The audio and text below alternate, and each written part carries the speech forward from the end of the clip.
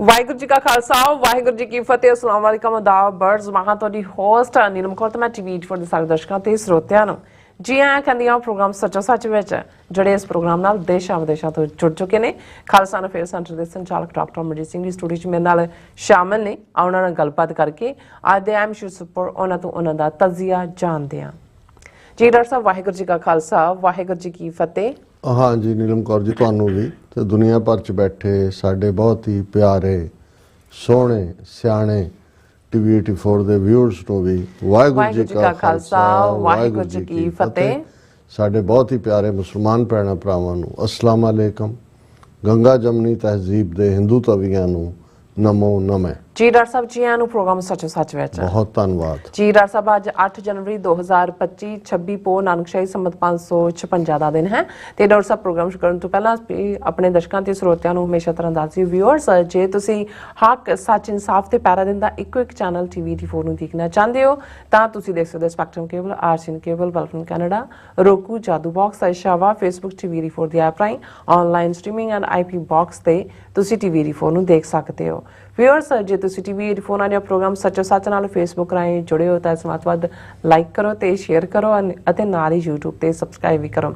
ਇਹ ਵੀ ਦੱਸ ਦਿਓ ਕਿ ਤੁਸੀਂ ਟੀਵੀ 84 ਦੀ ਐਪ ਨੂੰ ਐਂਡਰੋਇਡ ਐਂਡ ਐਪ ਸਟੋਰ ਤੇ ਡਾਊਨਲੋਡ ਕਰਕੇ ਜੋ ਟੀਵੀ 84 ਦੀ ਲਾਈਵ ਸਟ੍ਰੀਮ ਹੈ ਇਸ ਨੂੰ ਤੁਸੀਂ 24 ਆਵਰਸ ਦੇਖ ਸਕਦੇ ਹੋ।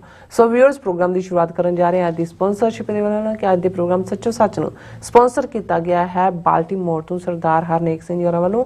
ਸੋ ਇਹਨਾਂ ਨੇ ਟੀਵੀ 84 ਦੀ ਵੱਧ ਤੋਂ ਵੱਧ ਸਪੋਰਟ ਕਰਨ ਲਈ ਕਿਹਾ ਹੈ ਔਰ ਅਸੀਂ ਇਹਨਾਂ ਦਾ ਤਹਿ ਦਿਲ ਤੋਂ ਧੰਨਵਾਦ ਕਰਦੇ ਹਾਂ ਕਿ ਤੁਸੀਂ ਵੀ ਪ੍ਰੋਗਰਾਮ ਸੱਚੋ ਸੱਚ ਨੂੰ ਵੱਧ ਤੋਂ ਵੱਧ ਸਪਾਂਸਰ ਕਰੋ। ਸਪਾਂਸਰਸ਼ਿਪ ਲਈ ਤੁਸੀਂ ਸਾਨੂੰ ਕਾਲ ਕਰ ਸਕਦੇ ਸਾਡੇ ਫੋਨ ਨੰਬਰ ਤੇ 5166191984। ਤੁਸੀਂ ਸਾਨੂੰ ਸੇਮ ਨੰਬਰ ਤੇ WhatsApp ਕਰ ਸਕਦੇ ਹੋ, ਤੁਸੀਂ ਸਾਨੂੰ ਈਮੇਲ ਵੀ ਕਰ ਸਕਦੇ ਹੋ info@tv84.tv ਤੇ ਅਸੀਂ ਤੁਹਾਡੇ ਤਹਿ ਦਿਲ ਤੋਂ ਸ਼ੁਕਰਗੁਜ਼ਾਰ ਹੋਵਾਂਗੇ।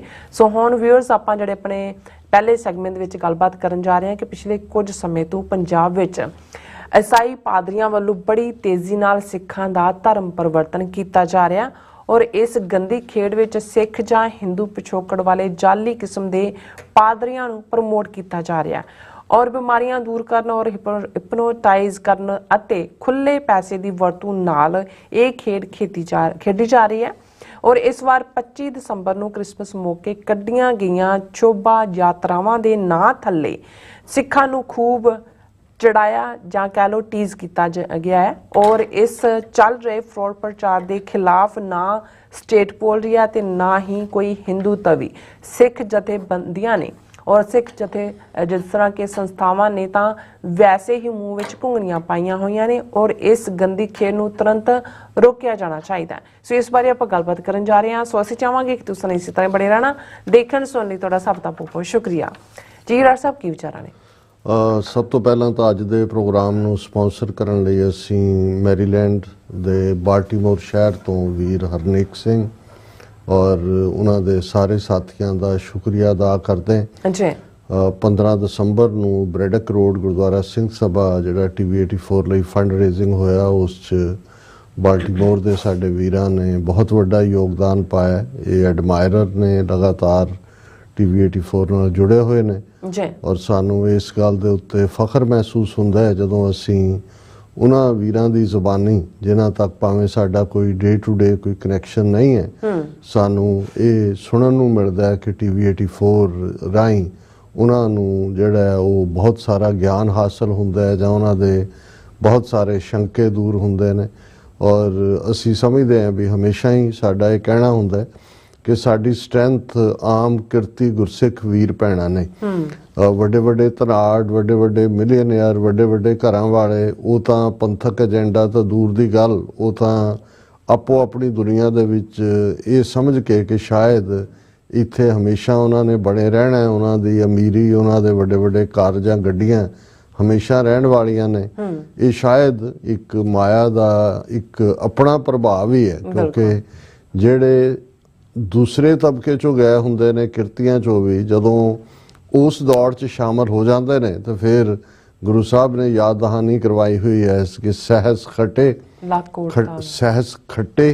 ਲੱਖ ਕੋ ਉੱਠਤਾ ਆਵੇ ਤ੍ਰਿਪਤ ਨਾ ਆਵੇ ਮਾਇਆ ਪਾਛੇ ਪਾਵੇ। ਸੋ ਅਸੀਂ ਇਹਨਾਂ ਸਾਰੇ ਹੀ ਵੀਰਾਂ ਦਾ ਜਿਨ੍ਹਾਂ ਦੀ ਹਮਾਇਤ ਦੀ ਬਦੌਲਤ ਜਿਨ੍ਹਾਂ ਦੀ ਫਾਈਨੈਂਸ਼ੀਅਲ ਕੰਟਰੀਬਿਊਸ਼ਨ ਦੀ ਬਦੌਲਤ TV 84 ਪਿਛਲੇ 12 ਸਾਲਾਂ ਤੋਂ ਮਜ਼ਬੂਤੀ ਦੇ ਨਾਲ ਪੰਥ ਦਾ ਝੰਡਾ, ਕੌਮੀ ਘਰ ਖਾਲਿਸਤਾਨ ਦਾ ਕਾਨਸੈਪਟ ਔਰ ਕੋਈ ਜੰਤਰੀ ਮੰਤਰੀ ਤੰਤਰੀ ਨੂੰ ਕੋਈ ਨਾ ਥਾਂ ਦੇਣੀ, ਨਾ ਕਿਸੇ ਦੇ ਸਾਹਮਣੇ ਯੀਲਡ ਕਰਨਾ, ਔਰ ਸਿੱਖੀ ਸਿਧਾਂਤਾਂ ਤੇ ਵੀ ਔਰ ਪੋਲੀਟੀਕਲੀ ਵੀ ਖਾਲਿਸਤਾਨ ਦੀ ਆਈਡੀਓਲੋਜੀ ਨੂੰ ਅੱਗੇ ਲਿਜਾਣ ਦੇ ਲਈ ਜੋ ਵੀ ਅਸੀਂ ਕਰ ਸਕਦੇ ਹਾਂ ਅਸੀਂ ਕੋਸ਼ਿਸ਼ ਕੀਤੀ ਹੈ। ਤੇ ਜੇ ਸਾਨੂੰ ਇਵੇਂ ਹੀ ਤੁਹਾਡਾ ਪਿਆਰ, ਤੁਹਾਡੀ ਹਮਾਇਤ ਮਿਲਦੀ ਰਹੀ ਤੇ ਸਤਿਗੁਰੂ ਅੱਗੇ ਅਸੀਂ ਇਹ ਅਰਦਾਸ ਵੀ ਕਰਦੇ ਹਾਂ ਦੋ ਵੇਲੇ ਕਿ ਮਹਾਰਾਜ ਕਦਮ ਸਾਬਤ ਰੱਖਣ ਔਰ ਇਸ ਖਾਲਿਸਤਾਨ ਦੇ ਝੰਡੇ ਨੂੰ ਅਸੀਂ ਲਾਲ ਕਿਲੇ ਦੇ ਉੱਤੇ ਫਹਿਰਾਂਦਾ ਦੇਖੀਏ। ਔਰ ਇਹ ਤੁਹਾਡੇ ਸਭ ਦੇ ਯਤਨਾਂ ਸਦਕਾ ਹੀ ਸੰਭਵ ਹੋਏਗਾ, ਇਹ ਸੰਭਵ ਨਹੀਂ ਹੈ ਔਰ ਸ਼ਾਇਦ ਇਹ ਬਹੁਤਾ ਦੂਰ ਵੀ ਨਹੀਂ। ਅੱਜ ਜਿਹੜਾ ਸਾਡਾ ਓਪਨਿੰਗ ਸੈਗਮੈਂਟ ਹੈ ਇਹ ਦੁੱਖ ਦੇਣ ਵਾਲਾ ਵੀ ਹੈ ਪਰ ਇੱਕ ਹਕੀਕਤ ਵੀ ਹੈ। ਕਿੰਨੀ ਕੁ ਦੇਰ ਤੁਸੀਂ ਜੋ ਤੁਹਾਡੀਆਂ ਅੱਖਾਂ ਸਾਹਮਣੇ ਵਾਪਰ ਰਿਹਾ ਹੈ ਜਾਂ ਜਿਸ ਦੀਆਂ ਕਹਾਣੀਆਂ ਤੁਹਾਡੇ ਕੰਨਾਂ ਤੱਕ ਪਹੁੰਚਦੀਆਂ ਨੇ ਉਹਨੂੰ ਤੁਸੀਂ ਕਿੰਨੀ ਕੁ ਦੇਰ ਅਣਗੌਲਿਆ ਕਰ ਸਕਦੇ ਹੋ।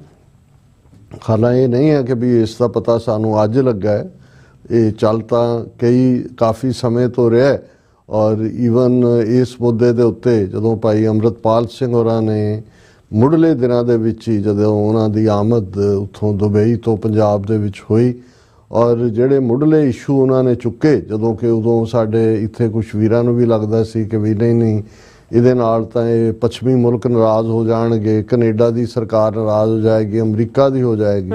ਪਰ ਭਾਈ ਅੰਮ੍ਰਿਤਪਾਲ ਸਿੰਘ ਨੇ, ਕਿਉਂਕਿ ਜਿਸ ਕਿਸਮ ਦੀ ਇਹਨੂੰ ਮੈਂ ਸੂਡੋ ਕ੍ਰਿਸਚੀਅਨਿਟੀ ਇਸ ਲਈ ਕਿਹਾ ਜਾਂ ਇਹ ਝੂਠੇ ਕ੍ਰਿਸਚੀਅਨ ਪਾਦਰੀਆਂ ਰਾਹੀਂ ਇਸ ਲਈ ਕਿਹਾ ਕਿ ਵੀ ਜਿਹੜੀਆਂ ਕਨਵਰਸ਼ਨਸ ਜਾਂ ਧਰਮ ਪਰਿਵਰਤਨ ਪੰਜਾਬ 'ਚ ਇਸ ਵੇਲੇ ਵੱਡੇ ਪੈਮਾਨੇ ਦੇ ਉੱਤੇ ਪਿਛਲੇ ਸਮੇਂ ਤੋਂ ਕੁਝ ਵਰਿਆਂ ਤੋਂ, ਕੋਈ ਮਹੀਨਿਆਂ ਤੋਂ ਵੀ ਨਹੀਂ ਕੁਝ ਵਰਿਆਂ ਤੋਂ ਹੋ ਰਿਹਾ ਹੈ, ਇਹਦੇ 'ਚ ਆਰਗੇਨਾਈਜ਼ਡ ਚਰਚ ਇਨਵੋਲਵ ਨਹੀਂ ਹੈ। ਜਦੋਂ ਅਸੀਂ ਆਰਗੇਨਾਈਜ਼ਡ ਚਰਚ ਕਹਿੰਦੇ ਹਾਂ, ਹੁਣ ਅਮਰੀਕਾ ਦੇ ਵਿੱਚ ਵੀ 1200 ਤੋਂ ਜ਼ਿਆਦਾ ਕ੍ਰਿਸਚੀਅਨ ਡਿਨੋਮੀਨੇਸ਼ਨਸ ਨੇ। ਇੱਕ ਮੁੱਢਲੇ ਤੌਰ ਤੇ ਕੈਥੋਲਿਕ ਚਰਚ ਹੈ ਜਿਨ੍ਹਾਂ ਦਾ ਜੇ ਭਾਰਤ ਦੇ ਈਸਾਈਆਂ ਦਾ ਜ਼ਿਕਰ ਕਰੀਏ ਤੇ ਆਲਮੋਸਟ ਅੱਧੇ ਕੈਥੋਲਿਕ ਨੇ, ਜਿਨ੍ਹਾਂ 'ਚ ਬਹੁਤ ਸਾਰੇ ਕੇਰਲਾ 'ਚ ਨੇ ਜਾਂ ਗੋਆ 'ਚ ਨੇ। ਫਿਰ ਪ੍ਰੋਟੈਸਟੈਂਟ ਨੇ ਜਿਹੜੇ 15ਵੀਂ ਸਦੀ 'ਚ ਮਾਰਟਨ ਲੂਥਰ ਨੇ, UK 'ਚ ਜਿਹੜੀ ਜਰਮਨ ਦੇ ਉਸ ਜੰਪਲ ਨੇ ਚੈਲੰਜ ਕੀਤਾ, ਫਿਰ ਬਹੁਤ ਸਾਰੇ ਪ੍ਰੋਟੈਸਟੈਂਟ ਚਰਚ ਨਿਕਲੇ।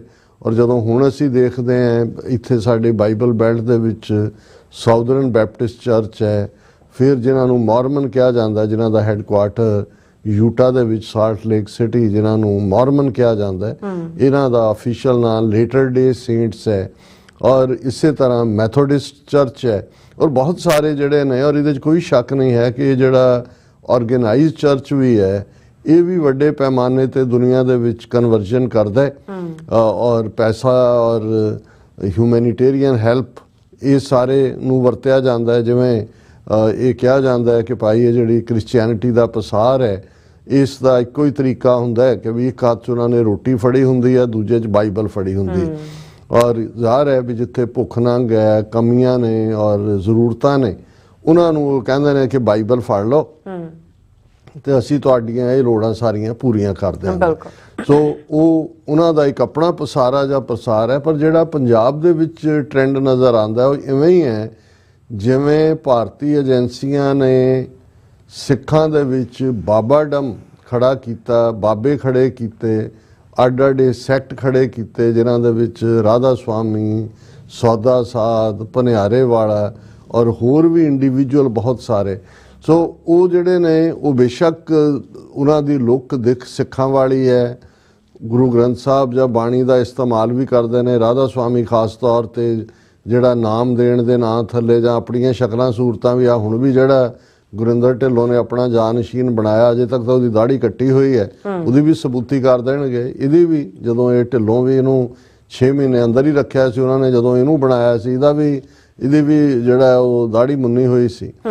ਲੇਕਿਨ ਉਹਨਾਂ ਨੇ ਇੱਕ ਤਾਂ ਇਹ, ਔਰ ਹੁਣ ਅਸੀਂ ਦੇਖ ਰਹੇ ਹਾਂ ਵੀ ਕਿਵੇਂ ਇਸ ਕਿਸਮ ਦੇ ਲੋਕਾਂ ਦੀ ਵੀ ਸਿੱਖਾਂ 'ਚ ਐਕਸੈਪਟੈਂਸ ਹੈ। ਹੁਣ ਇਹ ਗੁਰਿੰਦਰ ਮਾਨ ਜਿਹੜਾ ਰਾਧਾ ਸੁਆਮੀਆਂ ਦਾ ਹੈ, ਇਹ ਦਾਦੂਵਾਲ ਨੂੰ ਵੀ ਮਿਲਦਾ ਹੈ, ਬੜਾ ਸਤਿਕਾਰ ਹੁੰਦਾ ਹੈ ਜੀ। ਉਹ ਵੀ ਜਾ ਕੇ ਸਰ ਸਿਮਰਜੀਤ ਸਿੰਘ ਮਾਨ ਹੋਰਾਂ ਦੇ ਨਾਲ ਵੀ ਰਾਬਤਾ ਹੈਗਾ, ਜਾਂਦੇ ਵੀ ਨੇ ਔਰ ਇੱਧਰ ਉੱਧਰ ਫਿਰੇ ਹੁੰਦਾ ਜੀ। ਦੇਖੋ ਦਰਬਾਰ ਸਾਹਿਬ ਵੀ ਆਉਂਦਾ, ਪਰ ਤੁਸੀਂ ਕੁੱਲ ਮਿਲਾ ਕੇ ਦੇਖੋਗੇ ਕਿ ਇਹ ਇੱਕ ਐਕਸੈਪਟੈਂਸ ਹੈ ਜਿਹਦੇ ਥੱਲੇ ਇਹ ਹੈ ਕਿ ਵੀ ਤੁਸੀਂ ਗੁਰੂ ਡੰਮ ਜਾਂ ਦੂਸਰਾ ਤੀਸਰਾ ਵੀ ਚਲਾ ਸਕਦੇ ਹੋ, ਸਟਿਲ ਤੁਸੀਂ ਜਿਹੜਾ ਉਹ ਰਹਿ ਸਕਦੇ ਹੋ। ਪਰ ਅੱਜ ਜਿਹੜਾ ਸਾਡਾ ਫੋਕਸ ਹੈ ਕਿ ਵੀ ਇੱਕ ਪਾਸੇ ਤਾਂ ਇਹ ਉਹਨਾਂ ਦਾ ਪਾਰਟ ਚੱਲ ਹੀ ਰਿਹਾ ਸੀ, ਤੇ ਪੰਜਾਬ ਦੇ ਵਿੱਚ ਜਿਨ੍ਹਾਂ ਨੂੰ ਮੂਹਰੇ ਲਾਇਆ ਹੋਇਆ ਹੈ ਜਾਂ ਜਿਨ੍ਹਾਂ ਦਾ ਇਸ ਵੇਲੇ ਵੱਡਾ ਜਿਹੜਾ ਇੱਕ ਬਲਾਕ ਬਣਾਇਆ ਗਿਆ ਉਹ ਸਿੱਖ ਜਾਂ ਹਿੰਦੂ ਬੈਕਗਰਾਉਂਡ ਵਾਲੇ ਨੇ। ਕੋਈ ਉੱਥੋਂ ਬਾਹਰੋਂ ਆਇਆ ਚਰਚ ਨਹੀਂ ਹੈ, ਕੋਈ ਕੈਥੋਲਿਕ, ਕੋਈ ਬੈਪਟਿਸਟ, ਕੋਈ ਮੌਰਮਨ ਨਹੀਂ ਨੇ।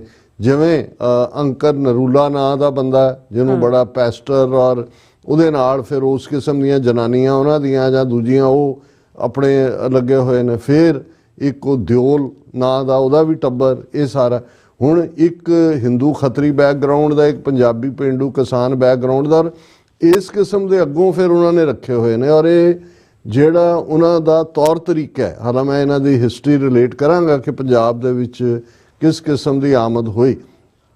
2-3 ਚੀਜ਼ਾਂ ਦਾ ਜਿਹੜਾ ਇਸਤੇਮਾਲ ਕੀਤਾ ਜਾ ਰਿਹਾ ਹੈ।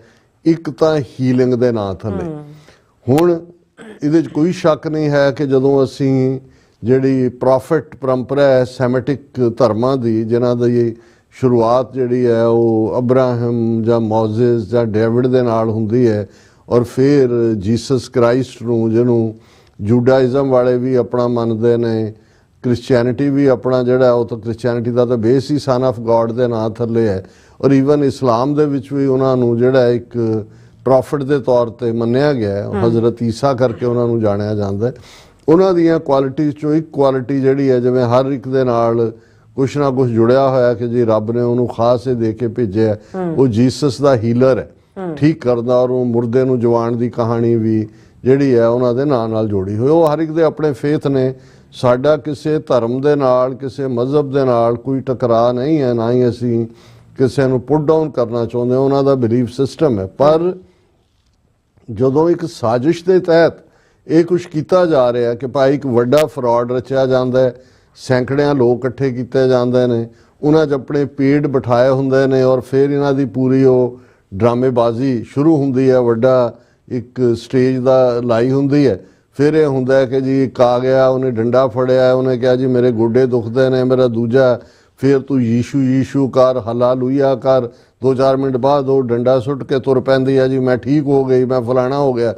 ਸੋ ਇਹ ਡਰਾਮਾ ਜਿਹੜਾ ਬਿਲਕੁਲ ਫਰਾਡ ਹੈ, ਔਰ ਇਹ ਸਟੇਟ ਏਜੰਸੀਆਂ ਦਾ, ਇੰਟੈਲੀਜੈਂਸ ਦਾ, ਦੂਜਿਆਂ ਦਾ ਇਹ ਕੰਮ ਹੈ ਜਾਂ ਉਹਨਾਂ ਦਾ ਕੰਮ ਸੀ ਕਿ ਇਹਨਾਂ ਨੂੰ ਇਨਵੈਸਟੀਗੇਟ ਕੀਤਾ ਜਾਂਦਾ ਕਿ ਆਲ ਆਫ ਏ ਸਡਨ ਜਿਹੜਾ ਇਹਨਾਂ ਦੇ ਕੋਲ ਅੰਨਾ ਧਨ ਆਇਆ ਔਰ ਕਿਸ ਕਿਸਮ ਦਾ ਜੋ ਚੱਲ ਰਿਹਾ ਇਹਦੇ ਬਿਹਾਈਂਡ ਕੀ ਹੈ। ਹੁਣ ਇਹਦੇ 'ਚ ਕੋਈ ਸ਼ੱਕ ਨਹੀਂ ਹੈ ਕਿ ਉੱਥੇ ਕੌਣ ਜਾਂ ਇੱਥੇ ਕੌਣ ਹੈ ਜਿਹਨੂੰ ਬੁਢਾਪੇ, ਮਿਡਲ ਏਜ ਜਾਂ ਕਈਆਂ ਨੂੰ ਯੰਗ ਏਜ ਕੋਈ ਬਿਮਾਰੀ ਨਾ ਹੋਏ। ਕਿਸੇ ਦੇ ਗੋਡੇ ਦੁਖਦੇ ਨੇ, ਕਿਸੇ ਦੇ ਗੁੱਟੇ ਦੁਖਦੇ ਨੇ, ਕਿਸੇ ਨੂੰ ਕੋਈ ਕੈਂਸਰ ਹੈ, ਕਿਸੇ ਨੂੰ ਕੋਈ ਹੋਰ ਇਨਫੈਕਸ਼ਨ ਹੈ, ਆਦਿਓਂ ਜ਼ਿਆਦਾ ਉਹੀ ਮਾਨਸਿਕ ਤੌਰ ਤੇ ਬਿਮਾਰ ਨੇ, ਔਰ ਉਸ ਸਾਰੇ ਦੇ ਚੱਲਦੇ ਆ। ਔਰ ਇਹਨੂੰ ਉਹ ਬੜੀ ਕਾਮਯਾਬੀ ਦੇ ਨਾਲ ਜਿਹੜਾ ਉਹਨਾਂ ਨੇ ਪਿੰਡਾਂ ਦੇ ਵਿੱਚ ਜਾ ਕੇ ਪਸਾਰਾ ਕੀਤਾ। ਪਹਿਲਾਂ ਤਾਂ ਇਹ ਦੇਖਣਾ ਹੋਏਗਾ ਕਿ ਵੀ ਇਹਨਾਂ ਦੇ ਕੋਲ ਜਿਹੜੇ ਖਾਸ ਤੌਰ ਤੇ ਬਾਰਡਰ ਏਰੀਆਜ਼ ਤੋਂ ਸ਼ੁਰੂ ਹੋਇਆ ਕੁਆਇਟਲੀ, ਔਰ ਇਹ ਗੱਲ ਬਹੁਤ ਪਹਿਲਾਂ ਯੂਨਾਈਟਿਡ ਸਿੱਖਸ ਦੀ ਇੱਕ ਐਕਟਿਵਿਸਟ ਬੀਬੀ ਨੇ ਅੱਜ ਤੋਂ 6-7 ਸਾਲ ਪਹਿਲਾਂ ਇਹ ਕਹੀ। ਉਹਨਾਂ ਨੇ ਕਿਹਾ ਜੀ ਅੰਮ੍ਰਿਤਸਰ, ਗੁਰਦਾਸਪੁਰ, ਫਿਰੋਜ਼ਪੁਰ ਜ਼ਿਲ੍ਹਿਆਂ ਦੇ ਵਿੱਚ ਬੜੀ ਤੇਜ਼ੀ ਨਾਲ ਚਰਚ ਬਣ ਰਹੇ ਨੇ। ਸਿੱਖਾਂ ਦੇ ਪਿੰਡਾਂ ਦੇ ਵਿੱਚ ਵੀ ਕਿੱਥੋਂ ਪੈਸਾ ਆ ਰਿਹਾ, ਕੀ ਹੋ ਰਿਹਾ ਪਤਾ ਨਹੀਂ। ਫਿਰ ਉਹਨਾਂ ਨੇ ਕਿਹਾ ਕਿ ਵੀ ਉਹਨਾਂ ਨੇ ਪਿੰਡਾਂ 'ਚ ਕਿਉਂਕਿ ਬੇਰੁਜ਼ਗਾਰੀ ਹੈ, ਔਰ ਦੂਸਰੇ ਹੈ ਪਿੰਡਾਂ ਦੇ ਮੁੰਡੇ ਕੁੜੀਆਂ ਨੂੰ ਉਹ 20-20 ਹਜ਼ਾਰ ਰੁਪਈਆ 25-25 ਦੇ ਕੇ ਉਹ ਰਿਕਰੂਟ ਕਰਦੇ ਨੇ ਕਿ ਜੀ ਤੁਸੀਂ ਆਹ ਕੰਮ ਕਰੋ ਔਰ ਇੰਨਾ ਕਰੋ, ਔਰ ਅੱਡ ਕਲਾਸਾਂ ਲਾਵਾਂਗੇ, ਅਸੀਂ ਫਲਾਣਾ ਕਰਾਂਗੇ। ਉਹਨਾਂ ਨੇ ਕਿਹਾ ਜੀ ਕਿ ਆਪਣੇ ਸਿੱਖਾਂ ਦੇ ਬੱਚੇ ਬੱਚੀਆਂ ਜਿਹੜੇ ਜਿਨ੍ਹਾਂ ਨੂੰ ਬਾਅਦ 'ਚ ਪਤਾ ਲੱਗਿਆ ਵੀ ਖੇਡ ਕੀ ਹੈ, ਕੁਝ ਜਿਹੜੇ ਵਾਪਸ ਮੁੜੇ, ਉਹਨਾਂ ਨੇ ਦੱਸਿਆ ਕਿ ਵੀ ਇਹ ਫਿਰ ਕਿਸ ਕਿਸਮ ਦੀ ਇਹਨਾਂ ਦੀ ਪ੍ਰਚਾਰ ਲਾਈਨ ਹੈ ਵੀ ਹੌਲੀ ਹੌਲੀ ਉਹਨਾਂ ਨੂੰ ਉਹ ਇੱਥੋਂ ਤੱਕ ਵਰਜਦੇ ਨੇ ਕਿ ਵੀ ਇਹ ਜਿਹੜਾ ਕੋਈ ਤੁਸੀਂ ਕਿਸੇ ਅੱਗੇ ਮੱਥਾ ਨਹੀਂ ਟੇਕਣਾ, ਗੁਰੂ ਗ੍ਰੰਥ ਸਾਹਿਬ ਜਾਂ ਕਿਸੇ ਅੱਗੇ ਤੁਹਾਡਾ ਸਹਾਰਾ ਹੁਣ ਯੀਸ਼ੂ ਹੈ, ਤੁਸੀਂ ਕੋਈ ਇਹਨਾਂ ਦਾ ਲੰਗਰ ਜਾਂ ਕੜਾਹ ਨਹੀਂ ਲੈਣਾ ਕਿਉਂਕਿ ਇਹ ਸ਼ੈਤਾਨ ਦੀ ਦਿੱਤੀ ਚੀਜ਼ ਹੈ। ਔਰ ਇਵੇਂ ਹੌਲੀ ਹੌਲੀ ਉਹਨਾਂ ਦਾ ਇਹ ਕਹਿਣਾ ਸੀ ਬੀਬੀ ਜੀ ਦਾ ਉਦੋਂ ਕਿ ਜੀ ਬੜੀ ਤੇਜ਼ੀ ਨਾਲ ਹੈ, ਔਰ ਸਾਡੀਆਂ ਸੰਸਥਾਵਾਂ ਸ਼੍ਰੋਮਣੀ ਕਮੇਟੀ ਜਾਂ ਸਿਆਸੀ ਧਿਰਾਂ ਜਾਂ ਦੂਜੀਆਂ ਜਿਹੜੀਆਂ ਵੋਟਾਂ ਗਿਣਦੀਆਂ ਨੇ ਔਰ ਜਿਨ੍ਹਾਂ ਨੂੰ ਕੋਈ ਜਿਹੜਾ ਉਹ ਨਹੀਂ ਹੈ ਲਾਗਾ ਦੇਗਾ, ਉਹ ਬਿਲਕੁਲ ਚੁੱਪ ਬੈਠੇ ਨੇ। ਔਰ ਇਹ ਸਾਇਲੈਂਟਲੀ ਇਹ ਕਲਾਸ ਅੰਦਰ ਵੜ ਰਹੀ ਹੈ। ਹੁਣ ਇਸ ਸਾਰੇ ਦਾ ਅਸੀਂ ਦੇਖਦੇ ਹਾਂ, ਔਰ ਪਿਛਲੇ ਪੀਰੀਅਡ 'ਚ ਅਸੀਂ ਈਵਨ ਸਿਆਸਤਦਾਨ ਆ ਜਿਹੜਾ ਗੁੰਡਾ ਕਿਸਮ ਦਾ ਵਿਰਸਾ ਵਲਟੋਆ ਜਿਹਨੇ ਇਹ ਸਾਰਾ ਜਿਹੜਾ 2 ਦਸੰਬਰ ਦੇ ਹੁਕਮਨਾਮੇ ਨੂੰ ਲੈ ਕੇ ਜਾਂ ਉਸ ਤੋਂ ਪਹਿਲਾਂ ਖਿਲਾਰਾ ਪਾਇਆ, ਇਹ ਖੁਦ ਜਿਹੜਾ ਹੈ ਉਹ ਪਬਲਿਕ ਉਹਨਾਂ 'ਚ ਜਾ ਕੇ ਜਦੋਂ ਇਹ ਖੜਾ ਹੋਇਆ ਪਿੱਛੇ MP ਦੇ ਲਈ ਔਰ ਖਲੋ ਕੇ ਹਲਾਲੂਇਆ ਕਰ ਰਿਹਾ। ਫਿਰ ਨਵਜੋਤ ਸਿੱਧੂ ਜਿਹੜਾ ਅਦਰਵਾਈਜ਼ ਆਪਣੇ ਆਪ ਨੂੰ ਬੜਾ ਕਿ ਜੀ ਮੈਂ ਫਲਾਣੇ ਦਾ ਪੁੱਤਰ ਤੇ ਮੈਂ ਫਲਾਣਾ ਸਿੱਖ ਤੇ ਦੂਜਾ, ਉਹਨੇ ਤਾਂ ਇਹ ਬਿਆਨ ਦਿੱਤਾ ਕਿ ਜੀ ਜੇ ਤੁਹਾਨੂੰ ਕਿਸੇ ਨੇ ਕਿ ਤੁਹਾਡੀ ਕਿ ਵਾਹ ਵੱਲ ਵੀ ਦੇਖਿਆ ਤੇ ਮੈਂ ਜਿਹੜਾ ਤੁਹਾਡੇ ਲਈ ਆਪਣਾ ਸਿਰ ਵੀ ਕਟਾ ਦਿਆਂਗਾ।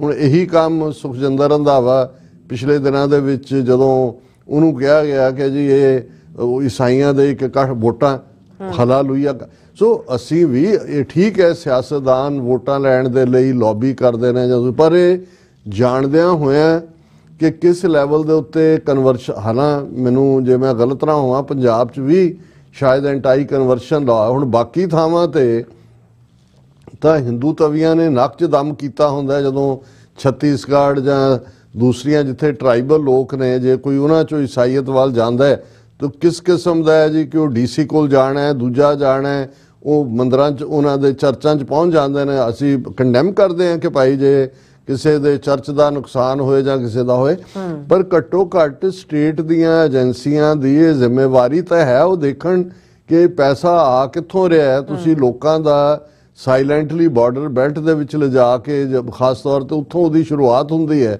ਔਰ ਹੁਣ ਅਸੀਂ ਦੇਖਦੇ ਹਾਂ ਕਿ ਵੀ ਆ ਜਿਹੜਾ ਕੰਮ ਇਹਨਾਂ ਨੇ ਇਸ ਸ਼ਹੀਦੀ ਪੰਦਰਵਾੜੇ ਦੇ ਦੌਰਾਨ ਇਸ ਵਾਰ ਕੀਤਾ, ਜਿਸ ਲੈਵਲ ਦੇ ਉੱਤੇ ਇਹਨੂੰ ਸ਼ੋਭਾ ਯਾਤਰਾ ਦਾ ਨਾਂ ਦਿੱਤਾ ਗਿਆ ਔਰ ਕੱਲਾ ਪਿੰਡਾਂ ਦੇ ਵਿੱਚ ਵੀ, ਔਰ ਇਹੀ ਕਾਰਨ ਸੀ ਕਿ 2-3 ਦਿਨ ਬਾਅਦ ਜਦੋਂ ਅੰਮ੍ਰਿਤਸਰ ਦੇ 1-2 ਬਾਰਡਰ ਤਰਨਤਾਰਨ ਜ਼ਿਲ੍ਹੇ ਦੇ ਜਿਹੜਾ ਬਾਰਡਰ ਪਿੰਡਾਂ ਤੋਂ ਖਬਰ ਆਈ ਕਿ ਪਿੰਡਾਂ ਦੀਆਂ ਪੰਚਾਇਤਾਂ ਨੇ ਮਤਾ ਕੀਤਾ ਕਿ ਭਾਈ ਅਸੀਂ ਸ਼ਹੀਦੀ ਪੰਦਰਵਾੜੇ ਦੇ ਮੌਕੇ ਭਵਿੱਖ ਦੇ ਵਿੱਚ ਕਿਸੇ ਨੂੰ ਕਿਸੇ ਕੰਧ ਤੇ ਇਸ਼ਤਿਹਾਰ ਨਹੀਂ ਲਾਉਣ ਦੇਣਾ, ਕੋਈ ਇਵੇਂ ਜਲੂਸ ਨਹੀਂ ਕੱਢ ਸਕਦਾ, ਕਿਉਂਕਿ ਇਹਨਾਂ ਨੇ ਪਿੰਡਾਂ ਤੱਕ ਵੱਡੇ ਸ਼ਹਿਰਾਂ 'ਚ ਤਾਂ ਜਲੰਧਰ, ਅੰਮ੍ਰਿਤਸਰ, ਲੁਧਿਆਣਾ 'ਚ ਤਾਂ ਅਸੀਂ ਦੇਖਿਆ ਕਿ ਲੱਖਾਂ ਦੀ ਗਿਣਤੀ 'ਚ ਸ਼ੋਭਾ ਯਾਤਰਾ ਦੇ ਨਾਂ ਥੱਲੇ ਵੱਡੀਆਂ ਜਿਹੜੀਆਂ ਕਰਾਊਡਸ ਉਹਨਾਂ ਦੀਆਂ ਇਕੱਠੀਆਂ ਹਲਾਲੂਇਆ ਔਰ ਦੂਜੇ ਯੀਸ਼ੂ ਕਰਦਿਆਂ ਨੱਚ ਰਹੇ ਨੇ, ਭੰਗੜੇ ਪਾ ਰਹੇ ਨੇ ਔਰ ਉਸ ਨੂੰ ਯਕੀਨੀ ਬਣਾਇਆ ਜਾਂਦਾ ਹੈ ਕਿ ਭਾਈ ਕੁਛ ਜਿਹੜੀ ਸਿੱਖੀ ਦਿੱਖ ਵਾਲੇ ਪੂਰੇ ਦਾੜੇ ਜਿਨ੍ਹਾਂ ਦੇ ਪ੍ਰਕਾਸ਼ ਨੇ ਜਾਂ ਕੋਈ ਟੱਬਰ ਕਹਿ ਰਿਹਾ ਜੀ ਅਸੀਂ ਸਿੱਖੀ 'ਚ ਸੀ ਸਾਨੂੰ ਕੁਛ ਨਹੀਂ ਮਿਲਿਆ,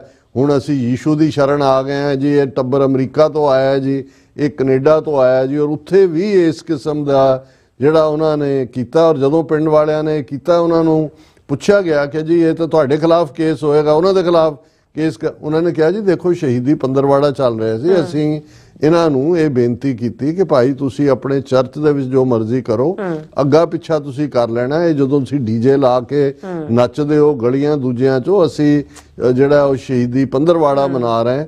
ਔਰ ਉਹਨਾਂ ਨੇ ਇਹਦੀ ਕੋਈ ਪਰਵਾਹ ਨਹੀਂ ਕੀਤੀ, ਰਾਦਰ ਇਹ ਜਿਹੜਾ ਇੱਕ ਫਰਾਡੀਆ ਜਿਹਾ ਇਹ ਖੱਤਰੀਆਂ ਦਾ ਮੁੰਡਾ ਅੰਕੁਰ ਕੀ ਹੈ ਨਰੂਲਾ, ਇਹਨੇ ਕਿਸੇ ਆਪਣੀ ਪ੍ਰੈਜੈਂਟੇਸ਼ਨ ਦੇ ਵਿੱਚ ਜਾਂ ਦੂਜੇ ਉਹਨੂੰ ਜਸਟੀਫਾਈ ਕੀਤਾ ਕਿ ਜੀ ਤੁਹਾਡੇ ਲਈ ਹੋਏਗਾ ਕੋਈ ਅਫਸੋਸ, ਸਾਡੇ ਲਈ ਤਾਂ ਯੀਸ਼ੂ ਆ ਗਿਆ ਤੇ ਫਲਾਣਾ ਢਮਕਾ ਤੇ ਇੱਧਰ ਉੱਧਰ।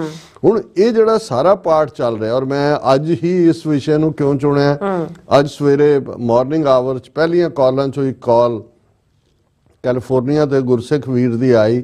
ਉਹਨਾਂ ਨੇ ਗੱਲਬਾਤ ਦੇ ਵਿੱਚ ਪਹਿਲਾਂ ਤਾਂ ਇਹੀ ਕਿਹਾ ਕਿ ਜੀ ਇਹ ਜਿਹੜੇ ਈਸਾਈ ਬਣ ਰਹੇ ਨੇ ਜਾਂ ਦੂਜੇ ਨੇ ਇਹਨਾਂ ਤੇ ਅਦਾਲਤ 'ਚ ਜਾਣਾ ਚਾਹੀਦਾ ਕਿ ਪਗੜੀ ਦਾ ਇਸਤੇਮਾਲ ਨਾ ਕਰਨ, ਇਹਨਾਂ ਨੂੰ ਪੱਗ ਇਹਨਾਂ ਦੇ ਨਾਂ ਬਦਲੇ ਜਾਣ ਜਾਂ ਦੂਜੇ, ਕਿਉਂਕਿ ਉਹਨਾਂ ਦੇ ਥੱਲੇ ਵਿੱਚ ਵੜ ਰਹੇ ਨੇ। ਸੋ ਮੈਨੂੰ ਇਹ ਲੱਗਦਾ ਰਿਹਾ ਵੀ ਚਲੋ ਇਸ ਇਸ਼ੂ ਦੇ ਉੱਤੇ ਮੈਂ ਸੁਣੀ ਗੱਲ ਉਹਨਾਂ ਦੀ। ਫਿਰ ਅਖੀਰ 'ਚ ਮੈਂ ਜਦੋਂ ਉਹਨਾਂ ਨੂੰ ਪੁੱਛਿਆ ਮੈਂ ਕਿਹਾ ਜੀ ਤੁਹਾਨੂੰ ਇਹ ਕਿਉਂ ਸਾਰਾ, ਜਾਂ ਉਹਨਾਂ ਨੇ ਫਿਰ ਇੱਕਦਮ ਉਹ ਜਿਵੇਂ ਬੰਦਾ ਫਿਸ ਪੈਂਦਾ ਹੈ, ਉਹਨਾਂ ਨੇ ਕਿਹਾ ਜੀ ਮੇਰੀ ਆਪਣੀ ਕਹਾਣੀ, ਮੈਂ ਅੰਮ੍ਰਿਤਧਾਰੀ ਸਿੰਘ ਹੈ, ਮੇਰੀ ਵਾਈਫ ਵੀ ਪਾਠ ਕਰਨ ਵਾਲੀ ਅੰਮ੍ਰਿਤਧਾਰੀ ਸਿੰਘ ਨੇ, ਮੇਰੇ ਬੱਚੀਆਂ ਔਰ ਦੂਜੇ ਪਿੱਛੇ ਪਰਿਵਾਰ, ਮੈਂ ਇਲਾਕਾ ਨਹੀਂ ਦੱਸਾਂਗਾ ਪਰ ਹਾਰਟ ਆਫ ਪੰਜਾਬ। ਉਹਨਾਂ ਨੇ ਕਿਹਾ ਜੀ ਵੀ ਉਹ ਈਸਾਈ ਹੋ ਗਈ ਹੈ ਔਰ ਉਹ ਬੱਚਿਆਂ ਨੂੰ ਵੀ ਲੈ ਗਈ ਹੈ। ਔਰ ਉਹਨੇ ਕਿਹਾ ਜੀ, ਮੈਂ ਕਿਹਾ ਕਿ ਵੀ ਇਸ ਕਿਸਮ ਦਾ ਜਾਂ ਕੀ ਹੈ, ਉਹਨੇ ਕਿਹਾ ਜੀ ਹਿਪਨੋਟਾਈਜ਼। ਹੁਣ ਇਹ ਦੂਸਰੀ ਲਾਈਨ ਇਹ ਹੈ ਕਿਉਂਕਿ ਸਾਈਕੋਲੋਜੀ ਔਰ ਦੂਸਰੇ ਦੇ ਵਿੱਚ ਸਾਈਕਾਇਟਰੀ 'ਚ ਵੀ ਹਿਪਨੋਟਾਈਜੇਸ਼ਨ, ਜਿਹਦੇ 'ਚ ਤੁਸੀਂ ਜੇ ਇਸ ਨੂੰ ਸ਼ਾਇਦ ਪੰਜਾਬੀ ਦੇ ਵਿੱਚ ਦੇ ਲਫ਼ਜ਼ ਸਮੋਹਨ ਸੀ, ਸਮੋਹਨ ਹੈ, ਪੁਰਾਣੀ ਟੈਕਨੀਕ ਹੈ ਕਿ ਵੀ ਜਿਹਦੇ 'ਚ ਤੁਸੀਂ ਕਿਸੇ ਦੇ ਨਾਲ ਉਹਨੂੰ ਸਮੋਹਨ 'ਚ ਲੈ ਜਾਂਦੇ ਹੋ, ਉਹਦੇ ਅਚੇਤ ਮਨ 'ਚ ਲੈ ਜਾਂਦੇ ਹੋ। ਇਹ ਐਜ਼ ਏ ਹੀਲਿੰਗ ਦੇ ਲਈ ਇਸਤੇਮਾਲ ਕੀਤਾ ਜਾਂਦਾ ਹੈ ਸਾਈਕਾਇਟਰੀ ਦੇ ਵਿੱਚ ਕਿ ਭਾਈ ਜਿੱਥੇ ਤੁਸੀਂ ਬਾਅਦ 'ਚ ਉੱਠ ਕੇ ਤੁਹਾਨੂੰ ਭਾਵੇਂ ਯਾਦ ਵੀ ਨਹੀਂ ਹੁੰਦਾ ਤੁਸੀਂ ਕੀ ਕਿਹਾ, ਪਰ ਤੁਸੀਂ ਕੰਫਰਟੇਬਲ ਹੁੰਦੇ, ਇਹਨੂੰ ਹਿਪਨੋਟਾਈਜੇਸ਼ਨ ਕਹਿੰਦੇ ਨੇ ਕਿ ਭਾਈ ਤੁਹਾਨੂੰ ਉਹ ਕਹਿੰਦੇ ਨੇ ਜੀ ਇਹ ਹਿਪਨੋਟਾਈਜ਼ ਕਰਕੇ ਬ੍ਰੇਨ ਵਾਸ਼, ਔਰ ਹੌਲੀ ਹੌਲੀ ਹੌਲੀ ਫਿਰ ਤੁਹਾਨੂੰ ਕਿਸੇ ਦੀ ਕੋਈ ਗੱਲ ਨਹੀਂ ਸੁਣ ਰਹੇ। ਉਹਨੇ ਕਿਹਾ ਮੈਂ ਤਲਾਕ ਦੇ ਦਿੱਤਾ ਹੈ, ਛੱਡ ਦਿੱਤਾ ਹੈ ਆਲਰੇਡੀ, ਔਰ ਦੂਜਾ ਵੀ ਮੈਨੂੰ ਵੀ ਬੜੀ ਦੇਰ ਬਾਅਦ ਪਤਾ ਲੱਗਾ ਔਰ ਪਹਿਲਾਂ ਇਹ ਸਾਰੇ ਨੂੰ ਲੁਕੋ ਰੱਖਿਆ ਗਿਆ। ਹੁਣ ਬਹੁਤ ਸਾਰੀਆਂ ਚੀਜ਼ਾਂ ਇਸ ਕਿਸਮ ਦੀਆਂ, ਹੁਣ ਜਦੋਂ ਮੈਂ ਇਹ ਦੇਖਿਆ ਤੇ ਫਿਰ ਮੈਂ ਕੈਨੇਡਾ ਸੀ ਜਦੋਂ ਜਿਨ੍ਹਾਂ ਦਿਨਾਂ ਦੇ ਵਿੱਚ ਇੱਥੇ ਆਪਣੇ ਵਿੰਡਜ਼ਰ ਤੇ ਇੱਕ ਪ੍ਰੋਮੀਨੈਂਟ ਸਿੱਖ ਆਗੂ ਜਿਹੜੇ ਟੋਰਾਂਟੋ ਤੋਂ ਆਏ, ਉਹਨਾਂ ਨੇ ਈਵਨ ਆਪਣੀ ਗੱਲਬਾਤ 'ਚ ਕਿਹਾ ਕਿ ਜੀ ਮੇਰਾ ਇੱਕ ਮੁੰਡਾ ਤਾਂ ਜਿਹੜਾ ਉਹ ਈਸਾਈ ਹੋ ਗਿਆ। ਤੇ ਮੈਨੂੰ ਇੱਕ ਕਿਉਂਕਿ ਬਹੁਤ ਡੈਡੀਕੇਟਿਡ ਗੁਰਸਿੱਖ ਪਰਿਵਾਰ ਹੈ, ਖਾਲਿਸਤਾਨੀ ਮੂਵਮੈਂਟ 'ਚ ਵੀ ਵੱਡਾ ਯੋਗਦਾਨ ਹੈ, ਤੇ ਮੈਂ ਉਹਨਾਂ ਨੂੰ ਕਿਹਾ ਜੀ ਕੀ ਕਾਰਨ?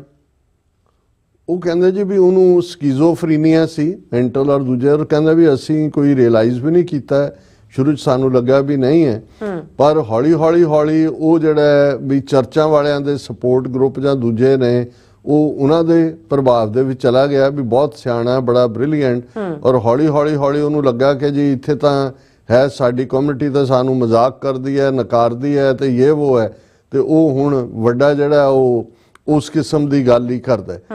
ਫਿਰ ਇਸੇ ਹੀ ਹਵਾਲੇ ਨਾਲ ਉਹਨਾਂ ਨੇ ਇੱਕ ਹੋਰ ਜਿਹੜਾ ਸਿੱਖ ਲੀਡਰ ਦੀ, ਫਿਰ ਪਿਛਲੇ ਦਿਨਾਂ 'ਚ ਇੱਕ ਹੋਰ ਜਾਣੂ ਪਰਿਵਾਰ 'ਚੋਂ ਮੈਨੂੰ ਪਤਾ ਲੱਗਾ ਜਿਹੜੀ ਸੀਐਟਲ ਬੇਸਡ ਫੈਮਿਲੀ ਹੈ, ਉਹ ਕਹਿੰਦੇ ਜੀ ਉਹਨਾਂ ਦੀ ਬੱਚੀ ਜਿਹੜੀ ਹੈ ਉਹ ਆਰਟਿਸਟਿਕ ਹੈ ਔਰ ਕੋਈ ਸਪੋਰਟ ਗਰੁੱਪ ਨਹੀਂ ਸੀ, ਔਰ ਚਰਚ ਵਾਲੇ ਜਾਂ ਦੂਜੇ ਜਿਹੜੇ ਨੇ ਉਹ ਐਨਕਰੇਜ ਕਰਦੇ ਨੇ, ਤੇ ਉਹਨੂੰ ਇਹ ਲੱਗਾ ਕਿ ਜੀ ਸਾਡੇ ਤਾਂ ਜਿਹੜਾ ਇਵੇਂ ਹੈ, ਔਰ ਉਹਨੇ ਕਿਹਾ ਜੀ ਕਿ ਵੀ ਮੈਂ ਇਸ ਸੋ ਅਸੀਂ ਇਹ ਦੇਖ ਰਹੇ ਹਾਂ ਵੀ ਇੱਥੋਂ ਵਾਲਾ ਤਾਂ ਸਮਝ ਆ ਸਕਦਾ ਹੈ ਕਿ ਭਾਈ ਜਿਸ ਲੈਵਲ ਦੇ ਉੱਤੇ, ਕਿਉਂਕਿ ਨਾ ਸਾਡੇ ਗੁਰਦੁਆਰਿਆਂ ਦੇ ਵਿੱਚ, ਔਰ ਇਹ ਗੱਲ ਮੈਂ ਭਾਵੇਂ ਅੱਜ ਵਿਸ਼ਾ ਦੁੱਖ ਦਾ ਹੀ ਹੈ, ਮੈਂ ਜਦੋਂ ਇਹ ਗੱਲ ਵੀ ਕਰ ਰਿਹਾ ਤਾਂ ਮੈਨੂੰ ਇਸ ਦੀ ਤਕਲੀਫ ਹੋ ਰਹੀ ਹੈ ਕਿ ਵੀ ਜਦੋਂ 1849 ਚ ਅੰਗਰੇਜ਼ਾਂ ਨੇ ਪੰਜਾਬ ਟੇਕ ਓਵਰ ਕੀਤਾ, 1846 ਤੋਂ ਬਾਅਦ ਉਹਨਾਂ ਨੇ ਜਿਹੜਾ ਉਹ ਜੰਦਾਂ ਨੂੰ, ਮਹਾਰਾਣੀ ਨੂੰ ਤਾਂ ਪਹਿਲਾਂ ਹੀ ਗ੍ਰਿਫਤਾਰ ਕਰ ਲਿਆ ਕੰਸਪੀਰੇਸੀ ਬਣਾ ਕੇ।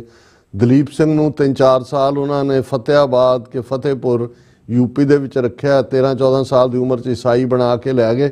ਉਹ ਪਹਿਲੀ ਕਨਵਰਸ਼ਨ ਸੀ ਪੰਜਾਬ ਦੀ, ਔਰ ਉਹਨਾਂ ਨੇ ਇਸ ਰਾਇਲ ਲੇਕਿਨ ਦਲੀਪ ਸਿੰਘ ਅਲਟੀਮੇਟਲੀ ਅਸੀਂ ਉਹ ਸਾਰੀ ਕਹਾਣੀ ਤੋਂ ਵਾਕਿਫ ਹੈ ਕਿ ਉਹ ਵਾਪਸ ਮੁੜਦਾ ਹੈ, ਪਰ ਉਸ ਜ਼ਮਾਨੇ 'ਚ ਜਦੋਂ ਕਿ ਈਸਟ ਇੰਡੀਆ ਕੰਪਨੀ ਸੀ 1857 ਦੇ ਗਦਰ ਤੋਂ ਬਾਅਦ ਹੀ ਜਿਹੜਾ ਉਹ ਦੂਜਾ ਉਹਨਾਂ ਨੇ ਅੰਗਰੇਜ਼ ਜਿਹੜਾ ਡਾਇਰੈਕਟ ਉਹਨਾਂ ਦੇ ਬ੍ਰਿਟਿਸ਼ ਸਾਮਰਾਜ ਦਾ ਹਿੱਸਾ ਬਣਿਆ ਭਾਰਤ।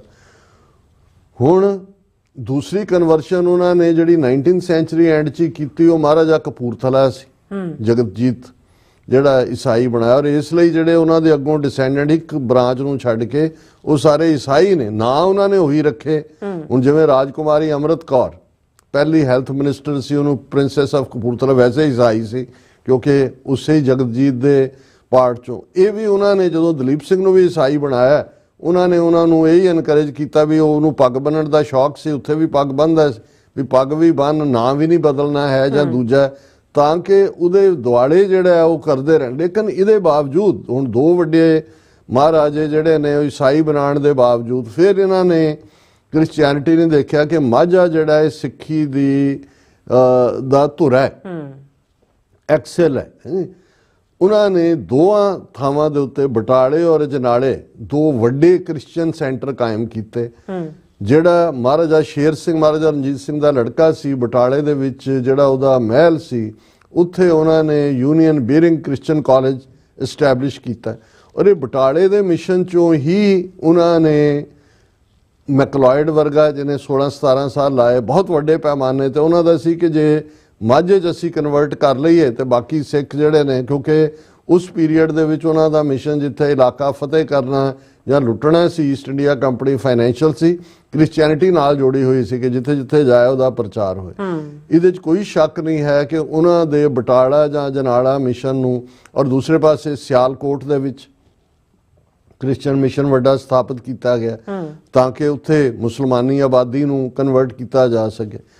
ਉਹ ਕਿਸੇ ਵੀ ਹੱਦ ਤੱਕ ਜਿਹੜਾ ਇਹ ਠੀਕ ਹੈ ਵੀ ਉਹਨਾਂ ਨੇ ਜਿਹੜਾ ਜਿਨ੍ਹਾਂ ਨੂੰ ਅੱਜ ਦਲਿਤ ਕਿਹਾ ਜਾਂਦਾ ਹੈ ਜਾਂ ਕਨਸਟੀਟਿਊਸ਼ਨਲੀ ਸ਼ਡਿਊਲ ਕਾਸਟ ਕਿਹਾ ਜਾਂਦਾ ਹੈ ਜਾਂ ਗਾਂਧੀ ਨੇ ਹਰੀਜਨ ਕਿਹਾ ਜਾਂ ਬ੍ਰਾਹਮਣਾਂ ਨੇ ਸ਼ੂਦਰ ਬਣਾਇਆ ਹੋਇਆ ਸੀ, ਉਹਨਾਂ ਚੋਂ ਉਹਨਾਂ ਨੂੰ ਜਿਹੜਾ ਉਹ ਕਨਵਰਸ਼ਨ ਮਿਲੀ, ਉਹਨਾਂ ਨੇ ਕਨਵਰਟ ਕੀਤਾ। ਔਰ ਇਹ ਜਿਹੜੀ ਸਾਰੀ ਬੈਲਟ ਹੈ ਬਟਾਲੇ ਦੀ ਜਾਂ ਦੂਜੇ ਤੁਹਾਨੂੰ ਜਿਨ੍ਹਾਂ ਨੂੰ ਈਸਾਈ ਲਫ਼ਜ਼ ਤਾਂ ਇਸੇ ਲਈ ਆਇਆ, ਈਸਾਈ ਤੋਂ ਹੀ ਸੀ, ਕਹਿਣਗੇ ਨਾ ਜੀ ਈਸਾਈਆਂ ਦਾ, ਈਸਾਈ ਹੈ ਤੇ ਉਹਨਾਂ 'ਚ ਵੀ ਕੋਈ ਬਹੁਤ ਵੱਡਾ ਨਹੀਂ, ਕਿਉਂਕਿ ਮਾਝੇ ਦੇ ਬਹੁਤ ਸਾਰੇ ਜਿਨ੍ਹਾਂ ਦੇ ਲਈ ਸਿੱਖ ਮਜ਼ਹਬੀ ਸਿੱਖ ਲਫ਼ਜ਼ ਸਿੱਖਾਂ 'ਚ ਇਸਤੇਮਾਲ ਹੁੰਦਾ ਹੈ। ਹਾਲਾਂਕਿ ਇਹ ਭਲੇ ਲੋਕਾਂ ਨੇ ਕਿਹਾ ਕਿ ਵੀ ਤੁਸੀਂ ਉਹਨਾਂ ਨੂੰ ਸ਼ੂਦਰ ਕਹਿੰਦੇ ਹੋ, ਇਹ ਅਸਲੀ ਮਜ਼ਹਬ ਨੂੰ ਮੰਨਣ ਵਾਲੇ ਨੇ, ਇਹ ਅਸਲੀ ਮਜ਼ਹਬੀ ਨੇ, ਮਜ਼ਹਬ ਦੀ ਪ੍ਰੈਕਟਿਸ ਇਹ ਕਰਦੇ ਨੇ। ਔਰ ਮਜ਼ਹਬੀ ਸਿੱਖਾਂ ਨੇ ਉਹ ਫੌਜ ਹੋਏ ਜਾਂ ਅਦਰਵਾਈਜ਼ ਸਿੱਖੀ ਦੇ ਵਿੱਚ ਬਹੁਤ ਵੱਡਾ ਜਿਹੜਾ ਰੋਲ ਅਦਾ ਕੀਤਾ ਹੋਇਆ ਹਰ ਵੇਲੇ।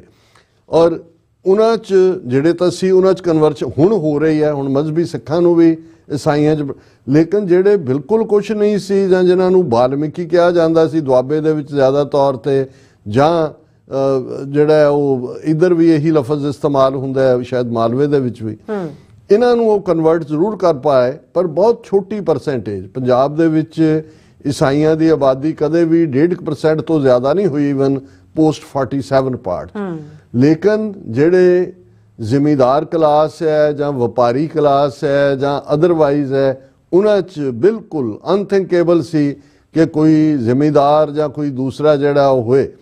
ਲੇਕਿਨ ਅਸੀਂ ਇਸ ਪਾਰਟ ਨੂੰ ਜਦੋਂ ਹੁਣ ਦੇਖ ਰਹੇ ਹਾਂ ਕਿ ਇਹਨਾਂ ਦਾ ਜਿਹੜਾ ਤੌਰ ਤਰੀਕਾ, ਕਿੱਥੋਂ ਪੈਸਾ ਥਰੋ ਹੋਇਆ, ਕਿਸ ਲੈਵਲ ਦੇ ਉੱਤੇ ਜਾ ਕੇ ਇਹ ਜਿਹੜੀ ਹੈ ਚਰਚ ਬਣੇ, ਵੱਡੇ ਵੱਡੇ ਚਰਚ, ਜਲੰਧਰ 'ਚ ਜਿਹੜਾ ਹੁਣ ਚਰਚ ਬਣ ਜਾ ਰਿਹਾ ਉਹ ਭਾਰਤ ਦਾ ਸਭ ਤੋਂ ਵੱਡਾ ਚਰਚ ਹੋਏਗਾ।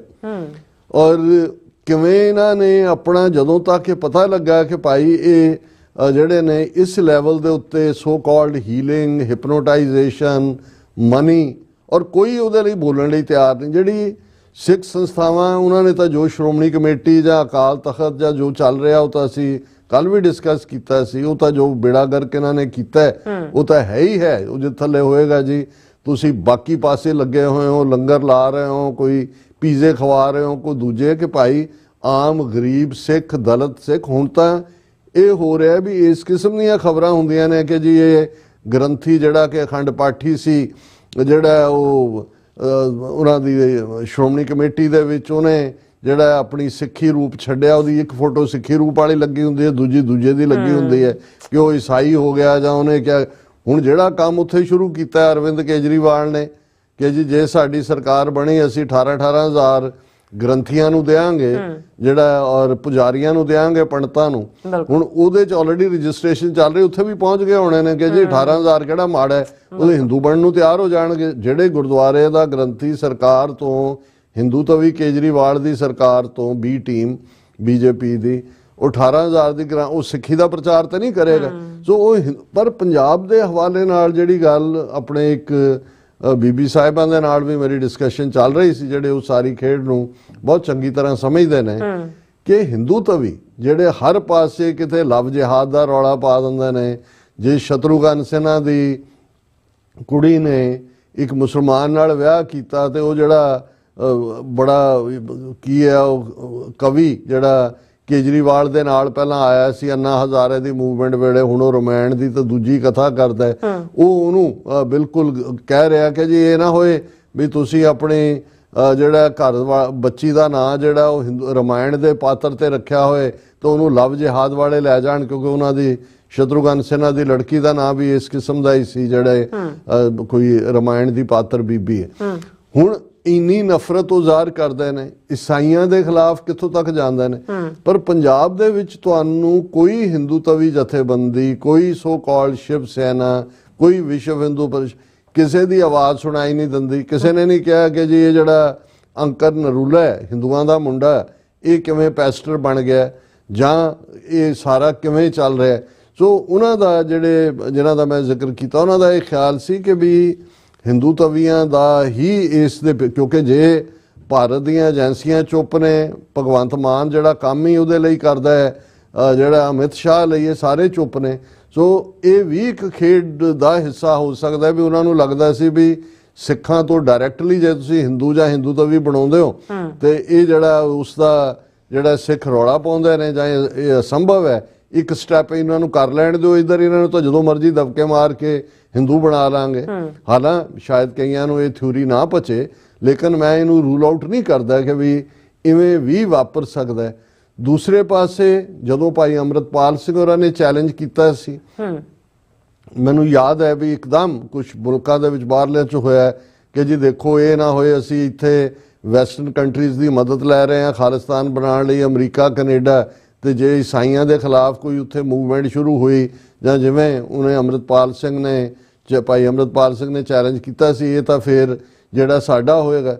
ਸੋ ਮੈਨੂੰ ਇਹ ਲੱਗਦਾ ਹੈ ਵੀ ਇਹ ਵੀ ਇੱਕ ਪਾਰਟ ਉਹਨਾਂ ਦੇ ਹਿੰਦੂਤਵੀ ਏਜੰਡੇ ਦਾ ਹਿੱਸਾ ਹੋ ਸਕਦਾ ਹੈ ਕਿ ਉਹਨਾਂ ਨੂੰ ਦੋਨੋਂ ਪਾਸੇ ਲੱਡੂ ਨਜ਼ਰ ਆ ਰਹੇ ਨੇ ਵੀ ਇੱਕ ਪਾਸੇ ਇੱਧਰ ਤਾਂ ਜਦੋਂ ਮਰਜ਼ੀ ਇਹਨਾਂ ਨੂੰ ਵਾਪਸ ਈਸਾਈਆਂ ਨੂੰ ਦਬਕਾ ਮਾਰ ਕੇ ਹਿੰਦੂਤਵੀ ਬਣਾ ਲਾਂਗੇ, ਪਰ ਜੇ ਸਿੱਖ ਰੈਜ਼ਿਸਟ ਕਰਨਗੇ ਤੇ ਜਿਹੜਾ ਸਪੋਰਟ ਬੇਸ ਜਾਂ ਬਾਹਰ ਇਹ ਰੌਲਾ ਪਾਉਂਦੇ ਨੇ ਕਿ ਜੀ ਡਿਸਕ੍ਰਿਮੀਨੇਸ਼ਨ ਔਰ ਸਾਡੇ ਨਾਲ ਧੱਕਾ ਹੋ ਰਿਹਾ ਹੋਏਗਾ, ਜੀ ਆਹ ਦੇਖੋ ਪੰਜਾਬ 'ਚ ਕੀ ਕਰ ਰਹੇ ਨੇ।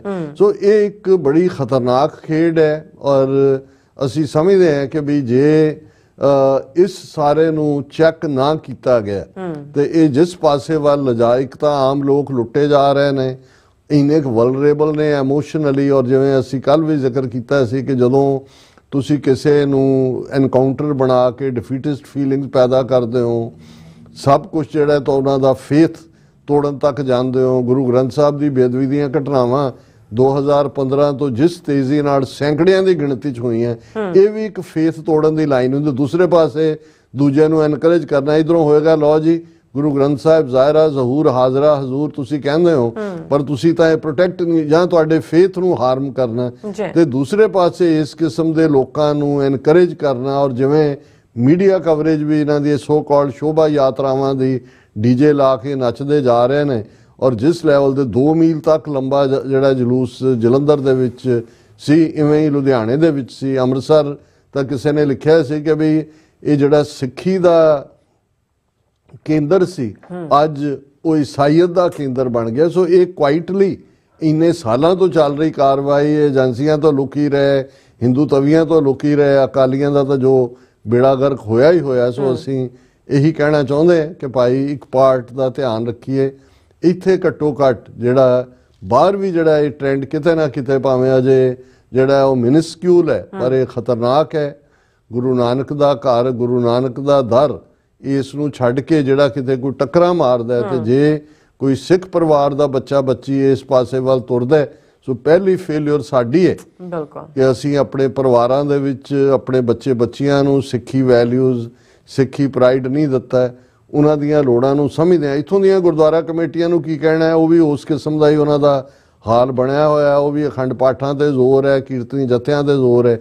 ਪਰ ਜਿਹੜੀਆਂ ਚੀਜ਼ਾਂ, ਔਰ ਇਹੀ ਨਹੀਂ ਕਿ ਇਕੱਲਾ ਇਸ ਪਾਸੇ ਨੂੰ, ਜਿਵੇਂ ਜਿਹੜੇ ਲੋਕ ਅੱਜ ਕੱਲ੍ਹ ਸੋ ਕਾਲਡ ਲੌਜਿਕ ਨਾਲ ਗੱਲ ਕਰਨ ਵਾਲੇ ਖਲੋਂਦੇ ਨੇ, ਉਹ ਹਿੰਦੂ ਤਵੀਆਂ ਦਾ ਇੱਕ ਸਤਿਗੁਰੂ ਹੈ ਸਾਊਥ ਦੇ ਵਿੱਚ, ਇਵੇਂ ਹੀ ਜਿਹੜੇ ਹੋਰ ਕੋਈ ਔਸ਼ੋ ਦੇ ਮਗਰ ਲੱਗ ਗਏ ਸੀ, ਰਜਨੀਸ਼ ਕੇ ਜੀ ਬੜੀ ਦਲੀਲ ਨਾਲ ਗੱਲ ਕਰਦਾ ਹੈ, ਔਰ ਦੂਸਰੇ ਵੀ ਜਿਹੜੇ ਮੋਟੀਵੇਸ਼ਨਲ ਸਪੀਕਰ ਹਿੰਦੂਤਵਾ ਦੇ ਨਾਂ ਥੱਲੇ, ਵੇਦਾਂਤਾ ਦੇ ਨਾਂ ਥੱਲੇ, ਯੋਗਾ ਦੇ ਨਾਂ ਥੱਲੇ, ਆ ਹੁਣ ਦਲਜੀਤ ਦੋਸਾਂਝ ਜਿੱਦਣ ਮੋਦੀ ਨੂੰ ਮਿਲਦਾ ਉਹਨੂੰ ਕਹਿੰਦਾ ਯੋਗਾ ਬਹੁਤ ਵੱਡੀ ਚੀਜ਼ ਹੈ, ਬਹੁਤ ਵੱਡੀ ਦੂਜਾ, ਔਰ ਇਹਨਾਂ ਨੂੰ ਇਹ ਪਤਾ ਹੀ ਨਹੀਂ ਹੈ ਕਿ ਯੋਗਾ ਅਸ਼ਟਾਂਗ ਜਿਹੜਾ ਉਹਨਾਂ ਦਾ ਮਤ ਹੈ, ਇੱਕ ਉਹਨਾਂ ਦੇ ਮਜ਼ਹਬੀ ਉਹਨਾਂ ਦਾ ਡਿਸਿਪਲਿਨ ਹੈ। ਸੋ ਜਿਸ ਘਰ ਦੇ ਵਿੱਚ ਸਭ ਕੁਛ ਹੈ, ਜਾਂ ਕਿ ਘਰ ਸਭ ਕੁਛ ਹੈ ਭਾਈ, ਨੌਨਿਧ ਭਰੇ ਭੰਡਾਰ, ਉਸ ਸਿੱਖੀ ਦੇ ਦਰ ਤੋਂ, ਸਿੱਖੀ ਦੇ ਘਰ ਤੋਂ ਜੇ ਸਾਡੇ ਬੱਚੇ ਬੱਚੀਆਂ ਨਿਖੜਦੇ ਨੇ ਤੇ ਵੱਡੇ ਗੁਨਾਹਗਾਰ ਹੈ ਅਸੀਂ। ਇਹਨਾਂ ਦੇ ਉੱਤੇ ਸੀਰੀਅਸਲੀ ਕੰਮ ਹੋਣਾ ਚਾਹੀਦਾ ਹੈ ਔਰ ਇਹਨੂੰ ਹੁਣ ਐਜ਼ ਏ ਚੈਲੰਜ ਲੈਣਾ ਚਾਹੀਦਾ। ਹੁਣ ਬਾਕੀ ਗੱਲ ਕੋਈ ਹੋਏ ਨਾ ਹੋਏ, ਇਹਨਾਂ ਨੂੰ ਚੈੱਕ ਕੀਤਾ ਜਾਣਾ ਬਹੁਤ ਜ਼ਰੂਰੀ ਹੈ। ਜੀ ਡਾਕਟਰ ਸਾਹਿਬ, ਤੁਹਾਡਾ ਬਹੁਤ ਬਹੁਤ ਸ਼ੁਕਰੀਆ। ਸੋ ਇੱਥੇ ਲੈਣਾ ਬ੍ਰੇਕ, ਔਰ ਬ੍ਰੇਕ ਤੇ ਜਾਣ ਤੋਂ ਪਹਿਲਾਂ ਅਸੀਂ ਆਪਣੇ ਦਰਸ਼ਕਾਂ ਦੇ ਸਰੋਤਿਆਂ ਨੂੰ ਅਪੀਲ ਤੇ ਬੇਨਤੀ ਕਰਦੀ ਹੈ, ਵਿਊਅਰਸ, ਜਿਸ ਤਰ੍ਹਾਂ ਕਿ ਤੁਸੀਂ ਜਾਣਦੇ ਹੋ ਕਿ TV 84 ਹੱਕ, ਸੱਚ, ਇਨਸਾਫ ਤੇ ਪੈਰਾ ਦੇ ਰਿਹਾ ਹੈ। ਸੋ ਅਸੀਂ ਚਾਹਾਂਗੇ ਕਿ ਤੁਸੀਂ TV 84 ਦੀ ਚੜ੍ਹਦੀ ਕਲਾ ਲਈ ਵੱਧ ਤੋਂ ਵੱਧ ਡੋਨੇਟ ਕਰੋ। ਡੋਨੇਟ ਕਰਨ ਲਈ ਸਾਡੀ ਵੈਬਸਾਈਟ TV84.tv ਤੇ ਜਾ ਕੇ ਪੇਪਲ ਦੀ ਵਰਤੋਂ ਕਰਕੇ ਵਨ ਟਾਈਮ ਡੋਨੇਟ ਕਰ ਸਕਦੇ ਹੋ, ਮੰਥਲੀ ਡੋਨੇਟ ਵੀ ਕਰ ਸਕਦੇ ਹੋ। ਤੁਸੀਂ TV 84 ਦੇ ਨਾਮ ਤੇ ਚੈੱਕ ਬਣਾ ਕੇ ਸਾਨੂੰ ਮੇਲ ਵੀ ਕਰ ਸਕਦੇ ਹੋ ਸਾਡੇ ਇਸ ਪਤੇ ਤੇ 36-01 37th Avenue, Long Island City, New York 11101 USA, ਜਾਂ ਫਿਰ ਤੁਸੀਂ ਸਾਨੂੰ ਫੋਨ ਰਾਹੀਂ ਵੀ ਸੰਪਰਕ ਕਰ ਸਕਦੇ ਹੋ 516661911984। ਤੁਸੀਂ ਸਾਨੂੰ ਈਮੇਲ ਵੀ ਕਰ ਸਕਦੇ ਹੋ info@tv84.tv ਤੇ। ਅਸੀਂ ਤੁਹਾਡੇ ਤਹਿ ਦਿਲ ਤੋਂ ਸ਼ੁਕਰਗੁਜ਼ਾਰ ਹੋਵਾਂਗੇ। ਸੋ ਇੱਥੇ ਲੈਣੇ ਬ੍ਰੇਕ, ਵਿਊਅਰਸ, ਤੁਸੀਂ ਇਸੇ ਤਰ੍ਹਾਂ ਬਣੇ ਰਹਿਣਾ। ਮਿਲਦੇ ਹਾਂ after this short break.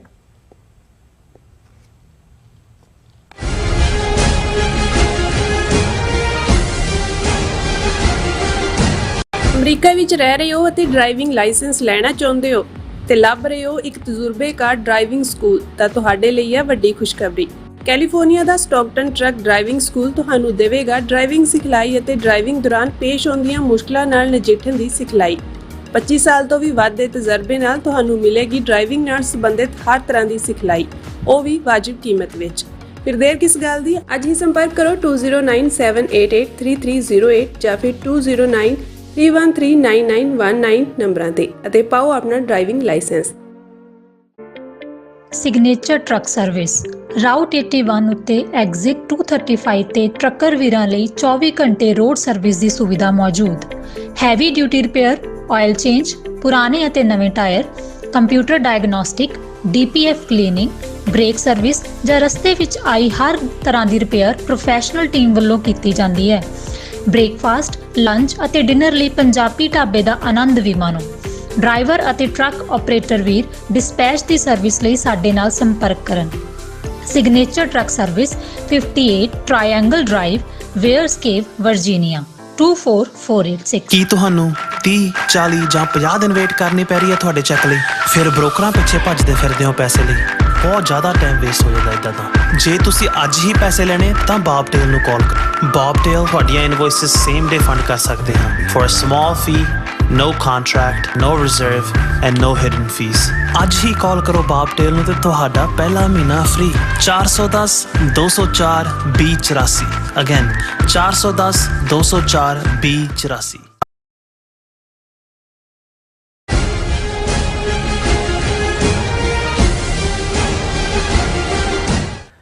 Viewers welcome back on programme. So viewers, ਦੂਸਰੇ ਸੈਗਮੈਂਟ 'ਚ ਆਪਾਂ ਗੱਲਬਾਤ ਕਰਾਂਗੇ ਕਿ ਭਾਰਤ ਦੇ ਹਿੰਦੂਤਵੀ ਹਾਕਮਾਂ ਵੱਲੋਂ ਅਮਰੀਕਾ ਵਿੱਚ ਕਰਪਸ਼ਨ ਕੇਸ ਵਿੱਚ ਫਸੇ ਗੌਤਮ ਅਡਾਨੀ ਐਂਡ ਕੰਪਨੀ ਨੂੰ ਬਚਾਉਣ ਲਈ ਹੁਣ ਅਮਰੀਕੀ ਕਾਂਗਰਸਮੈਨਾਂ ਨੂੰ ਵਰਤਿਆ ਜਾ ਰਿਹਾ ਔਰ ਸਪਸ਼ਟ ਹੈ ਕਿ ਭਾਰਤੀ ਭ੍ਰਿਸ਼ਟਾਚਾਰ ਹੁਣ ਅਮਰੀਕੀ ਕਾਂਗਰਸਮੈਨਾਂ ਦੇ ਅੰਦਰੋਂ ਵੀ ਬੋਲ ਰਿਹਾ। ਇਹ ਸਾਰਾ ਮਾਜਰਾ ਕੀ ਹੈ, ਇਸ ਬਾਰੇ ਆਪਾਂ ਗੱਲਬਾਤ ਕਰਨ ਜਾ ਰਹੇ ਹਾਂ।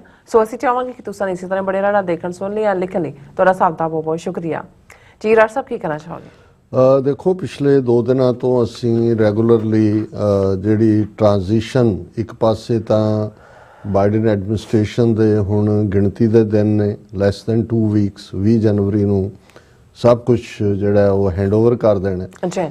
ਔਰ ਅਮਰੀਕਾ ਦੇ ਵਿੱਚ ਨਵੰਬਰ ਤੋਂ ਜਦੋਂ ਪ੍ਰੈਜ਼ੀਡੈਂਟ ਦੀ ਚੋਣ ਹੁੰਦੀ ਹੈ, ਫਰਵਰੀ ਤੱਕ ਇਹ 3 ਮਹੀਨੇ ਟ੍ਰਾਂਜੀਸ਼ਨ ਦੇ ਹੁੰਦੇ ਨੇ, ਕਿਉਂਕਿ ਲਗਭਗ 4000 ਦੇ ਕਰੀਬ ਅਹੁਦੇਦਾਰ ਹਰ ਪ੍ਰੈਜ਼ੀਡੈਂਟ ਆਪਣੀ ਟੀਮ ਦੇ ਨੋਮੀਨੇਟ ਕਰਦਾ ਹੈ। ਤੇ ਜਦੋਂ ਹੁਣ ਨਵੀਂ ਟੀਮ ਨੇ ਆਣਾ, ਜਿਹੜੇ ਸਾਰੇ ਨੇ ਉਹ ਸਾਰੇ ਆਪਣਾ ਰੈਪ ਅਪ ਕਰ ਰਹੇ ਨੇ। ਕੱਲਾ ਇਹੀ ਨਹੀਂ ਵੀ ਆਪਣਾ ਬੁਰੀਆ ਬਿਸਤਰਾ ਬਣ ਰਹੇ ਨੇ, ਸਾਰਾ ਕਾਰੋਬਾਰ ਜਾਂ ਦੂਜਾ, ਕਿਉਂਕਿ ਫਰੈਸ਼ ਟੀਮ ਦੇ ਹਵਾਲੇ ਕਰਨ ਦੀ ਲਾਈਨ ਹੈ। ਸੋ ਇਸ ਟਾਈਮ ਦੇ ਦੌਰਾਨ ਕੋਈ ਫੋਰਨ ਡਿਗਨਿਟਰੀ ਨਹੀਂ ਆਉਂਦਾ, ਕੋਈ ਵਿਜ਼ਿਟ ਨਹੀਂ ਹੁੰਦੀ, ਕੋਈ ਸਮਝੌਤਾ ਨਹੀਂ ਹੁੰਦਾ, ਕੋਈ ਨਵੀਂ ਗੱਲ ਨਹੀਂ ਕੀਤੀ ਜਾਂਦੀ, ਰੈਪ ਅਪ ਹੀ ਹੁੰਦਾ ਉਹ ਸਾਰੇ ਦਾ, ਜਾਂ ਜਿਹੜੀ ਡੇ ਟੂ ਡੇ ਐਕਟੀਵਿਟੀ ਹੈ ਉਹਦੀ ਕੰਟੀਨਿਊਟੀ ਹੁੰਦੀ। ਪਰ ਇਸ ਪੀਰੀਅਡ 'ਚ ਜਿਵੇਂ ਐਸ ਜੈ ਸ਼ੰਕਰ ਕ੍ਰਿਸਮਸ ਦੇ ਦੁਆਲੇ ਇੱਕ ਹਫ਼ਤਾ ਆ ਕੇ ਬੈਠਾ ਰਿਹਾ, ਔਰ ਫਿਰ ਜਿਵੇਂ ਅਸੀਂ ਜ਼ਿਕਰ ਕੀਤਾ ਸੀ ਕਿ ਹੁਣ ਪਿਛਲੇ 2 ਦਿਨ ਜਿਹੜਾ ਜੇਕ ਸਲੀਵਾਨ ਨੈਸ਼ਨਲ ਸਿਕਿਉਰਿਟੀ ਐਡਵਾਈਜ਼ਰ, ਉਹ ਜਾ ਕੇ ਦਿੱਲੀ 'ਚ ਬੈਠਾ ਔਰ ਉਹਨੇ ਜਿਹੜੀ ਮਨਮੋਹਨ ਸਿੰਘ ਨਾਲ ਜੂਨੀਅਰ ਬੁਸ਼ ਦੀ ਡੀਲ ਹੋਈ ਸੀ, ਉਸ ਤੋਂ ਬਾਅਦ ਉਹਦੇ ਤਹਿਤ ਜਿਹੜੀਆਂ ਕੁਝ ਪ੍ਰਤੀਬੰਧਤ ਇਹਨਾਂ ਦੀਆਂ ਨਿਊਕਲੀਅਰ ਡੀਲ ਕਰਨ ਲਈ ਕੰਪਨੀਆਂ ਸੀ ਇੰਡੀਆ ਦੀਆਂ, ਉਹਨਾਂ ਨੂੰ ਆਫ ਦਾ ਹੁੱਕ ਕੀਤਾ। ਔਰ ਇੱਕ ਜਿਹੜਾ ਇਸ ਐਸ ਜੈ ਸ਼ੰਕਰ ਦੇ ਵਿਜ਼ਿਟ ਦੇ ਮਕਸਦ ਨੂੰ ਲੈ ਕੇ ਜਿਹੜੇ ਇੱਕ ਤਾਂ ਮੋਦੀ ਦੇ ਲਈ ਇਨਵੀਟੇਸ਼ਨ 20 ਜਨਵਰੀ ਦੀ ਓਥ ਟੇਕਿੰਗ ਲਈ ਉਹ ਤਾਂ ਮਿਲਿਆ ਨਹੀਂ, ਲੇਕਿਨ ਜਿਹੜੀਆਂ 2-3 ਚੀਜ਼ਾਂ ਮੀਡੀਆ ਦੇ ਵਿੱਚ ਫੈਲਾਈਆਂ ਗਈਆਂ ਜਾਂ ਪਲਾਂਟ ਕੀਤੀਆਂ ਗਈਆਂ, ਇੱਕ ਇਹ ਸੀ ਕਿ ਜੀ ਉਹ ਅਡਾਨੀ ਦੇ ਖਿਲਾਫ ਜਿਹੜੇ ਕੇਸ ਨੇ, ਕਿਉਂਕਿ ਇਹਨਾਂ ਨੂੰ ਇਹ ਹੈ ਕਿ ਬਾਈਡਨ ਐਡਮਿਨਿਸਟ੍ਰੇਸ਼ਨ ਤੋਂ ਜੇ ਫੇਵਰਸ ਲੈ ਲਈਆਂ ਜਾਣ ਕਿ ਇੱਕ ਤਾਂ ਨਿਖਿਲ ਗੁਪਤਾ, ਉਸ ਨੂੰ ਪਾਰਡਨ ਮਿਲ ਜਾਏ ਔਰ ਉਹਨੂੰ ਵਾਪਸ ਲੈ ਜਾਇਆ ਜਾਏ, ਔਰ ਦੂਸਰਾ ਅਡਾਨੀ ਦੇ ਖਿਲਾਫ ਅਡਾਨੀ ਐਂਡ ਕੰਪਨੀ, ਕਿਉਂਕਿ ਗੌਤਮ ਅਡਾਨੀ, ਉਹਦਾ ਭਤੀਜਾ ਸਾਗਰ ਅਡਾਨੀ ਔਰ 5 ਹੋਰ ਜਿਹੜੇ ਨੇ ਉਹਨਾਂ ਦੇ ਐਗਜ਼ੈਕਟਿਵ ਔਰ ਡਿਸੀਜਨ ਮੇਕਰ, ਉਹਨਾਂ ਦੇ ਖਿਲਾਫ ਨਿਊਯਾਰਕ ਕੋਰਟ 'ਚ ਕੇਸ ਹੈ, ਜਿਹਨਾਂ ਮਲਟੀਪਲ ਕੇਸਿਸ ਨੇ ਜਿਨ੍ਹਾਂ 'ਚ 20-22 ਸਾਲ ਤੱਕ ਦੀ ਕੈਦ ਵੀ ਹੋ ਸਕਦੀ ਹੈ ਔਰ ਉਹਦੀ ਐਕਸਟ੍ਰੈਡੀਸ਼ਨ ਵੀ ਮੰਗੀ। ਨੈਕਸਟ ਸਟੈਪ ਤਾਂ ਐਕਸਟ੍ਰੈਡੀਸ਼ਨ ਦਾ ਹੋਏਗਾ, ਆਲਰੇਡੀ ਅਰੇਂਜ ਕੀਤਾ ਔਰ ਉਹਨਾਂ ਦੇ ਖਿਲਾਫ ਵਾਰੰਟ ਕੱਢੇ ਹੋਏ ਨੇ। ਔਰ ਇਹ ਵੀ ਸੀ ਕਿ ਵੀ ਇਹ 2 ਕੇਸ ਨਿਪਟਾਉਣ ਦੇ ਲਈ ਵੀ ਸ਼ਾਇਦ ਐਸ ਜੈ ਸ਼ੰਕਰ ਆਪਣਾ ਉਹਨੂੰ ਭੇਜਿਆ ਗਿਆ ਕਿ ਫਾਈਨਲ ਪੱਤਾ ਉਹ ਖੇਡੇ। ਔਰ ਉਹਦੇ 'ਚ ਇੱਕ ਗੱਲ ਤਾਂ ਕਲੀਅਰ ਹੋ ਗਈ ਕਿ ਜਿਹੜਾ ਅਸੀਂ ਹਾਲਾਂ ਜਦੋਂ ਇਹ ਖਬਰ ਵੀ ਆਈ, ਇੱਕ ਯੂਟਿਊਬਰ ਨੇ ਦਿੱਤੀ, ਦੂਸਰਿਆਂ ਨੇ ਉਹਦੀ ਚਰਚਾ ਕੀਤੀ ਕਿ ਇਹ ਗੱਲ ਗਲਤ ਹੈ, ਕਿਉਂਕਿ ਨਿਖਿਲ ਗੁਪਤਾ ਦੀ ਪੇਸ਼ੀ 17 ਜਨਵਰੀ ਦੀ ਹੈ। ਪਰ ਅੱਜ ਜਿਉਂ ਹੀ ਅਸੀਂ ਸਟੂਡੀਓ ਵੱਲ ਆ ਰਹੇ ਸੀ, ਉਦੋਂ ਹੀ ਇਹ ਜਿਹੜੀ ਲੇਟੈਸਟ ਖਬਰ ਇੰਡੀਅਨ ਐਕਸਪ੍ਰੈਸ ਨੇ ਅੱਜ ਇੱਕ ਇੰਟਰਵਿਊ ਨਿਖਿਲ ਗੁਪਤਾ ਦੇ ਨਾਲ ਜੇਲ੍ਹ 'ਚ ਬੈਠਿਆਂ ਦਿੱਤਾ। ਉਹਨੇ ਕਿਹਾ ਜੀ ਮੈਂ ਆਲਮੋਸਟ 7-8 ਮਹੀਨੇ ਤੋਂ ਇੱਥੇ ਹਾਂ ਜੇਲ੍ਹ 'ਚ, ਔਰ ਮੇਰੇ ਨਾਲ ਕੋਈ ਵੀ ਇੰਡੀਅਨ ਐਮਬੈਸੀ ਜਾਂ ਕਿਸੇ ਕੌਂਸੂਲੇਟ ਦੇ ਕਿਸੇ ਅਧਿਕਾਰੀ ਨੇ ਮੁਲਾਕਾਤ ਨਹੀਂ ਕੀਤੀ। ਮੇਰੀ ਫੈਮਿਲੀ ਵੀ ਫਾਈਨੈਂਸ਼ੀਅਲੀ ਬਰੋਕਨ ਹੈ, ਇਸ ਲਈ ਮੈਂ ਵਕੀਲ ਵੀ ਨਹੀਂ ਕਰ ਸਕਿਆ। ਜਿਹੜਾ ਸਰਕਾਰੀ ਵਕੀਲ ਦਿੱਤਾ ਉਹ ਕੰਪਰੋਮਾਈਜ਼ ਸੀ, ਇਸ ਲਈ ਨਹੀਂ ਕੀਤਾ। ਔਰ ਇਹ ਬਿਲਕੁਲ ਮੇਰੀ ਕੋਈ ਮਦਦ ਨਹੀਂ ਕਰ ਰਿਹਾ। ਔਰ ਇਹ ਜਿਹੜੀ ਮੇਰੇ ਖਿਲਾਫ ਚਾਰजेस ਨੇ ਜਾਂ ਜਿਹੜਾ ਫੋਨ ਪ੍ਰੂਫ ਕਿ ਜੋ ਮੈਂ ਗੱਲਬਾਤ ਕਰ ਰਿਹਾ, ਮੈਂ ਨਹੀਂ ਜਾਣਦਾ ਵਿਕਾਸ ਯਾਦਵ ਕੌਣ ਹੈ, ਇਹ ਉਹ ਚਲੋ ਬਾਕੀ ਤਾਂ ਅਦਾਲਤਾਂ ਨੇ ਦੇਖਣਾ ਹੈ ਕਿ ਭਾਈ ਉਹਦਾ ਕੀ ਹੈ। ਪਰ ਉਸ ਤੋਂ ਇਹ ਗੱਲ ਤਾਂ ਨੇਗੇਟ ਹੋ ਗਈ ਕਿ ਵੀ ਨਿਖਿਲ ਗੁਪਤਾ ਜਿਹੜਾ ਹੈ ਉਹਨੂੰ ਜਿਹੜਾ ਉਹ ਨਾਲ ਲੈ ਗਿਆ ਐਸ ਜੈਸ਼ੰਕਰ। ਇਹ that should be put to rest. ਦੂਸਰਾ ਪਾਰਟ ਜਿਹੜਾ ਸੀ ਕਿ ਵੀ ਅਡਾਨੀਆਂ ਦੇ ਕੇਸ ਜਿਹੜੇ ਨੇ ਉਹਦੀ ਵਾਪਸੀ, ਉਹ ਵੀ ਕਿਉਂਕਿ ਇਮੀਡੀਏਟ ਤਾਂ ਉਹਦੇ 'ਚ ਤਾਂ ਕੋਈ ਪਾਰਡਨ ਨਹੀਂ ਇਨਵੋਲਵ ਹੈ। ਉਹ ਜਿਹੜੀ ਉਹਦੇ ਨਿਖਿਲ ਗੁਪਤਾ ਦੇ ਮਾਮਲੇ 'ਚ ਦੇਖੀ ਜਾਂਦੀ ਸੀ। ਲੇਕਿਨ ਇਸੇ ਦੌਰਾਨ ਜਿਹੜੀ ਖਬਰ ਅੱਜ ਪ੍ਰੋਮੀਨੈਂਟਲੀ ਇਹਨਾਂ ਦੇ ਮੀਡੀਆ ਨੇ ਲਾਈ ਕਿ ਵੀ ਉਹਨਾਂ ਨੇ ਅਡਾਨੀਆਂ ਨੂੰ ਉਹਨਾਂ ਨੇ ਇਹ ਦੇਖ ਲਿਆ ਕਿ ਵੀ ਹੁਣ ਬਾਈਡਨ ਐਡਮਿਨਿਸਟ੍ਰੇਸ਼ਨ ਨੇ ਤਾਂ ਇਹਦੇ 'ਚ ਕੁਛ ਨਹੀਂ ਕਰ ਪਾਉਣਾ ਹੈ। ਸੋ ਆਲਰੇਡੀ ਉਹਨਾਂ ਨੇ ਜਿਹੜਾ ਸਾਡਾ ਸੀ ਕਿ ਵੀ ਹਾਲਾਂ ਕੋਈ ਵੀ ਰਿਪਬਲਿਕਨ ਨੋਮੀਨੀ ਟਰੰਪ ਐਡਮਿਨਿਸਟ੍ਰੇਸ਼ਨ ਦਾ ਐਸ ਜੈਸ਼ੰਕਰ ਨੂੰ ਨਹੀਂ ਮਿਲਿਆ, ਪਰ ਜਿਹੜਾ ਥੋੜ੍ਹਾ ਬਹੁਤ ਇਹਨਾਂ ਨੇ ਜਿਨ੍ਹਾਂ ਨੂੰ ਹੁਣ ਅੱਗੋਂ ਪੈਸੇ ਦਿੱਤੇ ਹੁੰਦੇ ਨੇ ਜਾਂ ਦੂਜਾ ਹੁੰਦਾ ਕੋਈ ਕਾਰਗੁਜ਼ਾਰੀ ਵੀ ਦਿਖਾਣੀ ਹੁੰਦੀ ਹੈ ਕਿ ਜੀ ਦੱਸੋ ਤੁਸੀਂ ਕੀ ਇਹਦੇ 'ਚੋਂ ਹਾਸਿਲ ਕੀਤਾ।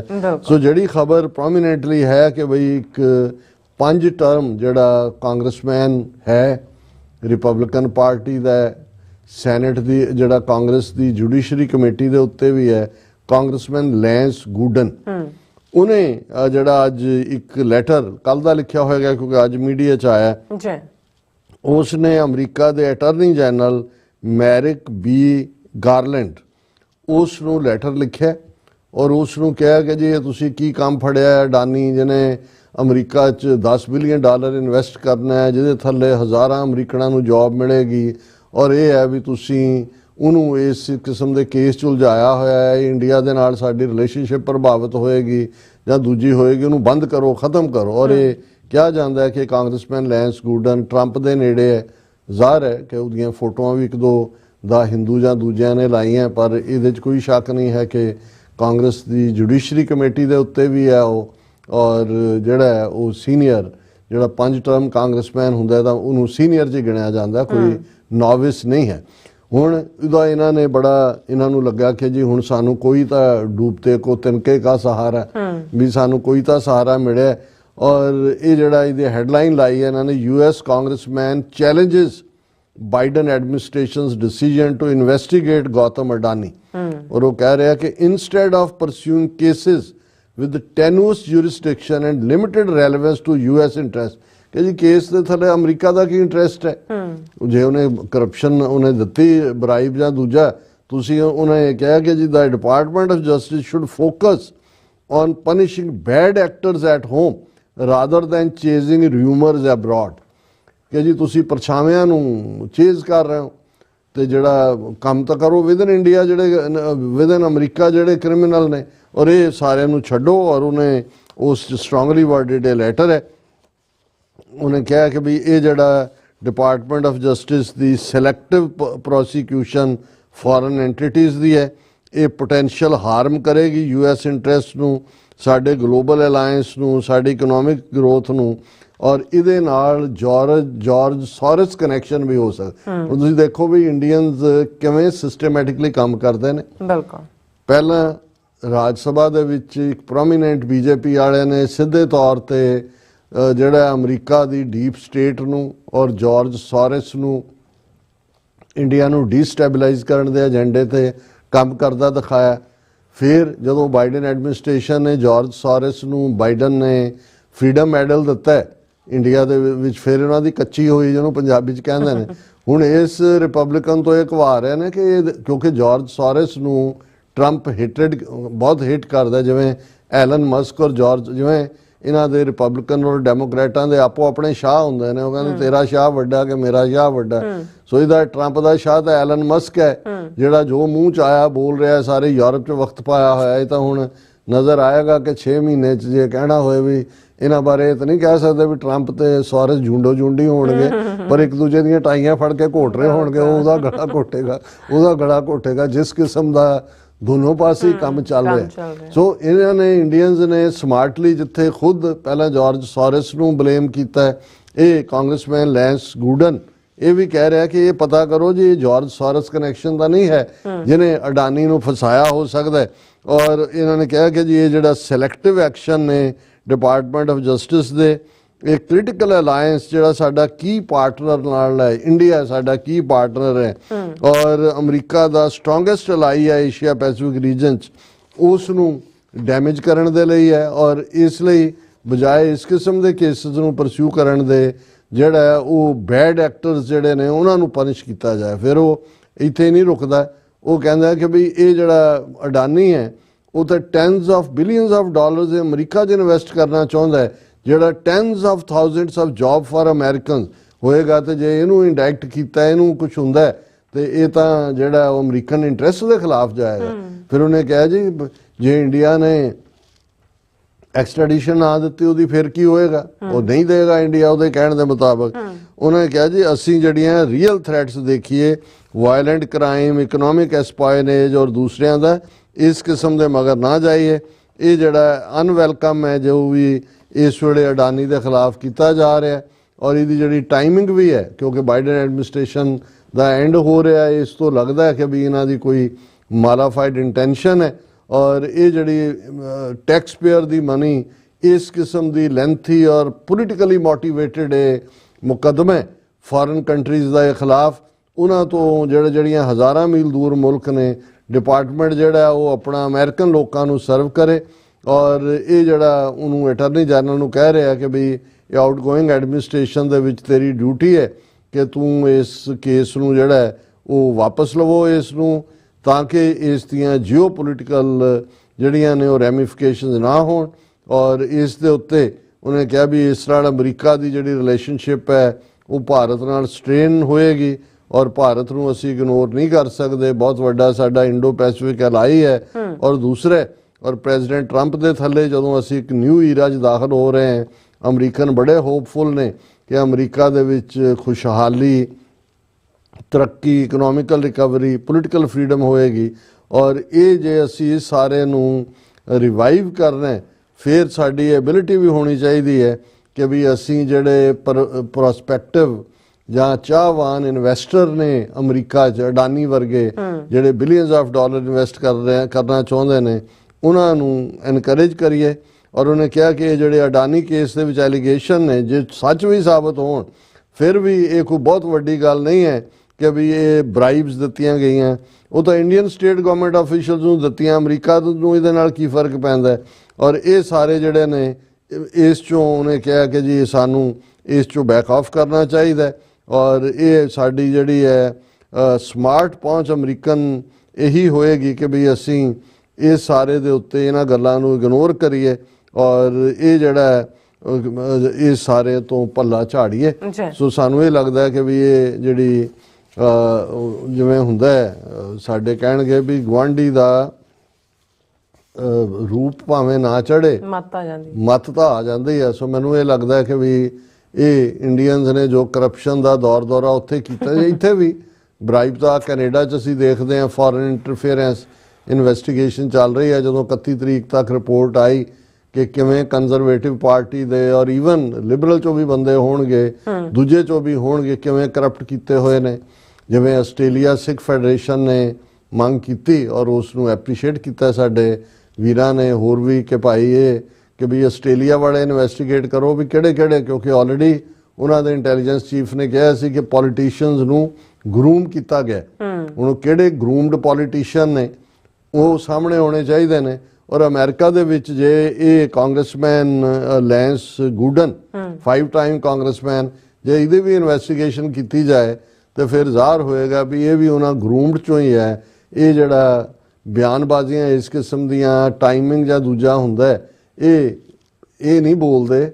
ਜਿਹੜਾ ਗੱਲੇ 'ਚ ਗਿਆ ਪੈਸਾ ਹੈ ਜਿਹੜਾ ਉਹਨੂੰ ਉਹਨਾਂ ਦੇ ਬੈਂਕ ਅਕਾਊਂਟਾਂ 'ਚ ਨਹੀਂ ਜਾਂਦਾ। ਇਹ ਹੋਰ ਤਰੀਕੇ ਨੇ ਇੱਥੇ ਵੀ, ਕਿਉਂਕਿ ਤੁਸੀਂ ਭਾਵੇਂ ਆਪਣੇ ਬੰਦਿਆਂ ਤੋਂ ਡੋਨੇਟ ਕਰਾਉਂਦੇ ਹੋ, ਹਜ਼ਾਰ ਦੀ ਲਿਮਿਟ ਹੁੰਦੀ ਹੈ। ਉਹ ਇੱਥੇ ਇੱਕ ਕੇਸ ਜਿਹਦੇ 'ਚ ਇੰਡੀਅਨ ਐਮਬੈਸੀ ਇਨਵੋਲਵ ਸੀ, ਲਲਿਤ ਗਾਦੀਆ ਕੇਸ ਸੀ, ਜਿਹਦੇ 'ਚ ਕਿ ਇੱਕ ਹੋਟਲ ਦੇ 10 ਮੁਲਾਜ਼ਮਾਂ ਨੇ $1000 ਡੋਨੇਟ ਕੀਤਾ ਕਾਂਗਰਸਮੈਨ ਨੂੰ। ਤੇ ਉਹ ਜਦੋਂ ਇਨਵੈਸਟੀਗੇਸ਼ਨ 'ਚ ਆਇਆ, ਕੋਈ ਹੋਰ ਉਹਨਾਂ ਦਾ ਫੜਿਆ ਗਿਆ, ਉਹਨਾਂ ਨੇ ਕਿਹਾ, ਫਿਰ ਜਦੋਂ ਹੋਟਲ ਵਾਲਿਆਂ ਨੂੰ ਉਹਨਾਂ ਨੇ ਸੱਦਿਆ ਜਿਹਨਾਂ 'ਚ ਕੁਛ ਕੋਲ ਗ੍ਰੀਨ ਕਾਰਡ ਵੀ ਨਹੀਂ ਸੀ, ਉਹਨਾਂ ਨੇ ਕਿਹਾ ਜੀ ਸਾਨੂੰ ਤਾਂ ਉਹਨਾਂ ਨੇ ਕਿਹਾ ਸੀ ਕਿ ਵੀ ਤੁਸੀਂ ਸਾਡੇ ਨਾਂ ਤੇ ਅਸੀਂ ਲਿਖੇ ਨੇ ਚੈੱਕ, ਪਰ ਸਾਨੂੰ ਉਹਨਾਂ ਨੇ ਮਾਲਕ ਨੇ ਹੀ ਰੀਇੰਬਰਸ ਕਰਤੇ ਸੀ। ਔਰ ਇਹ ਇਹਨਾਂ ਦਾ ਤਰੀਕਾ ਹੁੰਦਾ ਵੀ ਲਾਅ ਨੂੰ ਤੋੜਨਾ। ਇਹ ਤਾਂ ਹਿੰਦੂ ਤਵੀਆਂ ਤੋਂ ਬਿਹਤਰ ਕੋਈ ਨਹੀਂ ਜਾਣਦਾ, ਕਿਉਂਕਿ ਇਹਨਾਂ ਦੇ ਹੀ ਵਡੇਰੇ ਨੇ। ਜਿਹੜਾ ਵੱਡਾ ਰਾਈਟਰ ਸੀ ਨਿਰਾਦ ਚੌਧਰੀ ਬੰਗਾਲੀ, ਉਹਦੀ ਕੋਟ ਮੈਂ ਜਦੋਂ ਕਹਿੰਦਾ ਫਿਰ ਇਹਨਾਂ ਨੂੰ ਬਹੁਤ ਤਕਲੀਫ ਹੁੰਦੀ। ਮੈਂ ਕਿਹਾ ਗ੍ਰੇਟ ਰਾਈਟਰ ਨਿਰਾਦ ਚੌਧਰੀ ਨੇ ਕਿਹਾ ਸੀ ਕਿ every Indian is genetically corrupt, ਵੀ ਇਹਨਾਂ ਦੀਆਂ ਜੀਨਸ ਦੇ ਵਿੱਚ ਕਰਪਸ਼ਨ ਹੈ। ਸੋ ਉਹ ਹੁਣ ਗੰਦ ਜਿਹੜਾ ਇੱਥੇ ਵੀ ਲੈ ਆਏ ਨੇ। ਐਵੇਂ ਨਹੀਂ H1B ਵੀਜ਼ਾ ਔਰ ਦੂਜੇ ਦੇ ਉੱਤੇ ਚੀਕਾਂ ਮਾਰਦੇ। ਜਿਸ ਲੈਵਲ ਦੇ ਉੱਤੇ ਸਾਫ਼ ਸੁਥਰੀ ਸੁਸਾਇਟੀ ਸੀ, ਔਰ ਇੱਥੇ ਇਹਨਾਂ ਨੇ ਲਿਆ ਕੇ ਗੰਦ ਪਾਇਆ ਹੋਇਆ। ਜੀ ਡਾਕਟਰ ਸਾਹਿਬ, ਤੁਹਾਡਾ ਬਹੁਤ ਬਹੁਤ ਸ਼ੁਕਰੀਆ। ਸੋ ਇੱਥੇ ਲੈਣੇ ਬ੍ਰੇਕ। ਵਿਊਅਰਸ, ਤੁਸੀਂ ਇਸੇ ਤਰ੍ਹਾਂ ਬਣੇ ਰਹਿਣਾ। ਮਿਲਦੇ ਹਾਂ ਛੋਟੇ ਜਿਹੇ ਵਕਫੇ ਤੋਂ ਬਾਅਦ।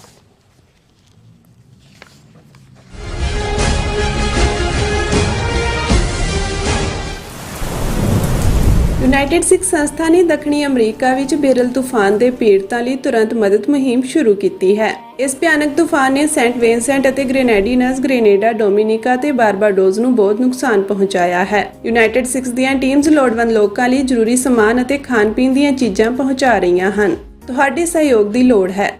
ਕਿਰਪਾ ਕਰਕੇ ਇਹ ਸਮਾਨ ਦਾਨ ਕਰੋ। ਖਾਣ-ਪੀਣ ਦੀਆਂ ਚੀਜ਼ਾਂ, ਤਿਰਪਾਲ, ਜਨਰੇਟਰ, ਕੱਪੜੇ, ਤੰਬੂ, ਟਾਇਲਟ ਪੇਪਰ, ਬਰਸਾਤੀ ਕੋਟ, ਸੈਨੇਟਰੀ ਪੈਡ, ਹਰੇਕ ਸਾਈਜ਼ ਦੇ ਡਾਈਪਰ ਆਦਿ। ਡੋਨੇਟ ਕਰਨ ਲਈ contact@united6.org ਤੇ ਸੰਪਰਕ ਕਰੋ। ਮਦਦ ਕਰਨ ਲਈ ਕਿਰਪਾ ਕਰਕੇ ਸਾਡੀ ਵੈਬਸਾਈਟ ਤੇ ਡੋਨੇਟ ਕਰੋ। ਕੀ ਤੁਹਾਨੂੰ 30, 40 ਜਾਂ 50 ਦਿਨ ਵੇਟ ਕਰਨੀ ਪੈ ਰਹੀ ਹੈ ਤੁਹਾਡੇ ਚੈੱਕ ਲਈ? ਫਿਰ ਬ੍ਰੋਕਰਾਂ ਪਿੱਛੇ ਭੱਜਦੇ ਫਿਰਦੇ ਹੋ ਪੈਸੇ ਲਈ। ਬਹੁਤ ਜ਼ਿਆਦਾ ਟਾਈਮ ਵੇਸਟ ਹੋ ਜਾਂਦਾ ਇੱਦਾਂ ਤਾਂ। ਜੇ ਤੁਸੀਂ ਅੱਜ ਹੀ ਪੈਸੇ ਲੈਣੇ ਤਾਂ ਬੌਬਟੇਲ ਨੂੰ ਕਾਲ ਕਰੋ। ਬੌਬਟੇਲ ਤੁਹਾਡੀਆਂ ਇਨਵੌਇਸਸ ਸੇਮ ਡੇ ਫੰਡ ਕਰ ਸਕਦੇ ਹਾਂ for a small fee, no contract, no reserve and no hidden fees। ਅੱਜ ਹੀ ਕਾਲ ਕਰੋ ਬੌਬਟੇਲ ਨੂੰ ਤੇ ਤੁਹਾਡਾ ਪਹਿਲਾ ਮਹੀਨਾ free. 410 204 2084। Again 410 204 2084। Signature truck service route 81 ਉੱਤੇ ਐਗਜ਼ਿਟ 235 ਤੇ ਟਰੱਕਰ ਵੀਰਾਂ ਲਈ 24 ਘੰਟੇ ਰੋਡ ਸਰਵਿਸ ਦੀ ਸੁਵਿਧਾ ਮੌਜੂਦ। Heavy duty repair, oil change, ਪੁਰਾਣੇ ਅਤੇ ਨਵੇਂ tyre, computer diagnostic, DPF cleaning, brake service ਜਾਂ ਰਸਤੇ ਵਿੱਚ ਆਈ ਹਰ ਤਰ੍ਹਾਂ ਦੀ ਰਿਪੇਅਰ ਪ੍ਰੋਫੈਸ਼ਨਲ ਟੀਮ ਵੱਲੋਂ ਕੀਤੀ ਜਾਂਦੀ ਹੈ। ਬ੍ਰੇਕਫਾਸਟ, ਲੰਚ ਅਤੇ ਡਿਨਰ ਲਈ ਪੰਜਾਬੀ ਢਾਬੇ ਦਾ ਆਨੰਦ ਵੀ ਮਾਣੋ। ਡਰਾਈਵਰ ਅਤੇ ਟਰੱਕ ਆਪਰੇਟਰ ਵੀਰ ਡਿਸਪੈਚ ਦੀ ਸਰਵਿਸ ਲਈ ਸਾਡੇ ਨਾਲ ਸੰਪਰਕ ਕਰਨ। Signature truck Service 58 Triangle Drive, Weyers Cave, Virginia 24486।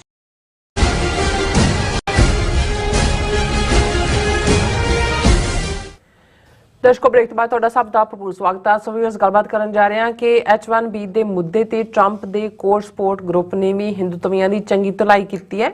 ਹੁਣ ਮਿਸ਼ੀਗਨ ਦੇ ਇੱਕ ਹਿੰਦੂਤਵੀ ਕਾਂਗਰਸਮੈਨ ਸ਼੍ਰੀ ਥਾਣੇਦਾਰ ਵੱਲੋਂ ਇਸ ਨੂੰ ਹਿੰਦੂਫੋਬੀਆ ਦੱਸ ਕੇ US ਕਾਂਗਰਸ ਵਿੱਚ ਇੱਕ ਮਤਾ ਲਿਆਂਦਾ ਗਿਆ। ਸੋ ਇਸ ਬਾਰੇ ਆਪਾਂ ਗੱਲਬਾਤ ਕਰਨ ਜਾ ਰਹੇ ਹਾਂ। ਸੋ ਅਸੀਂ ਚਾਹਾਂਗੇ ਕਿ ਤੁਸੀਂ ਇਸੇ ਤਰ੍ਹਾਂ ਬਣੇ ਰਹਿਣਾ। ਦੇਖਣ ਸੁਣ ਲਈ ਜਾਂ ਲਿਖਣ ਲਈ ਤੁਹਾਡਾ ਸਭ ਦਾ ਬਹੁਤ ਬਹੁਤ ਸ਼ੁਕਰੀਆ। ਜੀ ਡਾਕਟਰ ਸਾਹਿਬ, ਕੀ ਕਹਿਣਾ ਚਾਹੋਗੇ? ਦੇਖੋ, ਇੱਕ ਪਾਸੇ ਕਿਉਂਕਿ ਜਸਟਿਨ ਟਰੂਡੋ ਨੇ ਆਲਰੇਡੀ ਲਿਬਰਲ ਪਾਰਟੀ ਦੇ ਵਿੱਚ ਲੀਡਰ ਦੀ ਚੋਣ ਦੀ ਪ੍ਰੋਸੈਸ ਦਾ ਰਾਹ ਪੱਧਰਾ ਕਰ ਦਿੱਤਾ ਹੈ, ਇਹ ਕਹਿ ਕੇ ਕਿ ਉਹ ਜਿਹੜੇ ਨੇ ਰਿਜ਼ਾਈਨ ਕਰ ਰਹੇ ਨੇ। ਹਾਲਾਂ ਉਹਨਾਂ ਨੇ ਪਾਰਲੀਮੈਂਟ ਨੂੰ ਪ੍ਰੋਰੋਗ, ਜਿਹੜਾ ਜਿਹਨੂੰ ਸਸਪੈਂਡ ਕਹਿੰਦੇ ਨੇ, ਸਸਪੈਂਡ ਕੀਤਾ। ਔਰ ਜਿਹੜੇ ਉਸ ਦੌੜ ਦੇ ਵਿੱਚ ਸ਼ਾਮਲ ਨੇ ਲਿਬਰਲ ਪਾਰਟੀ ਦੀ ਲੀਡਰ 'ਚ, ਉਹਦੇ 'ਚ ਇੱਕ ਬੀਬੀ ਜਿਸ ਨੂੰ ਟਰੰਪ ਨੇ, ਜਿਸ ਨੂੰ ਜਸਟਿਨ ਟਰੂਡੋ ਨੇ ਆਪਣੀ ਕੈਬਨਿਟ ਦੇ ਵਿੱਚ ਵੀ ਲਿਆ ਸੀ, ਅਨੀਤਾ ਆਨੰਦ, ਉਸ ਨੂੰ as a party leader project ਕੀਤਾ ਜਾ ਰਿਹਾ। ਔਰ ਉਸ ਦੇ ਉੱਤੇ ਇੰਡੀਅਨ ਮੀਡੀਆ ਪੂਰਾ ਸੈਲੀਬ੍ਰੇਟ ਕਰ ਰਿਹਾ ਕਿ ਜੀ ਇੱਕ ਹਿੰਦੂ ਔਰਤ ਜਿਹੜੀ ਹੈ ਨੈਕਸਟ ਪ੍ਰਾਈਮ ਮਿਨਿਸਟਰ ਹੋ ਸਕਦੀ ਹੈ ਕੈਨੇਡਾ ਦੀ। ਹਾਲਾਂਕਿ ਮੈਨੂੰ ਨਹੀਂ ਲੱਗਦਾ ਵੀ ਈਵਨ ਪਾਰਟੀ ਲੀਡਰ ਦੇ ਤੌਰ ਤੇ ਵੀ ਉਹਦਾ ਚਾਂਸ ਹੈ, ਤੇ ਜੇ ਬਣ ਵੀ ਜਾਂਦੀ ਹੈ ਤੇ ਜੋ ਇਲੈਕਸ਼ਨਾਂ ਦੇ ਇਸ ਵੇਲੇ ਚੱਲ ਰਿਹਾ ਉਹਦੇ 'ਚ ਕੋਈ ਲਿਬਰਲ ਪਾਰਟੀ ਦਾ ਚਾਂਸ ਨਹੀਂ ਹੈ। ਪਰ ਮੈਂ ਇਹ ਦੱਸ ਰਿਹਾ ਵੀ ਉਹ ਆਪਣੀ ਆਡੀਅנס ਨੂੰ, ਆਪਣੇ ਲੋਕਾਂ ਨੂੰ ਇਹ ਦੱਸਣ ਦੀ ਕੋਸ਼ਿਸ਼ ਕਰ ਰਹੇ ਨੇ, ਕਿਉਂਕਿ ਟਰਾਂਸਨੈਸ਼ਨਲ ਰਿਪਰੈਸ਼ਨ ਦੇ ਉੱਤੇ ਜਿਵੇਂ ਇਹਨਾਂ ਨੂੰ ਰਗੜਾ ਮਿਲਿਆ ਕੈਨੇਡਾ ਨੇ ਜਸਟਿਨ ਟਰੂਡੋ, ਉਸ ਨੂੰ ਤਾਂ ਹਮੇਸ਼ਾ ਸਾਡਾ ਸੈਲੂਟ ਰਹੇਗਾ। ਔਰ ਈਵਨ ਅੱਜ ਦੀ ਆਵਾਜ਼ ਪ੍ਰੋਗਰਾਮ 'ਚ ਵੀ ਮੈਂ ਅੱਜ ਕਿਹਾ, ਇਸ ਦੇ ਉੱਤੇ ਗੱਲ ਕਰਦੇ ਹਾਂ ਕਿ ਜਿਵੇਂ ਬੇਸ਼ੱਕ ਮਨਮੋਹਨ ਸਿੰਘ ਨੇ ਸਿੱਖਾਂ ਦਾ ਕੁਝ ਨਹੀਂ ਸਵਾਰਿਆ, ਲੇਕਿਨ ਜੋ ਕੁਝ ਉਹਨੇ ਇੰਡੀਆ ਲਈ ਕੀਤਾ, ਜਿਵੇਂ ਉਹਨੂੰ ਇੱਕ ਬੈਂਕਰਪਟ ਸਟੇਟ ਨੂੰ ਲਿਜਾ ਕੇ ਉੱਥੇ ਖੜਾ ਕਰ ਦਿੱਤਾ ਹੈ ਕਿ ਭਾਈ ਉਹਨਾਂ ਦੇ ਕੋਲ ਜਿਹੜਾ ਕਿੰਨਾ ਫੋਰਨ ਐਕਸਚੇਂਜ ਰਿਜ਼ਰਵ ਹੋਇਆ, ਗਰੋਥ ਰੇਟ 7-8% ਤੇ ਗਿਆ, ਕਿਸ ਲੈਵਲ ਤੇ। ਔਰ ਉਹਨੇ ਆਪਣੀ ਅਖੀਰਲੀ ਪ੍ਰੈਸ ਕਾਨਫਰੰਸ ਦੇ ਵਿੱਚ ਇਹ ਗੱਲ ਕਹੀ ਸੀ, ਕਿਉਂਕਿ ਉਦੋਂ ਅੰਨਾ ਹਜ਼ਾਰੇ ਰਾਹੀਂ RSS ਨੇ ਵਿਵੇਕਾਨੰਦ ਫਾਊਂਡੇਸ਼ਨ, ਜਿਹਨੂੰ ਅਜੀਤ ਡੋਵਲ ਓਨ ਕਰਦਾ ਹੈ, ਪਹਿਲਾਂ ਰਾਮਦੇਵ ਬਿਠਾਇਆ, ਫਿਰ ਅੰਨਾ ਹਜ਼ਾਰੇ ਬਿਠਾਇਆ, ਔਰ ਇੰਨਾ ਕੁ ਬਦਨਾਮ ਕਰ ਦਿੱਤਾ ਸੀ ਕਿਉਂਕਿ 4 ਚੁਫੇਰੇ ਕਰਪਸ਼ਨ ਤਾਂ ਚੱਲ ਹੀ ਰਹੀ ਸੀ, ਕਿਉਂਕਿ ਪਹਿਲੀ ਵਾਰ ਫੋਰਨ ਇਨਵੈਸਟਮੈਂਟ ਆਈ ਔਰ ਕੋਈ IT ਸੈਕਟਰ ਦੀ ਇਨਵੈਸਟਮੈਂਟ, ਔਰ ਉਸ ਦੌਰ ਦੇ ਵਿੱਚ ਹੀ ਜਿਹੜੀ ਕਰਪਸ਼ਨ ਹੈ ਉਹ ਲੱਖਾਂ ਚੋਂ ਕਰੋੜਾਂ ਤੇ ਅਰਬਾਂ 'ਚ ਪਹੁੰਚ ਗਈ। ਸੋ ਉਹਦਾ ਬਲੇਮ ਵੀ ਸੀ। ਪਰ ਉਹਨੇ ਇੱਕ ਗੱਲ ਕਹੀ ਜਿਹੜੀ ਹੁਣ ਜਦੋਂ ਕਿ ਮਨਮੋਹਨ ਸਿੰਘ ਦੇ ਜਾਣ ਤੋਂ ਬਾਅਦ ਗਲੋਬਲੀ ਉਹਦੀਆਂ ਸੇਵਾਵਾਂ ਨੂੰ ਰੈਕਗਨਾਈਜ਼ ਕੀਤਾ ਗਿਆ ਜਾਂ ਓਨੈਸਟੀ ਨੂੰ ਮਾਰਕ ਕੀਤਾ ਗਿਆ, ਤੇ ਉਹਨੇ ਕਿਹਾ ਸੀ ਕਿ history will be kind to me, ਕਿ ਵੀ ਤੁਸੀਂ ਤਾਂ ਮੇਰੇ ਨਾਲ ਜੋ ਕਰ ਰਹੇ ਹੋ ਕਰ ਹੀ ਰਹੇ ਹੋ, ਲੇਕਿਨ ਇਤਿਹਾਸ ਮੇਰੇ ਨਾਲ। ਔਰ ਮੈਂ ਸਮਝਦਾ ਵੀ ਇਹ ਉਹਨੇ 2014 ਦੇ ਵਿੱਚ ਕਿਹਾ ਜਦੋਂ ਉਹਨੇ ਪ੍ਰਾਈਮ ਮਿਨਿਸਟਰ ਦਾ ਅਹੁਦਾ ਛੱਡਿਆ, ਤੇ ਆਲਮੋਸਟ 10 ਸਾਲ ਬਾਅਦ ਇਹ ਗੱਲ ਸਾਬਤ ਹੋਈ ਕਿ ਵੀ ਬਿਲਕੁਲ ਲੋਕਾਂ ਦੇ ਸਾਹਮਣੇ ਹੁਣ ਇਹ ਗੁੰਡਾ ਔਰ ਝੂਠਾ ਔਰ ਬਦਕਾਰ ਮੋਦੀ ਤੇ ਦੂਸਰੇ ਪਾਸੇ ਇੱਕ ਜੈਂਟਲਮੈਨ ਦਾ ਮਾਡਲ ਹੈ। ਸੋ ਮੈਂ ਸਮਝਦਾ ਵੀ ਜਸਟਿਨ ਟਰੂਡੋ ਦੇ ਨਾਲ ਵੀ ਬੇਸ਼ੱਕ ਇਸ ਵੇਲੇ ਇਕੱਲਾ ਕੈਨੇਡੀਅਨ ਮੀਡੀਆ ਦਾ ਇੱਕ ਤਬਕਾ ਹੀ ਨਹੀਂ, ਹਿੰਦੂ ਤਾਂ ਵੀ ਤਾਂ ਜੋ ਕਰ ਹੀ ਰਹੇ ਨੇ, ਈਵਨ ਮੈਂ ਸਿੱਖਾਂ ਦੇ ਇੱਕ ਤਬਕੇ 'ਚ ਵੀ ਦੇਖਦਾ ਹਾਂ। BBC ਪੰਜਾਬੀ ਨੇ ਇੱਕ ਸਟੋਰੀ ਕੀਤੀ, ਉਹ ਕਹਿੰਦਾ ਜੀ ਜਿਹੜੇ ਟੈਕਸ ਇੰਨਾ ਕੁ ਵੱਧ ਗਿਆ ਸੀ, ਘਰਾਂ ਦੇ ਮੌਰਟਗੇਜ ਦੁੱਗਣੀ ਹੋ ਗਈ ਸੀ, ਫਲਾਣਾ ਤੇ ਢਿਮਕਾ। ਤੇ ਅੱਜ ਦੇ ਪ੍ਰੋਗਰਾਮ 'ਚ ਮੈਂ ਕਿਹਾ, ਅੱਜ ਦੀ ਆਵਾਜ਼ 'ਚ ਮੈਂ ਕਿਹਾ, ਇਹ ਜਿਹੜੀਆਂ ਨੀਤੀਆਂ ਹੁੰਦੀਆਂ ਨੇ, ਜਦੋਂ ਤੁਸੀਂ ਪਿੱਛੇ ਮੁੜ ਕੇ ਦੇਖੋ, ਜਸਟਿਨ ਟਰੂਡੋ ਨੇ ਕੈਨੇਡਾ ਦੀ ਨੂੰ, ਕੈਨੇਡਾ ਦੇ ਲਾਅ ਨੂੰ, ਔਰ ਜਿੰਨੇ ਪ੍ਰੈਸ਼ਰ ਥੱਲੇ, ਉਹ ਬੇਸ਼ੱਕ ਅੱਜ ਹੀ ਸਿੱਖਸ ਫਾਰ ਜਸਟਿਸ ਨੇ ਵੀ ਇਸ ਦੇ ਉੱਤੇ ਆਪਣੀ ਪ੍ਰੈਸ ਰਿਲੀਜ਼ ਦਿੱਤੀ ਹੈ, ਸੈਲੀਬ੍ਰੇਟ ਕੀਤਾ ਹੈ ਟਰੂਡੋ ਨੂੰ, ਔਰ ਕਿ ਭਾਈ ਹੀ ਸਟੂਡ ਬਾਈ ਦਾ ਕੈਨੇਡੀਅਨ ਵੈਲਿਊਜ਼। ਔਰ ਉਹਦੇ ਥੱਲੇ ਖਾਲਿਸਤਾਨ ਰੈਫਰੈਂਡਮ ਵੀ ਕੈਨੇਡਾ 'ਚ ਹੋਇਆ। ਕੱਲਾ ਇਹੀ ਨਹੀਂ, ਜਿਹੜੀ ਇਮੀਗ੍ਰੇਸ਼ਨ ਪਾਲਿਸੀ ਵੀ ਹੈ, ਜਿਹੜਾ ਸਭ ਤੋਂ ਵੱਡਾ ਉਹਨਾਂ ਦੇ ਡਾਊਨਫਾਲ ਦਾ ਕਾਰਨ ਬਣਦਾ ਹੈ। ਇਹ ਆਉਣ ਵਾਲਾ ਵਕਤ ਦੱਸੇਗਾ ਕਿ ਕੈਨੇਡਾ ਨੂੰ ਹੁਣ, ਕੈਨੇਡਾ ਏਰੀਆ ਵਾਈਜ਼ ਅਮਰੀਕਾ ਤੋਂ ਵੀ 1.5 ਲੱਖ ਸਕੁਅਰ ਮਾਈਲ ਵੱਡੀ ਟੈਰੀਟਰੀ ਹੈ, ਔਰ ਆਬਾਦੀ ਉਹਦੀ ਜਿਹੜੀ ਆ ਉਹ 4 ਕਰੋੜ ਦੇ ਨੇੜੇ ਤੇੜੇ ਆ, ਕੈਲੀਫੋਰਨੀਆ ਦੀ ਆਬਾਦੀ ਦੇ ਬਰਾਬਰ। ਇਹ ਠੀਕ ਹੈ ਕਿ ਇਨੀਸ਼ੀਅਲੀ ਜਿਸ ਤੇਜ਼ੀ ਦੇ ਨਾਲ ਲੋਕ ਆਏ ਔਰ ਉਹਨੇ ਇੱਕ ਪ੍ਰਬੰਧ ਨਹੀਂ ਸੀ, ਲੇਕਿਨ ਸੈਟਲ ਹੋ ਜਾਣਗੇ। ਔਰ ਉਹਦੇ 'ਚ ਵੀ ਜੇ ਕਹਿਣਾ ਹੋਏ ਕਿ ਸਾਡੇ ਪੰਜਾਬ ਦੇ ਹੀ ਲੋਕਾਂ ਨੂੰ ਜ਼ਿਆਦਾ ਫਾਇਦਾ ਹੋਇਆ, ਤੇ ਜੇ ਆਪਣੀ ਇਹ ਸ਼ਿਕਾਇਤ ਕਰਨ, ਇਹ ਬਣਦਾ ਨਹੀਂ ਹੈ। ਬਹੁਤ ਵਾਰ ਅਸੀਂ ਇੰਨੇ ਖੁਦਗਰਜ਼ ਹਾਂ, ਔਰ ਜਿੰਨਾ ਪ੍ਰੈਸ਼ਰ ਝੱਲ ਕੇ ਜਸਟਿਨ ਟਰੂਡੋ ਨੇ ਐਕਸਪੋਜ਼ ਕੀਤਾ ਇੰਡੀਆ ਨੂੰ, ਔਰ ਫਿਰ ਵਿਦਨ ਵੀ ਜਿਹੜੀ ਉਹਨੇ ਗ੍ਰੇਸ ਕਾਇਮ ਰੱਖੀ। ਬੇਸ਼ੱਕ ਟਰੰਪ ਦੀ ਪਹਿਲੀ ਟਰਮ ਵੀ ਕੋਈ ਸੌਖੀ ਨਹੀਂ ਸੀ, ਪਰ ਆਪਣੇ ਪਿਓ ਵਾਂਗ ਉਹਨੇ ਜਿਹੜਾ ਉਹ ਝੁਕਿਆ ਨਹੀਂ ਹੈ। ਔਰ ਹੁਣ ਵੀ ਜਿਵੇਂ ਮੈਂ ਕਿਹਾ ਵੀ ਉਹਨੂੰ ਆਊਟ ਆਫ ਉਹ ਖੇਡ ਨਹੀਂ ਹੈ, ਹੀ ਵਿਲ ਬਾਉਂਸ ਬੈਕ। ਸੋ ਇੱਕ ਪਾਸੇ ਤਾਂ ਕੈਨੇਡਾ ਦੇ ਵਿੱਚ ਇਹ ਜਿਹੜਾ ਪਾਰਟ ਹੈ, ਇਹਦੇ ਥੱਲੇ ਇੰਡੀਆ ਹੁਣ ਅਨੀਤਾ ਆਨੰਦ ਦੇ ਆਲੇ ਦੁਆਲੇ ਕਿ ਜੀ ਉਹ ਬਣੇਗੀ। ਹਾਲਾਂਕਿ ਉਹਨਾਂ ਨੂੰ ਸ਼ਾਇਦ ਬਹੁਤ ਸਾਰੇ ਇੰਡੀਆ ਦੇ ਲੋਕਾਂ ਨੂੰ ਅਹਿਸਾਸ ਨਹੀਂ ਹੈ ਵੀ ਜਿਹੜੀਆਂ ਸਟੇਟ ਦੀਆਂ ਪਾਲਿਸੀਜ਼ ਹੁੰਦੀਆਂ ਨੇ, ਜੇ ਇਨਵੈਸਟੀਗੇਸ਼ਨ ਚੱਲ ਰਹੀ ਹੈ ਉਹ ਚੱਲਦੀ ਰਹੇਗੀ, ਉੱਥੇ ਕੰਜ਼ਰਵੇਟਿਵ ਆ ਜਾਏ ਜਾਂ NDP ਆ ਜਾਏ, ਜੇ RCMP ਔਰ ਸੀਸਸ ਉਹਨਾਂ ਦੀਆਂ ਰਿਪੋਰਟਾਂ ਦੇ ਬੇਸਡ ਫੋਰਨ ਇੰਟਰਫੇਰੈਂਸ ਉਹ ਗੱਲ ਚੱਲਦੀ ਰਹੇ, ਉਹਦੇ ਨਾਲ ਫਰਕ ਨਹੀਂ ਹੋਏਗਾ। ਹਾਲਾਂਕਿ ਕੋਈ ਥੋੜਾ ਬਹੁਤ ਉਸ ਨੂੰ ਪੋਲੀਟੀਕਲੀ ਔਰ ਨੈਗੇਟਿਵ ਕਹਿ ਸਕਦਾ ਹੈ ਕਿ ਵੀ ਕੌਣ ਕਿੰਨਾ ਹੈ। ਔਰ ਜਸਟਿਨ ਟਰੂਡੋ ਨੇ ਕਦੇ ਇੰਡੀਆ ਦੇ ਖਿਲਾਫ ਅਦਰ ਦੈਨ ਜੋ ਉਹਨਾਂ ਦੀਆਂ ਕਰਤੂਤਾਂ ਸੀ, ਕਦੇ ਬੈਡ ਮਾਊਥਿੰਗ ਵਾਲਾ ਕੋਈ ਬਿਆਨਬਾਜ਼ੀ ਨਹੀਂ ਕੀਤੀ। ਸੋ ਮੈਨੂੰ ਇਹ ਲੱਗਦਾ ਹੈ ਕਿ ਇਹ ਗ੍ਰੇਸਫੁਲ ਲੀਡਰ ਸੀ, ਔਰ ਉਹਨੇ ਦੱਸਿਆ ਹੈ ਕਿ ਵੀ ਤੁਸੀਂ ਆਪਣੇ ਜਿਹੜਾ ਸਿਧਾਂਤ ਦੇ ਲਈ ਕਿਵੇਂ ਖਲੋਂਦੇ ਹੋ ਆਪਣੇ ਮੁਲਕ ਦੇ ਇੰਟਰਸਟ ਦੇ ਲਈ। ਬਿਲਕੁਲ। ਹੁਣ ਦੂਸਰੇ ਪਾਸੇ ਕਿਉਂਕਿ ਅਮਰੀਕਾ ਦੇ ਵਿੱਚ ਟ੍ਰਾਂਸਨੈਸ਼ਨਲ ਰਿਪਰੈਸ਼ਨ ਦਾ ਮੁੱਦਾ, ਨਿਖਲ ਗੁਪਤੇ ਦੇ ਖਿਲਾਫ ਔਰ ਇਹਨਾਂ ਦਾ ਯਾਰ ਅਡਾਨੀ ਉਸ ਨੂੰ ਇੱਥੇ ਫੜੂੰਗਿਆ ਹੋਇਆ, ਔਰ ਇਸ ਸਾਰੇ ਦੇ ਚੱਲਦੇ ਆ ਜਿਹੜਾ ਟਰੰਪ ਦਾ ਨੋਮੀਨੀ ਰਾਮਾਸਵਾਮੀ ਕੇ ਕੌਣ ਹੈ ਜਿਹੜਾ ਐਲਨ ਮਸਕ ਦੇ ਨਾਲ ਅਨਆਫੀਸ਼ੀਅਲ ਸੰਜੇ ਗਾਂਧੀ ਲਾਇਆ ਇੱਕ ਨਾਲ। ਨਹੀਂ ਹੁਣ ਸੰਜੇ ਗਾਂਧੀ ਫਿਨੋਮੀਨਾ ਕੀ ਹੈ, ਹੁਣ ਜਦੋਂ ਐਮਰਜੈਂਸੀ ਇੰਦਰਾ ਗਾਂਧੀ ਨੇ ਲਾਈ, ਸੰਜੇ ਗਾਂਧੀ ਦੇ ਕੋਲ ਕੋਈ ਅਫੀਸ਼ੀਅਲ ਅਹੁਦਾ ਤੇ ਨਹੀਂ ਸੀ, ਨਾ ਉਹ ਕੋਈ ਐਮਪੀ ਸੀ, ਨਾ ਕੋਈ ਉਹ ਦੂਜਾ ਸੀ, ਉਹਨੇ ਯੂਥ ਕਾਂਗਰਸ ਵਗੈਰਾ ਬਣਾਏ, ਲੇਕਿਨ ਰੀਅਲ ਪਾਵਰ ਜਿਹੜੀ ਹੈ ਉਹ ਐਮਰਜੈਂਸੀ ਦਾ ਮਤਲਬ ਸੰਜੇ ਗਾਂਧੀ ਦਾ ਰੂਲ ਸੀ। ਸੋ ਹੁਣ ਇਵੇਂ ਹੀ ਐਲਨ ਮਸਕ ਔਰ ਰਾਮਾਸਵਾਮੀ ਇਹਨਾਂ ਦੇ ਕੋਲੇ ਕੋਈ ਇਲੈਕਟਡ ਅਫੀਸ਼ੀਅਲ ਨਹੀਂ ਨੇ, ਪਰ ਜਿਵੇਂ ਸਰਕਾਰ ਨੂੰ ਚਲਾਉਣ ਦੇ ਨਾਂ ਥੱਲੇ ਜਾਂ ਉਹ ਗਵਰਨਮੈਂਟ ਨੂੰ ਕੱਟ ਕਰਨ ਦੇ ਨਾਂ ਥੱਲੇ ਕਿ ਜੀ ਉਹਦਾ ਖਰਚੇ ਕੱਟ ਕਰੋ, ਇਹਨਾਂ ਨੂੰ ਐਕਸਟਰਾ ਕਨਸਟੀਟਿਊਸ਼ਨਲ ਲਿਆਂਦਾ, ਇਹਨਾਂ ਨੇ ਟਾਈਓ ਹੋਣਾ ਹੀ ਹੈ, ਇੱਕ ਦੂਜੇ ਦੀ ਟਾਈ ਫੜਨੀ। ਪਰ ਇਸ ਸਾਰੇ ਪੀਰੀਅਡ 'ਚ ਹੁਣ ਉਹ ਚਾਂਬੜਾ ਜਿਹੜਾ ਹੈ ਉਹ ਰਾਮਾਸਵਾਮੀ ਕੇ ਕੌਣ ਹੈ ਜਿਹੜਾ ਉਹਨੇ ਅਮਰੀਕਨ ਫੈਮਿਲੀ ਵੈਲਿਊ ਸਿਸਟਮ ਨੂੰ ਕਿ ਜੀ ਦੇਖੋ, ਕਹਿਣਾ ਇਹ ਚਾਹੁੰਦਾ ਸੀ ਦੇਖੋ ਅਸੀਂ ਬਦਸ਼ਕਲ ਕਿਸਮ ਦੇ ਲੋਕ ਇੰਡੀਆ ਤੋਂ ਆਉਣ ਵਾਲੇ ਕਿੰਨੇ ਅਸੀਂ ਸਮਾਰਟ ਹੈ, ਤੁਹਾਡੇ ਤਾਂ ਫੈਮਿਲੀ ਵੈਲਿਊਜ਼ ਨਹੀਂ, ਤੁਹਾਡੇ ਬੱਚੇ ਆਹ ਦੇਖਦੇ ਨੇ ਵੀਡੀਓ ਗੇਮਾਂ, ਦੂਜਾ ਸਾਡੇ ਮੈਥਮੈਟਿਕਸ ਪੜ੍ਹਦੇ ਨੇ, ਸਾਡੇ ਫਲਾਣਾ। ਔਰ ਉਹਨੇ ਜਿਹੜਾ ਕੋਰ ਟਰੰਪ ਸਪੋਰਟਰ ਗਰੁੱਪ ਸੀ ਉਹਨਾਂ ਨੂੰ ਸ਼ੇਕ ਕਰਤਾ।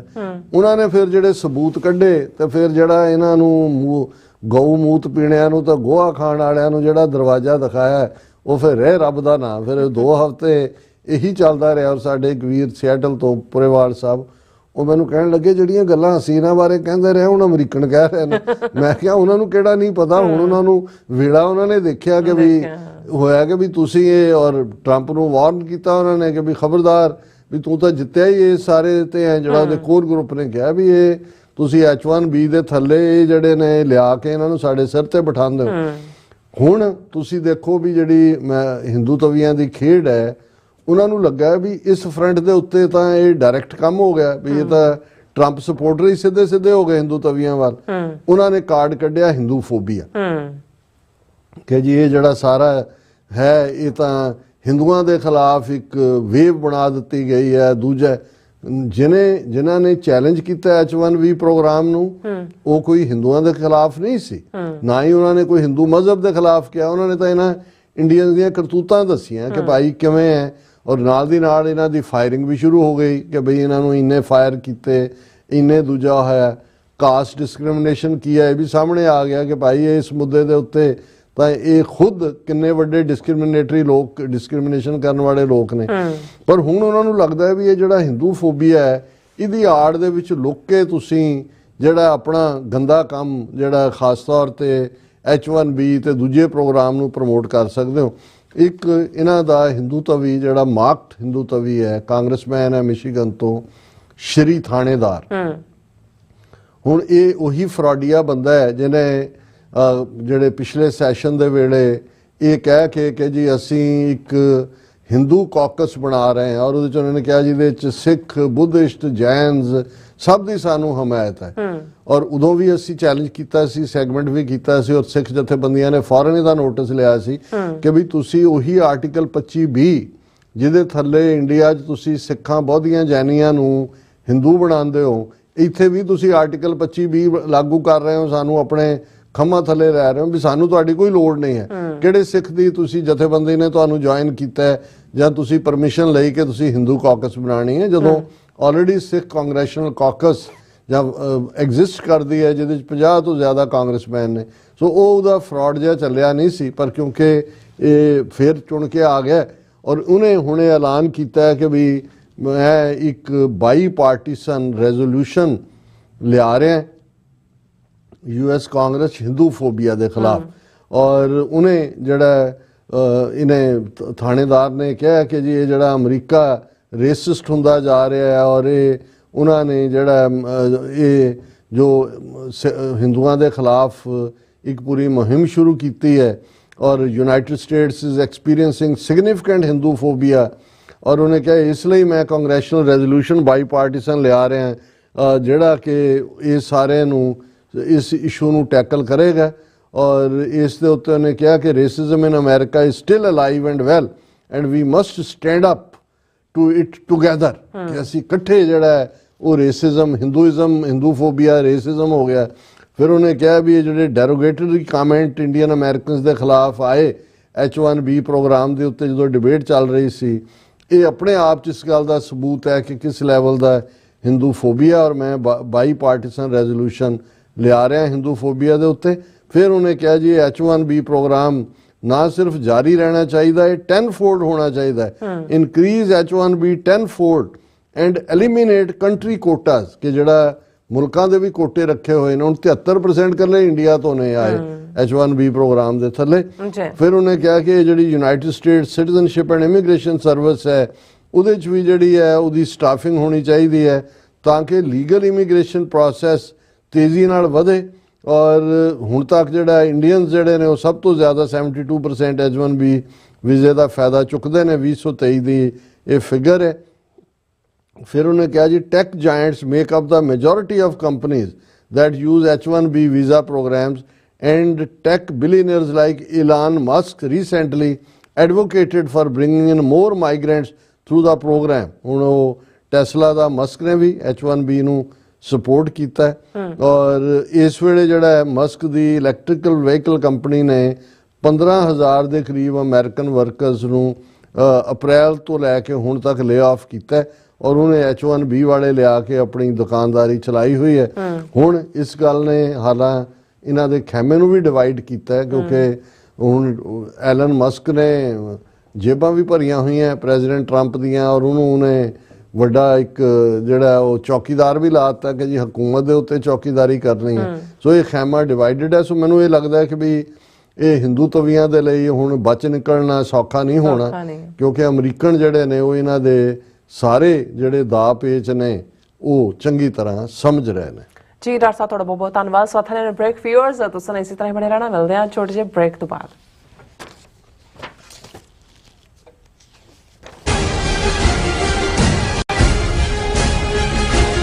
ਕੀ ਤੁਹਾਨੂੰ 30, 40 ਜਾਂ 50 ਦਿਨ ਵੇਟ ਕਰਨੀ ਪੈ ਰਹੀ ਹੈ ਤੁਹਾਡੇ ਚੈੱਕ ਲਈ? ਫਿਰ ਬ੍ਰੋਕਰਾਂ ਪਿੱਛੇ ਭੱਜਦੇ ਫਿਰਦੇ ਹੋ ਪੈਸੇ ਲਈ, ਬਹੁਤ ਜ਼ਿਆਦਾ ਟਾਈਮ ਵੇਸਟ ਹੋ ਜਾਂਦਾ ਇੱਦਾਂ ਤਾਂ। ਜੇ ਤੁਸੀਂ ਅੱਜ ਹੀ ਪੈਸੇ ਲੈਣੇ ਤਾਂ ਬਾਬਟੇਲ ਨੂੰ ਕਾਲ ਕਰੋ। ਬਾਬਟੇਲ ਤੁਹਾਡੀਆਂ ਇਨਵੋਇਸਿਸ ਸੇਮ ਡੇ ਫੰਡ ਕਰ ਸਕਦੇ ਹਨ for a small fee, no contract, no reserve and no hidden fees। ਅੱਜ ਹੀ ਕਾਲ ਕਰੋ ਬਾਬਟੇਲ ਨੂੰ ਤੇ ਤੁਹਾਡਾ ਪਹਿਲਾ ਮਹੀਨਾ ਫ੍ਰੀ। 410 204 2084 ਅਗੇਨ 410 204 2084। ਕੀ ਤੁਸੀਂ ਆਪਣੇ ਟੈਕਸਸ ਨੂੰ ਲੈ ਕੇ ਚਿੰਤਤ ਹੋ? ਤੁਸੀਂ ਆਪਣੀ ਕਮਾਈ ਲਈ ਮਿਹਨਤ ਕਰਦੇ ਹੋ, ਭਾਵੇਂ ਤੁਸੀਂ ਨੌਕਰੀ ਵਿੱਚ ਹੋਵੋ ਜਾਂ ਆਪਣਾ ਬਿਜ਼ਨਸ ਚਲਾਉਂਦੇ ਹੋ। ਜਦੋਂ ਟੈਕਸ ਭਰਨ ਦਾ ਸਮਾਂ ਆਉਂਦਾ ਤਾਂ ਤੁਹਾਨੂੰ ਇੱਕ ਭਰੋਸੇਯੋਗ ਟੈਕਸ ਅਕਾਊਂਟੈਂਟ ਦੀ ਲੋੜ ਹੈ ਜੋ ਟੈਕਸ ਬੈਲੈਂਸ ਦਾ ਤੁਹਾਡੇ ਪੱਖ ਵਿੱਚ ਜਾਣਾ ਯਕੀਨੀ ਬਣਾਵੇ। ਸਿਆਟਲ ਦੀ ਜਾਣੀ ਪਛਾਣੀ company Accurate accountants and Taxes ਤੁਹਾਡੀ ਸੇਵਾ ਵਿੱਚ ਹਾਜ਼ਰ ਹੈ। ਅਸੀਂ ਹਰ ਤਰ੍ਹਾਂ ਦੇ ਟੈਕਸ ਭਰਨ ਵਿੱਚ ਤੁਹਾਡੀ ਮਦਦ ਕਰਾਂਗੇ। ਟੈਕਸ ਸੰਬੰਧੀ ਕਿਸੇ ਵੀ ਤਰ੍ਹਾਂ ਦੇ ਸਵਾਲ ਲਈ ਅੱਜ ਹੀ ਸਾਡੇ ਤੱਕ ਪਹੁੰਚ ਕਰੋ। Accurate accountants and Texas.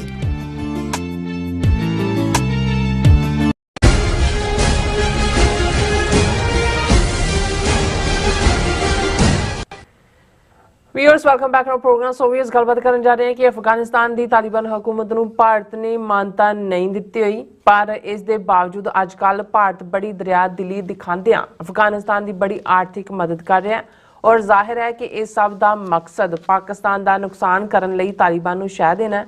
ਔਰ ਯਾਦ ਰਹੇ ਪਾਕਿਸਤਾਨ ਵਿੱਚ ਦਹਿਸ਼ਤਗਰਦ ਕਾਰਵਾਈਆਂ ਕਰਨ ਵਾਲੇ ਗਰੁੱਪ ਤਹਿਰੀਕੇ ਤਾਲਿਬਾਨ ਨੇ ਅਫਗਾਨਿਸਤਾਨ ਵਿੱਚ ਪਨਾਹ ਲਈ ਹੋਈ ਹੈ ਅਤੇ ਇਹ ਜਮਾਤ ਖੁੱਲ੍ਹੇ ਤੌਰ ਤੇ ਭਾਰਤੀ ਖੁਫੀਆ ਏਜੰਸੀ ਰਾਹ ਦੀ ਖੇਡ ਖੇਡ ਰਹੀ ਹੈ।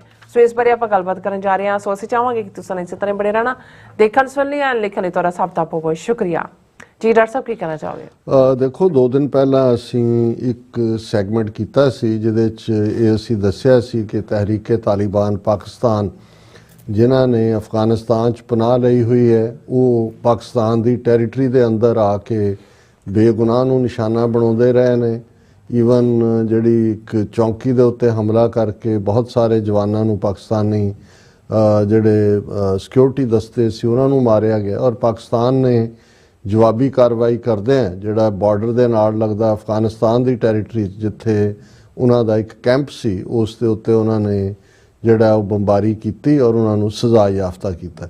ਇਸ ਦੇ ਉੱਤੇ ਇੰਡੀਆ ਦੀ ਫੋਰਨ ਮਿਨਿਸਟਰੀ ਦੇ ਸਪੋਕਸਮੈਨ ਨੇ ਜਿਹੜਾ ਹੈ ਉਹ ਬੜਾ ਸਖਤ ਰਿਐਕਸ਼ਨ ਦਿੱਤਾ ਕਿ ਜੀ ਇਹ ਸੋਵਰਨਿਟੀ ਵਾਇਲੇਟ ਕੀਤੀ ਹੈ ਔਰ ਪਾਕਿਸਤਾਨ ਜਿਹੜਾ ਉਹ ਆਪਣੇ ਅੰਦਰੂਨੀ ਮਾਮਲਿਆਂ ਦੇ ਲਈ ਆਪਣੇ ਗੁਆਂਢੀਆਂ ਨੂੰ ਜਿਹੜਾ ਉਹ ਦੋਸ਼ ਦਿੰਦਾ ਔਰ ਅਸੀਂ ਇਸ ਦੀ ਸਖਤ ਨਿਖੇਧੀ ਕਰਦੇ। ਅਸੀਂ ਇਸ ਪਿਛੋਕੜ ਦੇ ਵਿੱਚ ਇਹ ਜਿਹੜਾ ਕਿਹਾ ਕਿ ਭਾਈ ਦੇਖੋ ਪਾਕਿਸਤਾਨ ਦੀ ਦੋਨੋਂ ਹੀ ਮੌਕਿਆਂ ਦੇ ਉੱਤੇ 1979 ਚ ਜਦੋਂ ਸੋਵੀਅਤ ਯੂਨੀਅਨ ਅਫਗਾਨਿਸਤਾਨ ਚ ਵੜਿਆ, ਲਗਭਗ ਅਗਲੇ 10 ਸਾਲ ਜਿਹੜੀ ਵਾਰ ਚੱਲੀ ਜਿਹਦੇ ਥੱਲੇ ਅਮਰੀਕਾ ਨੇ ਜਿਹੜਾ ਹੈ ਉਹ ਪਾਕਿਸਤਾਨ ਨੂੰ ਅੱਡਾ ਬਣਾ ਕੇ ਇੱਕ ਤਾਂ ਉਹਨਾਂ ਦੇ ਮੁਲਕ 'ਚ ਦਹਿਸ਼ਤਗਰਦੀ ਲਿਆਂਦੀ, ਉਹਨਾਂ ਨੂੰ ਹੋਲੀ ਵਾਰੀਅਰ ਮੁਜਾਹਿਦੀਨ ਕਹਿ ਕੇ ਜਿਹੜਾ ਦੁਨੀਆ ਭਰ ਦੇ ਮੁਸਲਮਾਨਾਂ ਨੂੰ ਜਿਹੜਾ ਹੈ ਉਹ ਜਿਹਾਦ ਦੇ ਨਾਂ ਥੱਲੇ ਇਕੱਠਾ ਕੀਤਾ ਤਾਂ ਕਿ ਉਹ ਆਪਣੇ ਵਿਤਨਾਮ ਦਾ ਬਦਲਾ ਲੈ ਸਕਣ, ਜਿਹੜਾ ਲਿਆ ਵੀ। ਸੋਵੀਅਤ ਯੂਨੀਅਨ ਜਿਹੜਾ ਕਲੈਪਸ ਹੋਇਆ ਜਾਂ 15 ਟੁਕੜੇ ਹੋਏ, ਉਹਦੇ 'ਚ ਅਫਗਾਨਿਸਤਾਨ ਦੀ ਵਾਰ ਨੇ ਵੱਡਾ ਰੋਲ ਅਦਾ ਕੀਤਾ। ਇਹ ਵੱਖਰੀ ਕਹਾਣੀ ਹੈ ਕਿ ਫਿਰ ਅਮਰੀਕਾ ਨੇ ਪਾਕਿਸਤਾਨ ਨੂੰ ਵੀ ਡੰਪ ਕੀਤਾ, ਅਫਗਾਨਿਸਤਾਨ ਨੂੰ ਵੀ ਡੰਪ ਕੀਤਾ ਔਰ ਉਸ ਸਾਰੇ ਦਾ ਹੀ ਨਤੀਜਾ ਸੀ ਕਿ ਜਿਹੜਾ ਗੁੱਸਾ ਫਿਰ ਉਸ ਸਾਰੇ ਚੋਂ ਨਿਕਲਿਆ, ਉਸ ਚੋਂ ਉਸਾਮਾ ਬਿਨ ਲੈਡਨ ਔਰ ਉਸ ਦੀ ਤਹਿਰੀਕ ਔਰ ਉਹ ਸਾਰੀ ਕਹਾਣੀ। ਔਰ ਫਿਰ 9/11 ਤੋਂ ਬਾਅਦ ਅਮਰੀਕਾ ਔਰ ਨੈਟੋ ਫਿਰ ਉੱਥੇ ਗਿਆ, ਫਿਰ ਉਸ ਸਾਰੇ ਦੇ ਉੱਤੇ ਪਾਕਿਸਤਾਨ ਨੇ ਅਮਰੀਕਾ ਦੀ ਮਦਦ ਕੀਤੀ। ਹਾਲਾਂਕਿ ਇਸ ਦੇ ਬਾਵਜੂਦ ਕਿ ਬਈ ਉਹਨਾਂ ਨੂੰ ਇਹ ਪਤਾ ਸੀ ਕਿ ਅਲਟੀਮੇਟਲੀ ਪਹਿਲਾਂ ਇਹਨਾਂ ਨੇ ਕੀ ਕੀਤਾ ਹੈ, ਉਹਨਾਂ ਨੂੰ ਡੰਪ ਕਰਕੇ ਆਏ ਨੇ। ਔਰ ਫਿਰ ਜੇ ਤਾਲਿਬਾਨ ਦੇ ਨਾਲ ਫਾਈਨਲੀ ਨੈਗੋਸ਼ੀਏਸ਼ਨ ਹੋਈ ਟਰੰਪ ਦੇ ਈਰਾ 'ਚ ਦੋਹਾ ਕਤਰ ਦੇ ਵਿੱਚ, ਪਾਕਿਸਤਾਨ ਨੇ ਉਹਦੇ 'ਚ ਕੀ ਰੋਲ ਅਦਾ ਕੀਤਾ? ਉਹੀ ਜਿਹੜੀ ਤਾਲਿਬਾਨ ਲੀਡਰਸ਼ਿਪ ਸੀ ਉਹਨਾਂ ਨੇ ਉਦੋਂ ਇੰਡੀਆ ਨੂੰ ਬਾਹਰ ਰੱਖਿਆ ਕਿ ਜੀ ਇਹ ਵਿੱਚ ਨਹੀਂ ਹੋਣੇ ਚਾਹੀਦੇ। ਲੇਕਿਨ ਜਿਸ ਤੇਜ਼ੀ ਦੇ ਨਾਲ ਫਿਰ ਜਿਹੜੀ ਤਾਲਿਬਾਨ ਪਾਵਰ 'ਚ ਉਹਨਾਂ ਨੇ ਕਾਬਲ ਦੇ ਵਿੱਚੋਂ ਜਿਹੜਾ ਕਾਬਲ ਦੇ ਉੱਤੇ ਕਬਜ਼ਾ ਕੀਤਾ ਔਰ ਜਿਵੇਂ ਅਮਰੀਕਨ ਫੌਜ ਜਿਵੇਂ ਉਹ ਵਿਤਨਾਮ 'ਚੋਂ ਐਗਜ਼ਿਟ ਸੀ ਪੈਨਿਕਡ ਇਵੇਂ ਦਾ ਹੀ ਐਗਜ਼ਿਟ ਉੱਥੋਂ ਸੀ, ਉਹਦੇ 'ਚ ਫਿਰ ਪਾਕਿਸਤਾਨ ਨੇ ਗ੍ਰੇਸਫੁਲੀ ਉਹਨਾਂ ਦੀ ਵੀ ਮਦਦ ਕੀਤੀ, ਉਹਨੇ ਇੱਕ ਬ੍ਰਿਜ ਦਾ ਰੋਲ ਅਦਾ ਕੀਤਾ ਕਿਉਂਕਿ ਪਾਕਿਸਤਾਨ ਦੇ ਲਈ ਇਹ ਇੰਪੋਰਟੈਂਟ ਹੈ। ਉਹਨਾਂ ਦਾ ਕਿੰਨਾ 3000 ਸਕੁਅਰ ਮਾਈਲ ਤੋਂ ਵੀ ਜ਼ਿਆਦਾ ਬਾਰਡਰ ਲੱਗਦਾ ਹੈ, ਜਿਹੜਾ ਈਵਨ ਖੈਬਰ ਪਖਤੂਨਖਵਾ ਸੂਬਾ ਹੈ ਜਿਹੜਾ ਅੰਗਰੇਜ਼ਾਂ ਦੇ ਵੇਲੇ ਜਿਹਨੂੰ ਨਾਰਥ ਵੈਸਟ ਫਰੰਟੀਅਰ ਪ੍ਰੋਵਿੰਸ ਕਹਿੰਦੇ ਸੀ, ਉਹਨਾਂ ਦੀ ਆਬਾਦੀ ਮੈਜੋਰਿਟੀ ਜਿਹੜੀ ਆ ਉਹ ਪਖਤੂਨ ਨੇ। ਔਰ ਫਿਰ ਕਿਉਂਕਿ ਜਦੋਂ ਤੁਸੀਂ ਇਸ ਕਿਸਮ ਦਾ ਬਾਰਡਰ ਇਧਰ ਜਿਹੜਾ ਬਾਰਡਰ ਇੰਡੀਆ ਨਾਲ ਲੱਗਦਾ ਉਹ ਤਾਂ ਟੋਟਲੀ ਹੋਸਟਾਈਲ ਹੈ, ਸੋ ਪਾਕਿਸਤਾਨ ਦਾ ਇੰਟਰਸਟ ਵੀ ਸੀ ਜਾਂ ਹੈ ਕਿ ਫਰੈਂਡਲੀ ਹੋਏ, ਫਿਰ ਇਸਲਾਮ ਨੂੰ ਹੀ ਮੰਨਣ ਵਾਲੇ ਨੇ। ਔਰ ਇੱਕ ਜਦੋਂ ਤੁਹਾਡੇ ਆਪਣੇ ਸੂਬੇ 'ਚ ਉਸ ਐਥਨੀਸਿਟੀ ਦੀ ਮੈਜੋਰਿਟੀ ਹੈ, ਤੁਸੀਂ ਕੋਈ ਵੀ ਹੈ, ਔਰ ਇਹ ਗੱਲ ਕੱਲੀ ਉੱਥੋਂ ਤੱਕ ਮਹਿਦੂਦ ਨਹੀਂ ਹੈ, ਪਾਕਿਸਤਾਨੀ ਫੌਜ ਦੇ ਵਿੱਚ ਸਿਵਲੀਅਨ ਸਰਵਿਸ ਫੌਜ 'ਚ ਵੀ ਪੰਜਾਬੀਆਂ ਤੋਂ ਬਾਅਦ ਦੂਸਰੀ ਜਿਹੜੀ ਗਿਣਤੀ ਹੈ ਉਹ ਪਠਾਨ ਨੇ, ਪਖਤੂਨ ਜਿਨ੍ਹਾਂ ਨੂੰ ਕਿਹਾ ਜਾਂਦਾ ਹੈ। ਸੋ ਪਾਕਿਸਤਾਨ ਦੇ ਇਸ ਸਭ ਦੇ ਬਾਵਜੂਦ ਅਸੀਂ ਇਹ ਦੇਖਦੇ ਹਾਂ ਕਿ ਵੀ ਜਿਵੇਂ ਇੰਡੀਅਨਸ ਨੇ ਬਿਫੋਰ ਵੀ ਉੱਥੇ ਆਪਣੇ ਅੱਡੇ ਗੱਡੇ ਹੋਏ ਸੀ, ਉਹ ਕਰਜ਼ਾਈ ਦੀ ਹਕੂਮਤ ਵੇਲੇ ਜਿਹੜਾ ਬਿਲਕੁਲ ਇੰਡੀਆ ਨੇ ਇਕੱਲਾ ਭਾਵੇਂ ਕਦੇ ਤੁਸੀਂ ਉਹ ਹੈਲਥ ਸੈਕਟਰ ਦੀ ਮਦਦ ਕਹੋ ਜੀ ਅਸੀਂ ਵੱਡਾ ਹਸਪੀਟਲ ਬਣਾਤਾ, ਅਸੀਂ ਢਮਕਾ ਕਰਤਾ। ਇਨਫੈਕਟ ਉਸ ਦੌਰ 'ਚ ਅਫਗਾਨਿਸਤਾਨ ਦੀ ਨਾਲ ਲੱਗਦੇ ਪਾਕਿਸਤਾਨੀ ਸਰਹੱਦ ਦੇ ਉੱਤੇ ਜਿੰਨੇ ਇਹਨਾਂ ਨੇ ਆਪਣੇ ਉਹ ਖੋਲ੍ਹੇ ਕੌਂਸਲੇਟ, ਹੁਣ ਕਿਹੜੇ ਅਫਗਾਨ ਤੇ ਉਹਨਾਂ ਨੂੰ ਕੌਂਸਲੇਟ, ਉਹ ਸਾਰੇ ਹੀ ਰਾਹ ਦੇ ਅੱਡੇ ਸੀ ਤਾਂ ਕਿ ਔਰ ਉਹਦੇ 'ਚ ਅਸੀਂ ਦੇਖਦੇ ਹਾਂ ਕਿ ਬਲੋਚਿਸਤਾਨ 'ਚ ਗੜਬੜ ਕਰਾਈ ਕੁਲਭੂਸ਼ਣ ਯਾਦਵ ਉਸ ਦੀ ਸਭ ਤੋਂ ਵੱਡੀ ਉਦਾਹਰਣ ਹੈ, ਉਹ ਫੜਿਆ ਪਾਕਿਸਤਾਨ। ਇਹ ਵੱਖਰੀ ਕਹਾਣੀ ਹੈ ਕਿ ਪਾਕਿਸਤਾਨ ਦੇ ਡਿਪਲੋਮੈਟ ਜਾਂ ਉਹਨਾਂ ਦੇ ਐਗਰੈਸਿਵ ਡਿਪਲੋਮੇਸੀ ਨਾ ਹੋਣ ਕਰਕੇ ਉਹਨਾਂ ਨੇ ਕਦੇ ਦੁਨੀਆ 'ਚ ਐਕਸਪੋਜ਼ ਨਹੀਂ ਕਰ ਪਾਏ ਕਿ ਕਿਵੇਂ ਇੰਡੀਅਨ ਰਾਹ ਜਿਹੜੀ ਹੈ ਉਹ ਪਾਕਿਸਤਾਨ ਦੇ ਅੰਦਰ ਦਹਿਸ਼ਤਗਰਦੀ ਕਰਦੀ ਹੈ, ਉਹ ਭਾਵੇਂ ਬਲੋਚ ਇਸ਼ੂ ਨੂੰ ਬਣਾ ਕੇ ਹੈ ਜਾਂ ਹੁਣ ਤਹਿਰੀਕੇ ਤਾਲਿਬਾਨ ਪਾਕਿਸਤਾਨ ਇਹਨਾਂ ਦੀ ਕ੍ਰੀਏਟ ਕੀਤੀ ਹੋਈ ਪਾਰਟ ਹੈ। ਇੱਕ ਬਰੀਫ ਟਾਈਮ ਲਈ ਉਹਨਾਂ ਨੂੰ ਉੱਥੋਂ ਇੰਡੀਅਨਸ ਨੂੰ ਦੌੜਨਾ ਪਿਆ, ਉਦੋਂ ਤਾਂ ਆਪਣੇ ਸਾਰੇ ਆਫਿਸ ਰਿਕਾਰਡ ਨੂੰ ਸਾੜ ਕੇ ਔਰ ਦੌੜ ਕੇ ਜਾਨਾ ਬਚਾਉਣ ਵਾਲਾ ਸੀ ਕਿ ਜੀ ਇਹ ਹੋ ਗਿਆ। ਹੁਣ ਜਿਹੜਾ ਨਵੀਂ ਹਕੂਮਤ ਜ਼ਾਹਰ ਹੈ ਕਿ ਉਹਨਾਂ 'ਚ ਫਿਰ ਵਾਪਸ ਇੰਡੀਅਨਸ ਨੇ ਘੁਸਪੈਠ ਕੀਤੀ ਹੈ, ਉਹਨਾਂ ਦਾ ਫਾਈਨੈਂਸ਼ੀਅਲ ਕਰੰਚ ਵੀ ਹੈ, ਪੈਸਾ ਹਰ ਇੱਕ ਨੂੰ ਮਨੀ ਟਾਕਸ, ਔਰ ਉਹਦਾ ਨਤੀਜਾ ਹੀ ਹੈ ਕਿ ਹੁਣ ਅਸੀਂ ਦੇਖ ਰਹੇ ਹਾਂ ਵੀ ਕੱਲੀ ਗੱਲ ਇਹ ਨਹੀਂ ਹੈ ਜਿਹੜੀ ਗੱਲ ਅਸੀਂ ਪਿਛਲੀ ਆਪਣੀ ਗੱਲਬਾਤ ਦੇ ਵਿੱਚ ਕੀਤੀ ਕਿ ਉਹਨਾਂ ਨੇ ਕੰਡੈਮ ਕੀਤਾ ਹੈ ਜਾਂ ਹਾਲਾਂਕਿ ਕੋਈ ਇੰਡੀਆ ਨੇ ਫਾਰਮਲੀ ਰੈਕਗਨਾਈਜ਼ ਨਹੀਂ ਕੀਤਾ ਤਾਲਿਬਾਨ ਹਕੂਮਤ ਨੂੰ, ਈਵਨ ਪਾਕਿਸਤਾਨ ਨੇ ਵੀ ਨਹੀਂ ਕੀਤਾ ਹੋਇਆ ਹੈ, ਸੋ ਡੂ ਅਮਰੀਕਾ ਐਂਡ ਅਦਰਸ, ਪਰ ਡੀਲ ਸਾਰੇ ਹੀ ਕਰ ਰਹੇ ਨੇ ਸ਼ਾਇਦ ਚਾਈਨਾ ਪਹਿਲਾ ਮੁਲਕ ਸੀ ਜਿਹਨੇ ਆਪਣਾ ਕੌਂਸੂਲੇਟ ਖੋਲ੍ਹਿਆ। ਬਿਲਕੁਲ। ਪਾਕਿਸਤਾਨ ਤਾਂ ਇੱਕ ਹਮਸਾਇਆ ਮੁਲਕ ਜਾਂ ਫੈਲੋ ਇਸਲਾਮਿਕ ਮੁਲਕ ਜਾਂ ਆਊਟ ਆਫ ਕੰਪੈਸ਼ਨ ਕਿ ਵੀ ਉਹਨਾਂ ਨੇ 6 ਮਿਲੀਅਨ ਰਿਫਿਊਜੀ ਵੀ ਆਪਣੇ ਰੱਖੇ ਔਰ ਹੁਣ ਉਹ ਥੋੜੇ ਸਖਤ ਵੀ ਹੋਏ ਨੇ ਕਿ ਵੀ ਹੁਣ ਆ ਗਈ ਹੈ ਤੁਹਾਡੀ ਹਕੂਮਤ, ਵਾਪਸ ਚਲੋ। ਹੁਣ ਉਸ ਸਾਰੇ ਦੇ ਚਲਦੇ ਆ ਇੰਡੀਆ ਕਿਵੇਂ ਡੋਰੇ ਹੀ ਨਹੀਂ ਪਾ ਰਿਹਾ, ਕਿਸ ਹੱਦ ਤੱਕ ਜਾ ਕੇ ਉਸ ਦੇ ਵਿੱਚ ਇੰਟਰਫੀਅਰ ਕਰ ਰਿਹਾ ਹੈ। ਗੱਲ ਪਹਿਲਾਂ ਤਾਂ ਸਿਰਫ ਉਹਨੂੰ ਕੰਡੈਮ ਕਰਨ ਤੱਕ ਸੀ, ਹੁਣ ਅੱਜ 2-3 ਖਬਰਾਂ ਇਹਨਾਂ ਦੇ ਆਪਣੇ ਮੀਡੀਆ ਦੇ ਵਿੱਚ ਲੱਗੀਆਂ ਹੋਈਆਂ। ਪਹਿਲੀ ਤਾਂ ਇਹੀ ਹੈ ਕਿ India expands development projects in Afghanistan, focus on health care, cricket and trade. ਕਿ ਜੀ ਹੁਣ ਭਾਰਤ ਨੇ ਜਿਹੜਾ ਔਰ ਉਹਦੇ 'ਚ ਦੁਬਈ ਦੇ ਵਿੱਚ ਜਿਹੜਾ ਭਾਰਤ ਦਾ ਫੋਰਨ ਸੈਕਟਰੀ ਹੈ ਉਹ ਵਿਕਰਮ ਮਿਸਰੀ, ਉਹ ਅਫਗਾਨਿਸਤਾਨ ਦੇ ਫੋਰਨ ਮਿਨਿਸਟਰ ਜਿਹੜੇ ਨੇ ਮਲਾਵੀ ਆਮਿਰ ਖਾਨ, ਉਹਨਾਂ ਨੂੰ ਮਿਲਦੇ ਨੇ ਦੁਬਈ ਦੇ ਵਿੱਚ ਔਰ ਉਹ ਕਹਿੰਦੇ ਨੇ ਜੀ ਅਸੀਂ ਜਿਹੜਾ ਹੁਣ ਅਫਗਾਨਿਸਤਾਨ ਦੇ ਹੈਲਥ ਸੈਕਟਰ 'ਚ ਔਰ ਰਿਫਿਊਜੀ ਰੀਹੈਬਿਲਿਟੇਸ਼ਨ ਪ੍ਰੋਗਰਾਮ, ਪਹਿਲਾਂ ਤੁਸੀਂ ਕਿੱਥੇ ਸੁੱਤੇ ਹੋਏ ਸੀ ਕਿ ਜੀ ਹੁਣ ਉਹਨਾਂ ਨੂੰ ਰਿਫਿਊਜੀ ਰੀਹੈਬਿਲਿਟੇਟ ਪ੍ਰੋਗਰਾਮ 'ਚ ਅਸੀਂ ਜਿਹੜਾ ਉਹ ਮਦਦ ਕਰਾਂਗੇ। ਔਰ 2 ਮੁਲਕਾਂ, ਇਹਨਾਂ ਦੋਨਾਂ ਨੇ ਫੋਰਨ ਮਿਨਿਸਟਰ ਆਮਿਰ ਖਾਨ ਨੇ ਮਲਾਵੀ ਆਮਿਰ ਖਾਨ ਔਰ ਫੋਰਨ ਸੈਕਟਰੀ ਵਿਕਰਮ ਮਿਸ਼ਰੀ ਨੇ ਇਸ ਦੇ ਉੱਤੇ ਡਿਸਕਸ ਕੀਤਾ ਔਰ ਉਹਨਾਂ ਨੇ ਕਿਹਾ ਜੀ ਅਸੀਂ ਇਹ ਜਿਹੜਾ ਹੈ ਸਪੋਰਟਸ ਕੋਆਪਰੇਸ਼ਨ, ਉਹ ਭੁੱਖ ਨੰਗ ਪਈ ਹੋਈ ਹੈ ਸਪੋਰਟਸ ਦੇ ਨਾਂ ਥੱਲੇ। ਗੱਲ ਤਾਂ ਇਹ ਹੈ ਵੀ ਵਿੱਚ ਤੁਸੀਂ ਘੁਸਪੈਠ ਕਰਨੀ ਹੈ। ਫਿਰ ਪਾਰਟਿਕੂਲਰਲੀ ਕ੍ਰਿਕਟ, ਉਹਨੇ ਕਿਹਾ ਜੀ ਜਿਹੜੀ ਯੰਗ ਜਨਰੇਸ਼ਨ ਨੂੰ ਬਹੁਤ ਪਸੰਦ ਹੈ ਔਰ ਜਿਹੜੇ ਯੰਗ ਅਫਗਾਨ ਕ੍ਰਿਕਟਰ ਜਿਨ੍ਹਾਂ ਦੇ ਵਿੱਚ ਰਸ਼ੀਦ ਖਾਨ ਔਰ ਰਹਿਮੁੱਲਾ ਗੁਰਬਾਜ਼, ਉਹਨਾਂ ਨੇ ਜਿਹੜਾ IPL ਵੀ ਖੇਡਿਆ, ਉਹਨਾਂ ਨੂੰ ਨਾਲ ਅਸੀਂ ਕੋਆਪਰੇਟ ਕਰਾਂਗੇ। ਫਿਰ ਜਿਹੜੀ ਇੱਕ ਗੱਲ ਹੋਰ, ਜਦੋਂ ਅਸੀਂ ਚਾਬਹਾਰ ਪੋਰਟ ਦੀ ਗੱਲ ਕਰਦੇ, ਹੁਣ ਇੱਕ ਪਾਸੇ ਟਰੰਪ ਐਡਮਿਨਿਸਟ੍ਰੇਸ਼ਨ ਦੇ ਆਉਣ ਨਾਲ, ਕਿਉਂਕਿ ਟਰੰਪ ਨੇ ਈਰਾਨ ਨੂੰ ਟਾਰਗੇਟ ਕਰਨਾ ਹੈ ਔਰ ਕਿਉਂਕਿ ਨੇਤਨਯਾਹੂ ਨੂੰ ਤਾਂ ਖੁੱਲੀ ਰੱਸੀ ਦਿੱਤੀ ਹੋਈ ਹੈ, ਲੂਜ਼ ਰੋਪ, ਔਰ ਉਸ ਸਾਰੇ ਦੇ ਚੱਲਦੇ ਆ ਚਾਬਹਾਰ ਨੂੰ ਡਿਵੈਲਪ ਕਰਨ। ਚਾਬਹਾਰ ਦਾ ਮਤਲਬ ਹੈ ਕਿ ਉਹ ਜਿਹੜੀ ਲੈਂਡ ਲੌਕਡ ਅਫਗਾਨਿਸਤਾਨ ਹੈ ਉਸ ਤੋਂ ਬਿਯੋਂਡ ਜਿਹੜਾ ਸਮਾਨ ਹੈ ਉਹ ਆਲਰੇਡੀ ਚਾਬਹਾਰ ਦਾ ਇੱਕ ਹਿੱਸਾ ਇਹਨਾਂ ਨੇ ਫੰਕਸ਼ਨਲ ਕੀਤਾ ਹੋਇਆ, ਜਿਹਦੇ 'ਚ ਇੰਡੀਆ, ਈਰਾਨ ਔਰ ਅਫਗਾਨਿਸਤਾਨ ਦਾ ਟ੍ਰੇਡ ਵੱਧ ਸਕੇ। ਉਹਨਾਂ ਨੇ ਕਿਹਾ ਜੀ ਇਹ ਚਾਬਹਾਰ ਪੋਰਟ ਰਾਹੀਂ ਅਸੀਂ ਟ੍ਰੇਡ ਔਰ ਕਮਰਸ਼ੀਅਲ ਐਕਟੀਵਿਟੀਜ਼ ਨੂੰ ਵਧਾਵਾਂਗੇ, ਉੱਥੋਂ ਹਿਊਮੈਨੀਟੇਰੀਅਨ ਅਸਿਸਟੈਂਸ ਵੀ ਜਾਏਗੀ। ਔਰ ਆਲਰੇਡੀ ਇੰਡੀਅਨ ਗਵਰਨਮੈਂਟ ਨੇ ਬਹੁਤ ਸਾਰੇ ਸ਼ਿਪਮੈਂਟ ਜਿਹੜੇ ਨੇ ਉਹ ਅਫਗਾਨਿਸਤਾਨ ਦੇ ਲਈ ਚਾਬਹਾਰ ਰਾਹੀਂ ਭੇਜੇ ਨੇ, ਜਿਨ੍ਹਾਂ 'ਚ 50,000 ਮੀਟ੍ਰਿਕ ਟਨ ਕਣਕ ਹੈ, 300 ਟਨ ਮੈਡੀਸਨ ਹੈ, 100 ਮਿਲੀਅਨ ਪੋਲੀਓ ਦੇ ਡੋਜ਼ ਨੇ, 27 ਟਨ ਜਿਹੜੇ ਨੇ ਅਰਥਕੁਏਕ ਰਿਲੀਫ ਏਡ ਹੈ, 40,000 ਲੀਟਰ ਪੈਸਟੀਸਾਈਡ ਹੈ ਔਰ 1.5 ਮਿਲੀਅਨ ਜਿਹੜੇ ਨੇ ਡੋਜ਼ ਨੇ ਕੋਵਿਡ ਵੈਕਸੀਨ ਦੇ। ਇਸੇ ਤਰ੍ਹਾਂ 11,000 ਯੂਨਿਟਸ ਨੇ ਹਾਈਜੀਨ ਨੇ ਦੇ ਜਿਹੜੇ ਕਿ ਡਰੱਗ ਡੀ ਐਡਿਕਸ਼ਨ ਪ੍ਰੋਗਰਾਮ ਲਈ ਜ਼ਰੂਰੀ ਨੇ, 500 ਯੂਨਿਟ ਵਿੰਟਰ ਕਲੋਥਿੰਗ ਹੈ ਤੇ 1.2 ਟਨ ਜਿਹੜੀ ਹੈ ਉਹ ਸਟੇਸ਼ਨਰੀ ਹੈ। ਹੁਣ ਅਮਰੀਕਨਾਂ ਦੀ ਐਕਸਪ੍ਰੈਸ਼ਨ ਹੈ, ਦੇयर इज नो ਫ੍ਰੀ ਲੰਚ।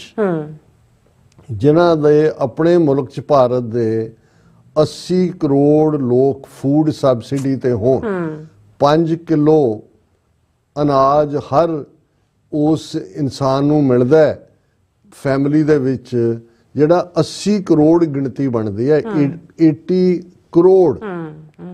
ਤੇ ਉਹਨਾਂ ਦੇ ਕੋਲ ਆ ਟਨਾਂ ਦੇ ਟਨ ਵੀਟ ਤੇ ਦੂਜਾ ਤੇ ਫਲਾਣਾ ਤੇ ਮੈਡੀਕੇਸ਼ਨ। ਤੁਸੀਂ ਆਪਣਾ ਹੈਲਥ ਸਿਸਟਮ ਦੇਖੋ, ਤੁਹਾਡਾ ਕੀ ਹਾਲ ਹੈ, ਹਸਪਤਾਲਾਂ ਦੇ ਵਿੱਚ ਕੀ ਹਾਲ ਹੈ ਔਰ ਕੀ ਚੱਲ ਰਿਹਾ ਉੱਥੇ ਸਾਰਾ। ਜਦੋਂ ਕੋਵਿਡ ਆਇਆ ਆਕਸੀਜਨ ਹੀ ਨਹੀਂ ਸੀ ਹਸਪਤਾਲਾਂ 'ਚ। ਕਿੰਨੇ ਲੋਕ, ਸਭ ਤੋਂ ਜ਼ਿਆਦਾ ਲੋਕ ਕੋਵਿਡ ਦੇ ਨਾਲ, ਕੁੱਲ ਜਿਹੜੀ ਫਿਗਰ ਵਰਲਡ ਹੈਲਥ ਆਰਗੇਨਾਈਜੇਸ਼ਨ ਦੀ ਹੈ, 1.5 ਕਰੋੜ ਲੋਕ ਮਰੇ ਨੇ। 45 ਲੱਖ ਕੱਲਾ ਭਾਰਤ ਦੇ ਵਿੱਚ ਮਰਿਆ, ਹਰ ਤੀਸਰਾ ਬੰਦਾ ਕੋਵਿਡ-19 ਦੇ ਨਾਲ ਇੰਡੀਆ ਦੇ ਵਿੱਚ ਮਰਿਆ। ਹੁਣ ਇਹ ਉਹਨਾਂ ਦੀ ਕੋਵਿਡ ਹਟਾਉਣ ਲੱਗੇ ਹੋਏ ਨੇ ਤਾਂ ਉਹਨਾਂ ਨੂੰ, ਅਫਗਾਨਾਂ ਨੂੰ ਇਹ ਪੋਲੀਓ ਡ੍ਰੌਪ ਤੇ ਦੂਜੇ ਪਿਉਣਗੇ ਜਿਹੜੇ ਹਮਲੇ ਕਰਦੇ ਨੇ ਉਹਨਾਂ ਦੇ ਵਰਲਡ ਹੈਲਥ ਔਰ ਦੂਜਿਆਂ ਦੇ ਕੈਂਪਾਂ ਦੇ ਉੱਤੇ ਕਿ ਜੀ ਤੁਸੀਂ ਸਾਨੂੰ ਇਹ ਨਹੀਂ ਦੇਣਾ। ਕਿੰਨੇ ਹਮਲੇ ਜਿਹੜੇ ਨੇ ਹੈਲਥ ਪ੍ਰੋਗਰਾਮ ਔਰ ਦੂਜਿਆਂ ਨੂੰ ਸਟਾਪ ਕਰਨ ਦੇ ਲਈ ਕੀਤੇ ਹੋਏ ਨੇ। ਲੇਕਿਨ ਇਹ ਗੱਲ ਜਿਵੇਂ ਅਮਰੀਕਨ ਕਹਿੰਦੇ ਨੇ, there is no free lunch, ਕੋਈ ਫ੍ਰੀ ਲੰਚ ਨਹੀਂ ਹੁੰਦਾ। ਔਰ ਇਹ ਵੀ ਜੋ ਇਹ ਇੰਡੀਆ ਕਰ ਰਿਹਾ ਹੈ, ਇਹ ਇਕੱਲਾ ਹੀ ਨਹੀਂ ਵੀ ਪਾਕਿਸਤਾਨ ਨੂੰ ਪੁੱਟ ਡਾਊਨ ਕਰਨ ਦੇ ਲਈ, ਆਉਣ ਵਾਲੇ ਪੀਰੀਅਡ ਦੇ ਵਿੱਚ ਅਸੀਂ ਪਾਕਿਸਤਾਨ ਦੇ ਵਿੱਚ ਹੋਰ ਵੀ ਜਿਹੜਾ ਤੇਜ਼ ਜਿਹੜੀ ਹੈ ਉਹ ਦੇਖਾਂਗੇ, ਜਿਹੜੀ ਦਹਿਸ਼ਤਗਰਦੀ ਹੈ। ਔਰ ਇਸ ਦੇ ਨਾਲ ਰਿਲੇਟਡ ਇਕੱਲਾ ਇਹ ਖਬਰ ਇੱਕ ਹੈ, ਦੂਜੀ ਫਿਰ ਇਹ ਹੈ ਕਿ foreign secretary Vikram Misri meets acting Afghan foreign minister, affirms India support for assistance, discusses Chabahar. ਹੁਣ ਤੁਸੀਂ ਇਸ ਤੋਂ ਅੰਦਾਜ਼ਾ ਲਾਓ। ਪਰ ਦੂਸਰੇ ਪਾਸੇ ਇਹ ਦੱਸਣ ਦੇ ਲਈ ਕਿ ਜੀ ਪਾਕਿਸਤਾਨ ਕਿੰਨਾ ਜ਼ੁਲਮ ਕਰ ਰਿਹਾ ਹੁਣ ਅਫਗਾਨ ਰਿਫਿਊਜੀਜ਼ ਤੇ, ਐਸੋਸੀਏਟਡ AFP ਦੀ ਖਬਰ ਹੈ, French agency the, hundreds of Afghans detained in Pakistan, Afghan embassy. ਕਿਉਂਕਿ ਇੱਕ ਪਾਸੇ ਪ੍ਰੋ ਇੰਡੀਆ ਟਿਲਟ ਜੋ ਲੈ ਹੀ ਰਹੇ ਨੇ, ਪੈਸਾ ਉਹਨਾਂ ਦਾ ਖਾ ਕੇ ਮੂੰਹ ਖਾਂਦਾ, ਅੱਖਾਂ ਸ਼ਰਮਾਉਂਦੀਆਂ, ਤੇ ਨਾਲ ਦੀ ਨਾਲ ਉਹਨਾਂ ਨੇ ਸ਼ੁਰੂ ਕਰ ਦਿੱਤਾ। ਅਫਗਾਨ ਐਮਬੈਸੀ ਨੇ ਕਿਹਾ ਕਿ ਜੀ ਇਸਲਾਮਾਬਾਦ ਬੜਾ ਜ਼ੁਲਮ ਕਰ ਰਿਹਾ, ਉਹਨਾਂ ਨੇ ਅਫਗਾਨਾਂ ਦੇ ਉੱਤੇ ਕ੍ਰੈਕਡਾਊਨ ਕੀਤਾ ਹੈ। ਔਰ ਇਸ ਵੇਲੇ 7,80,000 ਅਫਗਾਨਾਂ ਨੂੰ 2023 ਤੋਂ ਲੈ ਕੇ ਵਾਪਸ ਧੱਕਿਆ ਗਿਆ ਅਫਗਾਨਿਸਤਾਨ 'ਚ, ਔਰ 800 ਤੋਂ ਜ਼ਿਆਦਾ ਜਿਹੜੇ ਅਫਗਾਨ ਨੇ ਇਸ ਵੇਲੇ ਇਸਲਾਮਾਬਾਦ ਦੇ ਵਿੱਚ ਉਹਨਾਂ ਨੂੰ ਡਿਟੇਨ ਕੀਤਾ ਅਥਾਰਟੀਜ਼ ਵੱਲੋਂ, ਜਿਹੜੇ ਈਵਨ ਉਹਨਾਂ 'ਚ ਉਹ ਵੀ ਨੇ ਜਿਨ੍ਹਾਂ ਨੂੰ ਯੂਨਾਈਟਿਡ ਨੇਸ਼ਨਸ ਦੀ ਰਿਫਿਊਜੀ ਏਜੰਸੀ ਨੇ ਰਜਿਸਟਰ ਕੀਤਾ ਹੋਇਆ। ਨਾਲ ਦੀ ਨਾਲ ਅਫਗਾਨ ਐਮਬੈਸੀ ਨੇ ਵਾਰਨ ਕੀਤਾ ਕਿ ਜੀ ਜੇ ਇਹ ਅਨਸਰਟਨਟੀ ਵੀਜ਼ਾ ਪ੍ਰੋਸੈਸ ਦੀ ਰਹੀ ਤਾਂ ਫਿਰ ਅਸੀਂ ਜਿਹੜੀ ਹੈ ਉਹ ਇਸ ਨੂੰ ਪਾਕਿਸਤਾਨ ਨੂੰ ਇਸ ਦਾ ਜਵਾਬ ਵੀ ਦਿਆਂਗੇ ਜਿਹੜੇ ਇਸ ਸਾਰੀ ਟਰਬਲ ਨੂੰ ਕਾਜ਼ ਕਰ ਰਹੇ ਨੇ। ਹੁਣ ਇਹ ਆਪਣੇ ਆਪ 'ਚ ਦੱਸ ਰਿਹਾ ਕਿ ਹਾਲਾਂ ਜਦੋਂ ਇੱਕ ਵਾਰ ਅਮਰੀਕਾ ਨੇ ਆਪਣੀਆਂ ਔਰ ਨੈਟੋ ਦੀਆਂ ਫੋਰਸਿਸ ਵਿਦਡਰਾ ਕੀਤੀਆਂ, ਇੱਕ ਆਸ ਵੱਜੀ ਪਾਕਿਸਤਾਨ ਨੂੰ ਵੀ ਕਿ ਭਾਈ ਚਲੋ ਇਹ ਬਾਰਡਰ ਸੇਫ ਹੋਇਆ। ਦੂਸਰੇ ਪਾਸੇ ਸਾਨੂੰ ਵੀ ਸੀ ਵੀ ਚਲੋ ਅਫਗਾਨਾਂ ਨੇ ਬਹੁਤ ਸਫ਼ਰ ਕੀਤਾ ਹੈ ਉੱਪਰੋਂ ਥਲੀ 1979 ਤੋਂ ਲੈ ਕੇ ਹੁਣ ਤੱਕ ਇਹਨਾਂ ਆਲਮੋਸਟ 40 ਸਾਲਾਂ ਦੇ ਵਿੱਚ ਜਿਹੜਾ 2 ਵੱਡੀਆਂ ਜੰਗਾਂ, ਕਿੰਨੇ ਬੱਚੇ ਜਿਹੜੇ ਨੇ ਉਹ ਕੋਈ ਬੇਬੀ ਟॉय ਦੂਜੇ ਨਾਲ ਐਂਪੂਟੇਸ਼ਨਸ ਹੋਈਆਂ, ਕਿੰਨਾ ਹੋਇਆ ਕਿ ਪੀਸ ਹੋਏਗੀ। ਪਰ ਸਾਨੂੰ ਇਹ ਲੱਗਦਾ ਵੀ ਇਹਨਾਂ ਇੰਡੀਆ ਨੇ ਟਿਕ ਕੇ ਨਹੀਂ ਬਹਿਣਾ ਹੈ। ਇਹਨਾਂ ਦੀਆਂ ਏਜੰਸੀਆਂ ਆਲਰੇਡੀ ਜਿਹੜੀਆਂ ਉਹਨਾਂ ਨੇ ਫਿਰ ਵਾਪਸ ਆਪਣਾ ਉਹੀ ਕੰਮਕਾਰ ਕਰ ਲਿਆ। ਔਰ ਪਾਕਿਸਤਾਨ ਦੇ ਰੂਲਰਸ ਨੇ ਦੇਖਣਾ, ਉਹਨਾਂ ਦੇ ਲਈ ਵੱਡਾ ਚੈਲੰਜ ਆਉਣ ਜਾ ਰਿਹਾ ਪਾਕਿਸਤਾਨ ਦੇ ਲੋਕਾਂ ਲਈ ਵੀ, ਕਿਉਂਕਿ ਜਿਹੜੇ ਇਸ ਕਿਸਮ ਦੇ ਪੇਡ ਲੋਕ ਹੁੰਦੇ ਨੇ ਉਹਨਾਂ 'ਚ ਕੋਈ ਆਈਡੀਓਲੋਜੀ ਨਹੀਂ ਹੁੰਦੀ, ਉਹਨਾਂ ਦੇ ਲਈ ਕੋਈ ਗੁਨਾਹਗਾਰ ਜਾਂ ਇਨੋਸੈਂਟ ਨਹੀਂ ਹੁੰਦਾ। ਉਹਨਾਂ ਦੇ ਲਈ ਜੇ ਤੁਸੀਂ ਬਾਜ਼ਾਰਾਂ 'ਚ, ਮਸੀਤਾਂ 'ਚ, ਹਸਪਤਾਲਾਂ 'ਚ, ਮਜ਼ਾਰਾਂ 'ਤੇ ਜਾਂ ਜਲੂਸਾਂ ਦੇ ਉੱਤੇ ਬੰਬ ਧਮਾਕੇ ਕਰਦੇ ਹੋ, ਮਰਨ ਵਾਲੇ ਤਾਂ ਸਾਰੇ ਬੇਗੁਨਾਹ ਹੁੰਦੇ ਨੇ। ਤੇ ਕਿਹੜਾ ਜਿਹੜਾ ਖੁਦਾ ਹੈ, ਅੱਲਾਹ ਤਾਲਾ ਹੈ ਜਾਂ ਵਾਹਿਗੁਰੂ ਹੈ ਜਾਂ ਰਾਮ ਹੈ, ਜੋ ਵੀ ਰੱਬ ਦਾ ਨਾਂ ਹੋਏ, ਉਹ ਇਸ ਕਿਸਮ ਦੇ ਬੇਗੁਨਾਹ ਦੇ ਮਾਰੇ ਜਾਣ ਨੂੰ ਦਾ ਤੁਹਾਨੂੰ ਸਵਾਬ ਦੇਗਾ, ਤੁਹਾਨੂੰ ਜੰਨਤ ਦੇਗਾ। ਪਰ ਜਦੋਂ ਇੱਕ ਪਾਸਿਓਂ ਜਿਹੜਾ ਹੈ ਉਹ ਪੈਸਾ ਫਲੋ ਹੋ ਰਿਹਾ ਹੁੰਦਾ ਹੈ, ਏਜੰਸੀਆਂ ਦੇ ਰਾਹੀਂ ਉਸ ਕਿਸਮ ਦੇ ਲੋਕ ਤਿਆਰ ਕੀਤੇ ਜਾ ਰਹੇ ਹੁੰਦੇ ਨੇ, ਜਿਨ੍ਹਾਂ ਨੂੰ ਬ੍ਰੇਨ ਵਾਸ਼ ਕੀਤਾ ਜਾ ਰਿਹਾ ਹੁੰਦਾ ਹੈ, ਜਿਨ੍ਹਾਂ ਦੇ ਅੰਦਰ ਇੱਕ ਪ੍ਰੋਗਰਾਮਿੰਗ ਕੀਤੀ ਜਾ ਰਹੀ ਹੁੰਦੀ ਹੈ, ਫਿਰ ਉਹਨਾਂ ਦੇ ਲਈ ਕੋਈ ਵੀ ਬੇਗੁਨਾਹ ਨਹੀਂ ਹੁੰਦਾ, ਕਿਉਂਕਿ ਉਹ ਹਿਜ਼ ਮਾਸਟਰਸ ਵੌਇਸ ਹੁੰਦੇ ਨੇ। ਸੋ ਇਹ ਅਫਸੋਸਨਾਕ ਹੋਏਗਾ ਕਿ ਆਉਣ ਵਾਲੇ ਪੀਰੀਅਡ 'ਚ ਉਸ ਖਿੱਤੇ ਦੇ ਵਿੱਚ ਇਸ ਕਿਸਮ ਦੀ ਦਹਿਸ਼ਤਗਰਦੀ ਜਿਹੜੀ ਹੈ ਹੋਰ ਵੀ ਵੱਧ ਦੇਖਣ ਨੂੰ ਮਿਲ ਸਕਦੀ ਹੈ। ਜੀ ਡਾਕਟਰ ਸਾਹਿਬ, ਤੁਹਾਡਾ ਬਹੁਤ ਬਹੁਤ ਧੰਨਵਾਦ। ਸੋ ਇੱਥੇ ਲੈਣੇ ਬ੍ਰੇਕ। ਵਿਊਅਰਸ, ਤੁਸੀਂ ਕਿਤੇ ਨਹੀਂ ਜਾਣਾ, ਮਿਲਦੇ ਹਾਂ after this short break.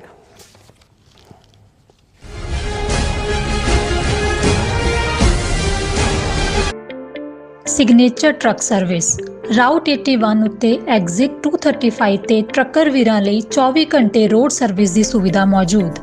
Heavy duty repair, oil change, ਪੁਰਾਣੇ ਅਤੇ ਨਵੇਂ tyre, computer diagnostic, DPF cleaning, brake service ਜਾਂ ਰਸਤੇ ਵਿੱਚ ਆਈ ਹਰ ਤਰ੍ਹਾਂ ਦੀ ਰਿਪੇਅਰ ਪ੍ਰੋਫੈਸ਼ਨਲ ਟੀਮ ਵੱਲੋਂ ਕੀਤੀ ਜਾਂਦੀ ਹੈ। ਬ੍ਰੇਕਫਾਸਟ, ਲੰਚ ਅਤੇ ਡਿਨਰ ਲਈ ਪੰਜਾਬੀ ਢਾਬੇ ਦਾ ਆਨੰਦ ਵੀ ਮਾਣੋ। ਡਰਾਈਵਰ ਅਤੇ ਟਰੱਕ ਆਪਰੇਟਰ ਵੀਰ ਡਿਸਪੈਚ ਦੀ ਸਰਵਿਸ ਲਈ ਸਾਡੇ ਨਾਲ ਸੰਪਰਕ ਕਰਨ। Signature truck Service 58 Triangle drive, wares cave, Virginia 2448। America ਵਿੱਚ ਰਹਿ ਰਹੇ ਹੋ ਅਤੇ ਡਰਾਈਵਿੰਗ ਲਾਇਸੈਂਸ ਲੈਣਾ ਚਾਹੁੰਦੇ ਹੋ ਤੇ ਲੱਭ ਰਹੇ ਹੋ ਇੱਕ ਤਜਰਬੇਕਾਰ ਡਰਾਈਵਿੰਗ ਸਕੂਲ, ਤਾਂ ਤੁਹਾਡੇ ਲਈ ਹੈ ਵੱਡੀ ਖੁਸ਼ਖਬਰੀ। ਕੈਲੀਫੋਰਨੀਆ ਦਾ ਸਟਾਕਟਨ ਟਰੱਕ ਡਰਾਈਵਿੰਗ ਸਕੂਲ ਤੁਹਾਨੂੰ ਦੇਵੇਗਾ ਡਰਾਈਵਿੰਗ ਸਿਖਲਾਈ ਅਤੇ ਡਰਾਈਵਿੰਗ ਦੌਰਾਨ ਪੇਸ਼ ਆਉਂਦੀਆਂ ਮੁਸ਼ਕਲਾਂ ਨਾਲ ਨਜਿੱਠਣ ਦੀ ਸਿਖਲਾਈ। 25 ਸਾਲ ਤੋਂ ਵੀ ਵੱਧ ਦੇ ਤਜਰਬੇ ਨਾਲ ਤੁਹਾਨੂੰ ਮਿਲੇਗੀ ਡਰਾਈਵਿੰਗ ਨਾਲ ਸੰਬੰਧਿਤ ਹਰ ਤਰ੍ਹਾਂ ਦੀ ਸਿਖਲਾਈ, ਉਹ ਵੀ ਵਾਜਿਬ ਕੀਮਤ ਵਿੱਚ। ਫਿਰ ਦੇਰ ਕਿਸ ਗੱਲ ਦੀ, ਅੱਜ ਹੀ ਸੰਪਰਕ ਕਰੋ 2097883308 ਜਾਂ ਫਿਰ 2093139919 ਨੰਬਰਾਂ ਤੇ ਅਤੇ ਪਾਓ ਆਪਣਾ ਡਰਾਈਵਿੰਗ ਲਾਇਸੈਂਸ।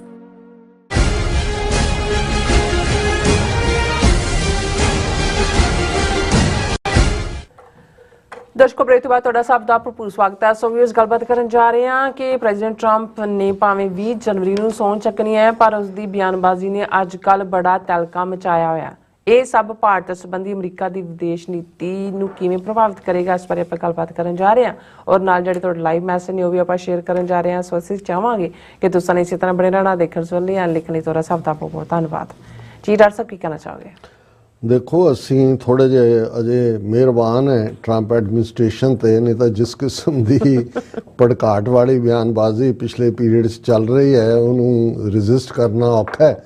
ਪਰ ਅਸੀਂ ਇਹ ਵੀ ਸਮਝਦੇ ਹਾਂ ਵੀ ਕਈ ਵਾਰ ਜਿਹੜਾ ਉਹ ਇੱਕ ਦਬਕਾ ਹੁੰਦਾ ਜਿਹਦੇ 'ਚ ਤੁਸੀਂ ਆਉਣ ਤੋਂ ਪਹਿਲਾਂ ਇੱਕ ਖੌਫ ਪੈਦਾ ਕਰਦੇ ਹੋ ਵੀ ਆ ਗਏ ਸ਼ੇਰ ਆ ਗਏ। ਤੇ ਵੈਸੇ ਵੀ ਕਈ ਵਾਰ ਇਹ ਹੁੰਦਾ ਹੈ ਕਿ ਜਦੋਂ ਤੁਸੀਂ ਜੋ ਕਹਿੰਦੇ ਹੋ ਜ਼ਰੂਰੀ ਨਹੀਂ ਤੁਸੀਂ ਉਸ ਦੇ ਹਰ ਲਫ਼ਜ਼ ਨੂੰ ਲਾਗੂ ਕਰਨਾ ਹੁੰਦਾ ਹੈ। ਉਸ ਨੂੰ ਪੰਜਾਬੀ 'ਚ ਅਸੀਂ ਫੌੜ ਫੜਕ ਵੀ ਕਹਿੰਦੇ ਹਾਂ, ਤੇ ਉਸ ਨੂੰ ਇਹ ਵੀ ਕਹਿੰਦੇ ਆ ਵੀ ਦਾਬਾ ਮਾਰਿਆ। ਤੇ ਇਹ ਵੀ ਹੁੰਦਾ ਹੈ ਕਿ ਵੀ ਜਿਹੜਾ ਦਾਬੇ ਨਾਲ ਹੀ ਚੱਲ ਜਾਏ, ਮਾਰਨ ਦੀ ਲੋੜ ਹੀ ਨਾ ਪਏ। ਸੋ ਇਹਦੇ 'ਚ ਤਾਂ ਕੋਈ ਸ਼ੱਕ ਨਹੀਂ ਹੈ ਕਿ ਟਰੰਪ ਦੀ ਅਨਪ੍ਰੈਡਿਕਟੇਬਿਲਿਟੀ, ਉਸ ਦਾ ਟੈਂਪਰ, ਲੇਕਿਨ ਇਸ 'ਚ ਕੋਈ ਸ਼ੱਕ ਨਹੀਂ ਹੈ ਕਿ ਵੈਸੇ ਇਹ ਕੈਲਕੂਲੇਟਡ ਹੁੰਦਾ। ਔਰ ਜੇ ਕੈਲਕੂਲੇਟਡ ਨਾ ਹੁੰਦਾ ਤੇ ਟਰੰਪ ਜਿਹੜਾ ਡਿਸਗ੍ਰੇਸ ਹੋ ਕੇ ਨਿਕਲਿਆ, ਰਾਇਟ ਦੇ ਵਿੱਚ ਇਨਵੋਲਵ ਹੋਣ ਦੀ ਗੱਲ ਆਈ, ਉਸ ਤੋਂ ਪਹਿਲਾਂ ਵੀ ਕੋਈ ਕਲੀਨ ਸਲੇਟ ਨਹੀਂ ਸੀ। ਕਿਸ ਕਿਸਮ ਦਾ ਜਿਹੜਾ ਉਹ 18 ਸਾਲ ਜਦੋਂ ਪਹਿਲੀ ਟਰਮ ਵੇਲੇ ਹੋਇਆ ਕਿ ਜੀ ਬਿਜ਼ਨਸ 'ਚ ਤੁਸੀਂ ਹੈਗੇ ਹੋ ਪਰ ਤੁਸੀਂ ਕੋਈ ਟੈਕਸ ਨਹੀਂ ਪੇ ਕੀਤਾ, ਉਹ ਕਹਿੰਦਾ smart people don't pay Texas. ਔਰ ਇਸ ਕਿਸਮ ਦਾ ਸਾਰਾ ਹੋਣ ਦੇ ਬਾਵਜੂਦ ਜੇ ਵਾਪਸ ਆਇਆ ਤੇ ਐਵੇਂ ਨਹੀਂ, ਉਹਨੂੰ ਵਿਦਨ ਕੋਈ ਰਿਪਬਲਿਕਨਸ 'ਚ ਵੀ ਕੋਈ ਡਾਰਲਿੰਗ ਨਹੀਂ ਸੀ। ਉਹਨੇ ਕਿਵੇਂ ਜਿਹੜੇ ਵਿਦਨ ਰਿਪਬਲਿਕਨ ਵੀ ਉਹਦੇ ਵਿਰੋਧੀ ਸੀ ਉਹਨਾਂ ਨੂੰ ਕਿਵੇਂ ਗੁੱਠੇ ਲਾਇਆ, ਔਰ ਕਿਵੇਂ ਰਿਜ਼ਿਲੀਅੰਸ ਤਾਂ ਹੈ। ਔਰ ਇਹਦੇ 'ਚ ਕੋਈ ਸ਼ੱਕ ਨਹੀਂ ਹੈ ਕਿ ਵੀ ਉਸ ਨੇ ਦੁਬਾਰਾ ਆ ਕੇ ਇਸ ਵੇਲੇ ਇੱਕ ਬਹੁਤ ਅਨਸਰਟਨਟੀ, ਔਰ ਖਾਸ ਤੌਰ 'ਤੇ ਜਿਹੜੀ ਪ੍ਰੈਜ਼ੀਡੈਂਟ ਟਰੰਪ ਦੀ ਇੱਕ ਤਾਂ ਆਪਣੀ ਬਿਆਨਬਾਜ਼ੀ ਹੈ, ਫਿਰ ਜਿਹੜਾ ਐਲਨ ਮਸਕ ਜਿਹੜਾ ਸ਼ਾਹ ਹੈ ਇਹਦਾ ਟਰੰਪ ਦਾ, ਉਹਦੀ ਬਿਆਨਬਾਜ਼ੀ ਹੈ। ਉਹਦਾ ਅਸੀਂ ਜ਼ਿਕਰ ਪਿਛਲੇ ਸੈਗਮੈਂਟਸ ਦੇ ਵਿੱਚ ਵੀ ਕੀਤਾ ਹੈ ਕਿ ਵੀ ਉਹ ਭਾਵੇਂ H1B ਵੀਜ਼ੇ ਦੇ ਉੱਤੇ ਖੜੀ ਡਿਬੇਟ ਐਲਨ ਮਸਕ ਟੀਮ ਦੀ ਹੋਏ, ਜਾਂ ਐਲਨ ਮਸਕ ਦਾ UK ਦੀ ਸਰਕਾਰ ਨੂੰ, ਲੇਬਰ ਗਵਰਨਮੈਂਟ ਨੂੰ ਭੰਨਣਾ ਹੋਏ, ਜਾਂ ਜਰਮਨ ਜਾਂ ਫਰਾਂਸ, ਜਾਂ ਉਹਨਾਂ ਨੇ ਵੀ ਵਾਪਸੀ ਸਨੱਬ ਕੀਤਾ। ਲੇਕਿਨ ਜਦੋਂ ਕੁਛ ਜਿਹਨੂੰ ਕਹਿੰਦੇ ਨੇ ਕਮਿੰਗ ਫਰਮ ਦਾ ਹਾਰਸ ਮਾਊਥ, ਪ੍ਰੈਜ਼ੀਡੈਂਟ ਟਰੰਪ ਖੁਦ ਕਹਿੰਦੇ ਨੇ ਜਿਵੇਂ ਕੈਨੇਡਾ ਨੂੰ 51ਵਾਂ ਸੂਬਾ ਅਮਰੀਕਾ ਦੇ ਬਣਾਉਣ ਦੀ ਗੱਲ, ਜਸਟਿਨ ਟਰੂਡੋ ਨੂੰ ਜਿਹੜਾ ਉਹ ਗਵਰਨਰ ਕਹਿਣਾ, ਔਰ ਇਹ ਰਿਪੀਟ ਜਦੋਂ ਜਸਟਿਨ ਟਰੂਡੋ ਗਿਆ ਵੀ ਆ ਉਹਨੇ ਕਿਹਾ ਜੀ ਇਹ ਕੈਨੇਡਾ ਵਾਲਿਆਂ ਦੇ ਬਹੁਤ ਫਾਇਦਾ ਹੋਏਗਾ, ਔਰ ਇਹ ਸਾਰਾ ਜਿਹੜਾ ਉਹਦੇ ਥੱਲੇ ਤੁਹਾਨੂੰ ਕੋਈ ਟੈਰਿਫ ਨਹੀਂ ਲੱਗੇਗਾ, ਕੋਈ ਫਲਾਣਾ ਨਹੀਂ ਹੋਏਗਾ। ਹੁਣ ਜਿਹੜਾ ਕੈਨੇਡਾ ਦੀਆਂ ਸਾਰੀਆਂ ਹੀ ਪੋਲੀਟੀਕਲ ਪਾਰਟੀਜ਼ ਨੇ ਕਾਊਂਟਰ ਕਰਨਾ ਸ਼ੁਰੂ ਕੀਤਾ। ਇੱਕ ਨੇ ਤਾਂ ਕਿਹਾ ਵੀ ਆਪਣੇ ਕੈਲੀਫੋਰਨੀਆ ਤੇ ਫਲਾਣਾ ਸੂਬਾ ਜਿਹੜਾ ਉਹ ਕੈਨੇਡਾ ਦੇ ਨਾਲ ਜੋੜ ਦਿਓ ਜੀ, ਸੌਖਾ ਰਹੇਗਾ ਕੰਮ। ਚਲੋ, ਕਿਉਂਕਿ ਇਨ ਦਾ ਐਂਡ ਆਫ ਦਾ ਡੇ ਇਸ ਕਿਸਮ ਦੀ ਕੋਈ ਨਹੀਂ ਸਹਾਰ ਸਕਦਾ। ਲੇਕਿਨ ਇਹ ਇੱਕ ਮਾਹੌਲ, ਇੱਕ ਫੀਅਰ ਪੈਦਾ ਕੀਤਾ ਗਿਆ ਕਿ ਜੀ ਮੈਂ 25% ਟੈਰਿਫ ਲਾਵਾਂਗਾ। ਫਿਰ ਪਨਾਮਾ ਕਿ ਜੀ ਪਨਾਮਾ ਨਹਿਰ ਜਿਹੜੀ ਹੈ ਉਸ ਨੂੰ ਅਸੀਂ ਲੈ ਸਕਦੇ ਹਾਂ। ਫਿਰ ਆਈਲੈਂਡ, ਗ੍ਰੀਨ ਆਈਲੈਂਡ, ਉਸ ਨੂੰ ਜਿਹੜੀ ਡੈਨਮਾਰਕ ਦੀ ਸੋਵਰਨਟੀ ਦੇ ਥੱਲੇ ਹੈ, ਔਰ ਟੋਟਲ ਉਹਨਾਂ ਨੂੰ ਫਰੀडम ਹੈ। ਹਾਲਾਂ ਜਿਹੜੀਆਂ ਉਹਨਾਂ ਨੂੰ ਸਰਵਿਸਿਜ਼ ਜਾਂ ਦੂਸਰੀਆਂ ਸਾਰੇ ਉਹਨਾਂ ਦੀ 75 ਕੇ 77 ਹਜ਼ਾਰ ਪਾਪੂਲੇਸ਼ਨ ਹੈ। ਲੇਕਿਨ ਇਹਦੇ 'ਚ ਕੋਈ ਸ਼ੱਕ ਨਹੀਂ ਹੈ ਕਿ ਸਟ੍ਰੈਟਜੀਕਲੀ ਇੰਪੋਰਟੈਂਟ ਹੈ ਅਮਰੀਕਾ ਦੇ ਲਈ ਵੀ। ਔਰ 4 ਸਾਲ 1940 ਤੋਂ 45 ਤੱਕ ਸੈਕੰਡ ਵਰਲਡ ਵਾਰ ਦੇ ਵੇਲੇ ਅਮਰੀਕਾ ਦੇ ਥੱਲੇ ਵੀ ਰਿਹਾ। ਲੇਕਿਨ ਆਲ ਆਫ ਏ ਸਡਨ ਤੁਸੀਂ ਇਸ ਕਿਸਮ ਜੀ ਅਸੀਂ ਖਰੀਦਣਾ ਹੈ। ਫਿਰ ਇਸ ਕਿਸਮ ਦੀ ਬਿਆਨਬਾਜ਼ੀਆਂ ਦੇ ਚੱਲਦੇ ਆ ਚਾਈਨਾ ਬਾਰੇ, ਜਿਹਦਾ ਸਭ ਤੋਂ ਜ਼ਿਆਦਾ ਪ੍ਰਚਾਰ ਸੀ ਡਿਊਰਿੰਗ ਦਾ ਕੈਂਪੇਨ, ਉਹਦੇ ਥੱਲੇ ਤਾਂ ਅਸੀਂ ਦੇਖਦੇ ਹਾਂ ਕਿ ਸ਼ੀ ਜਿਨਪਿੰਗ ਨੂੰ ਇਨਵਾਈਟ ਕੀਤਾ ਕਿ ਵੀ ਆਓ, ਭਾਵੇਂ ਸ਼ਾਇਦ ਨਹੀਂ ਆ ਰਿਹਾ, ਲੇਕਿਨ ਉਸ ਦੇ ਉੱਤੇ ਕੰਮ ਢਿੱਲਾ ਹੈ। ਇੰਡੀਆ ਦੇ ਮੋਦੀ ਨੂੰ ਇਨਵਾਈਟ ਨਾ ਕਰਨਾ ਹੀ ਆਪਣੇ ਆਪ ਦੇ ਵਿੱਚ ਉਹਨਾਂ ਨੂੰ ਫਿਕਰ ਪੈ ਗਿਆ ਕਿ ਵੀ ਕੀ ਹੈ। ਔਰ ਅੱਜ ਇੱਕ ਬੜਾ ਆਬਜੈਕਟਿਵ ਡਿਸਕਸ਼ਨ ਕਰਦਾ ਪ੍ਰਵੀਨ ਸਾਨੀ, ਫੌਜ ਚੋਂ ਹੀ ਰਿਟਾਇਰਡ ਸ਼ਾਇਦ ਕਰਨਲ ਹੈ ਜਾਂ ਕੀ ਹੈ, ਵੈਰੀ ਪ੍ਰੀਸਾਈਜ਼ ਹੁੰਦਾ ਹੈ। ਉਹਨੇ ਇਹ ਕਿਹਾ ਕਿ ਵੀ ਇਹ ਮੋਦੀ ਸਰਕਾਰ ਖਬਰਦਾਰ ਹੋ ਜਾਏ, ਉਹ ਸ਼ੌਕ 'ਚ ਜਾਣਗੇ ਜਦੋਂ ਕਿ ਟਰੰਪ ਐਡਮਿਨਿਸਟ੍ਰੇਸ਼ਨ ਦੀ ਜਿਹੜੀ ਹੈ ਫੋਰਨ ਪਾਲਿਸੀ ਆਏਗੀ। ਔਰ ਉਹਨੇ 3-4 ਨੁਕਤਿਆਂ ਦੇ ਉੱਤੇ ਗੱਲ ਕੀਤੀ। ਉਹਨਾਂ ਨੇ ਕਿਹਾ ਕਿ ਵੀ ਇਹ ਜਿਹੜਾ ਕਿਉਂਕਿ ਇੱਕ ਪ੍ਰਾਇਰਟੀ ਹੈ ਟਰੰਪ ਦੀ ਕਿ ਮੇਕ ਅਮਰੀਕਨ ਗ੍ਰੇਟ ਅਗੇਨ। ਸੋ ਉਹਦੇ ਥੱਲੇ ਜੋ ਉਹ ਕਰ ਸਕਦਾ ਹੈ, ਉਹਨਾਂ ਨੇ ਕਿਹਾ ਕਿ ਵੀ ਇਹ ਜਿਹੜਾ ਹੁਣ ਅਸੀਂ ਕਿਸੇ ਦਿਨ ਡਿਸਕਸ ਕਰਾਂਗੇ, ਮੈਂ ਉਹ ਮੌਨਰੋ ਡਾਕਟਰੀਨ, ਕਿਉਂਕਿ 1820s ਦੇ ਵਿੱਚ ਅਮਰੀਕਾ ਦੇ ਪ੍ਰੈਜ਼ੀਡੈਂਟ ਜਿਹੜੇ ਨੇ ਉਹ ਮੌਨਰੋ ਸੀ, ਉਹਨਾਂ ਨੇ ਇੱਕ ਡਾਕਟਰੀਨ ਦਿੱਤੀ ਜਿਹੜੀ ਇਨਫੈਕਟ ਕੁਛ ਹੱਦ ਤੱਕ ਫੋਰਨ ਪਾਲਿਸੀ 'ਚ ਉਦੋਂ ਵੀ ਉਹ ਤੈਅ ਹੋ ਪਾਈ।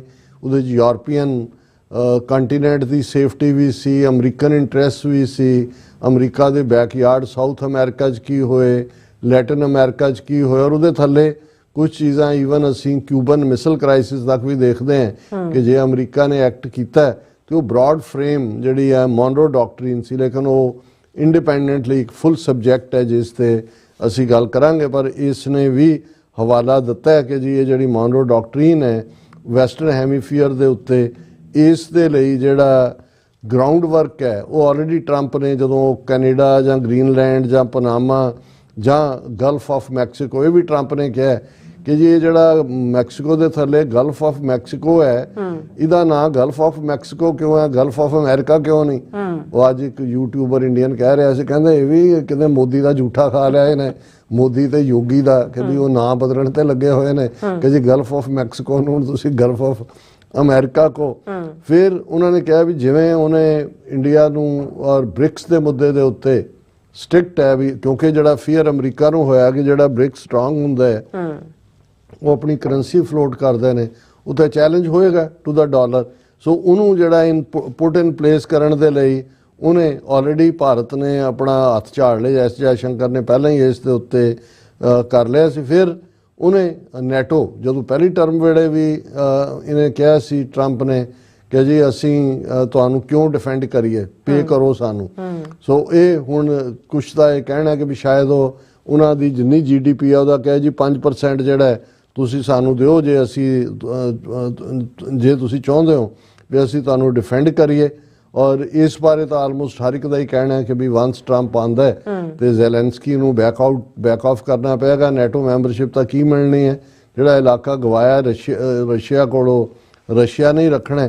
ਔਰ ਉਹਦੇ 'ਚ ਇਹ ਹੈ ਕਿ ਵੀ ਇੰਡੀਆ ਨੂੰ ਜਿਹੜਾ ਵਾਰਨ ਕੀਤਾ ਪਰਵੇਜ਼ ਸਾਨੀ ਨੇ ਕਿ ਜਿਹੜਾ ਤੁਹਾਨੂੰ ਲੱਗਦਾ ਹੈ ਵੀ ਚਾਈਨਾ ਦੇ ਖਿਲਾਫ ਜਾਏਗਾ, ਚਾਈਨਾ ਦੇ ਖਿਲਾਫ ਨਹੀਂ, ਤਾਈਵਾਨ ਦੇ ਉੱਤੇ ਵੀ ਜਿਹੜੀ ਸਲੋ ਅਪਰੋਚ ਹੋਏਗੀ। ਔਰ ਟੈਰਿਫ, ਟ੍ਰੇਡ, ਟੈਕ ਵਾਰ ਜਿਹੜੀ ਹੈ ਉਹ ਵਾਰ ਆਫ ਨਰਵਸ ਹੀ ਹੁੰਦੀ ਹੈ, ਬਾਕੀ ਕੋਈ ਹੁਣ ਸਾਰੀਆਂ ਹੀ ਨਿਊਕਲੀਅਰ ਪਾਵਰਸ ਨੇ। ਹਾਲਾਂਕਿ ਹੁਣ ਜੋ ਅਮਰੀਕਾ ਨੇ ਧਮਕੀਆਂ ਇਹਨਾਂ ਨੂੰ ਦਿੱਤੀਆਂ ਯੂਰਪ ਨੂੰ ਜਾਂ ਗ੍ਰੀਨਲੈਂਡ, ਅੱਜ ਫਰਾਂਸ ਨੇ ਵੀ ਔਰ ਜਰਮਨ ਨੇ ਵੀ ਅਮਰੀਕਾ ਨੂੰ ਕਿਹਾ ਵੀ ਇਹ ਬੰਦ ਕਰੋ, ਇਹ ਸਾਰਾ ਕੁਝ ਇਸ ਕਿਸਮ ਦਾ ਅਸੀਂ ਟੋਲਰੇਟ ਨਹੀਂ ਕਰਾਂਗੇ, ਤੁਸੀਂ ਸਾਡੀ ਟੈਰੀਟਰੀ ਬਾਰੇ ਗੱਲ ਕਰੋ। ਔਰ ਬਹੁਤਿਆਂ ਨੂੰ ਸ਼ਾਇਦ ਇਹ ਨਾ ਪਤਾ ਹੋਏ ਵੀ ਜੇ ਅਸੀਂ ਸਮਝਦੇ ਹਾਂ ਜੀ ਨੈਟੋ ਨੇ ਯੂਰਪ ਨੂੰ ਡਿਫੈਂਡ ਕਰਨਾ ਹੈ, ਪਰ ਦੋ ਪਾਵਰਸ ਯੂਰਪ ਦੀਆਂ ਨਿਊਕਲੀਅਰ ਨੇ, UK ਵੀ ਔਰ ਫਰਾਂਸ ਵੀ। ਸੋ ਇਹ ਹੋਏ ਕਿ ਜੀ ਉੱਥੇ ਜਾ ਕੇ ਫੌਜ ਭੇਜ ਕੇ, ਜਿਵੇਂ ਟਰੰਪ ਨੇ ਕਿਹਾ ਜੀ ਗ੍ਰੀਨਲੈਂਡ ਲਈ ਅਸੀਂ ਇਕਨੋਮਿਕਲ ਔਰ ਮਿਲਟਰੀ ਆਪਸ਼ਨ ਦੋਨਾਂ 'ਚੋਂ ਅਸੀਂ ਕੋਈ ਵੀ ਰੂਲ ਆਊਟ ਨਹੀਂ ਕਰਦੇ। ਸੋ ਇਹ ਹੋਣਾ ਨਹੀਂ ਹੈ ਇਵੇਂ, ਲੇਕਿਨ ਇਹ ਇੱਕ ਜਿਹੜਾ ਉਹ ਫੌੜ ਫੜਕ ਜ਼ਰੂਰ ਹੈ, ਇੱਕ ਉਹਨਾਂ ਨੂੰ ਧਮਕਾਉਣ ਲਈ। ਔਰ ਦੂਜਾ ਪਰ ਚਾਈਨਾ ਦੇ ਬਾਰੇ ਜਿਹੜਾ ਉਹ ਇਹ ਤਾਂ ਹੋਏਗਾ ਕਿ ਜੌਬ ਮੈਕਸਿਮਮ ਅਮਰੀਕਾ 'ਚ ਆਉਣ, ਟੈਰਿਫ ਵੀ ਲੱਗ ਜਾਣਗੇ, ਪਰ ਜੇ ਚਾਈਨਾ ਦੀਆਂ ਚੀਜ਼ਾਂ ਨਹੀਂ ਆਉਂਦੀਆਂ ਤਾਂ ਅਮਰੀਕਾ 'ਚ ਇੰਨਾ ਵੱਡਾ ਕ੍ਰਾਈਸਿਸ ਹੋਏਗਾ। ਇੱਥੇ ਲੱਖਾਂ ਲੋਕ, ਇਹ ਅਮਰੀਕਾ ਕੋਈ ਇੰਡੀਆ ਜਾਂ ਉਹ ਪਾਕਿਸਤਾਨ ਨਹੀਂ ਹੈ ਕਿ ਲੋਕ ਦਬੇ ਕੁਚਲੇ ਜਿਹੜੇ ਨੇ ਉਹ ਸਹੀ ਜਾਂਦੇ ਨੇ, ਜੋ ਮਰਜ਼ੀ ਕਰੋ। ਇੱਥੇ ਲੋਕ ਸੜਕਾਂ 'ਤੇ ਨਿਕਲ ਆਉਂਦੇ ਨੇ। ਫਿਰ ਉਹਨਾਂ ਨੇ ਜਿਹੜੀ ਹੈ, ਕਿਉਂਕਿ ਚਾਈਨਾ ਦੀ ਆਲਰੇਡੀ ਸਾਊਥ ਏਸ਼ੀਆ ਹੋਏ, ਈਸਟ ਏਸ਼ੀਆ, ਅਫਰੀਕਾ 'ਚ ਡੋਮੀਨੈਂਸ ਹੈ, ਉਹਦੇ 'ਚ ਉਹਨਾਂ ਦਾ ਕੋਈ ਬਹੁਤਾ ਇੰਟਰਸਟ ਨਹੀਂ ਹੋਏਗਾ। ਹਾਂ, ਜਿਹੜਾ ਵੈਸਟ ਏਸ਼ੀਆ ਉਹ ਇੱਕ ਚੈਲੰਜ ਹੋਏਗਾ ਉਸ ਸਾਰੇ ਦੇ ਲਈ। ਤੇ ਇੰਡੀਆ ਕਿਸੇ ਪਾਸਿਓਂ ਵੀ ਟਰੰਪ ਐਡਮਿਨਿਸਟ੍ਰੇਸ਼ਨ ਦੇ ਪ੍ਰਵੀਨ ਸਾਨੀ ਦਾ ਕਹਿਣਾ ਹੈ ਕਿ ਕੋਈ ਇਹ ਪ੍ਰਾਇੋਰਟੀ ਨਹੀਂ ਹੋਏਗਾ ਜਿਵੇਂ ਬਾਈਡਨ ਐਡਮਿਨਿਸਟ੍ਰੇਸ਼ਨ ਦੇ ਲਈ ਸੀ। ਔਰ ਇਸ 'ਚੋਂ ਹੀ ਇੰਡੀਆ ਦੇ ਲਈ ਟਰਬਲ ਨਿਕਲੇਗੀ, ਕਿਉਂਕਿ ਆਲਰੇਡੀ ਇੰਡੀਆ ਨੇ ਬੇਵਕੂਫੀ ਕਰਦੇ ਆ ਆਪਣੇ ਸਾਰੇ ਆਂਡੇ ਜਿਹੜੇ ਨੇ ਇੱਕ ਸਟੇਜ ਤੇ ਅਮਰੀਕਾ ਦੀ ਟੋਕਰੀ ਦੇ ਵਿੱਚ ਪਾਏ।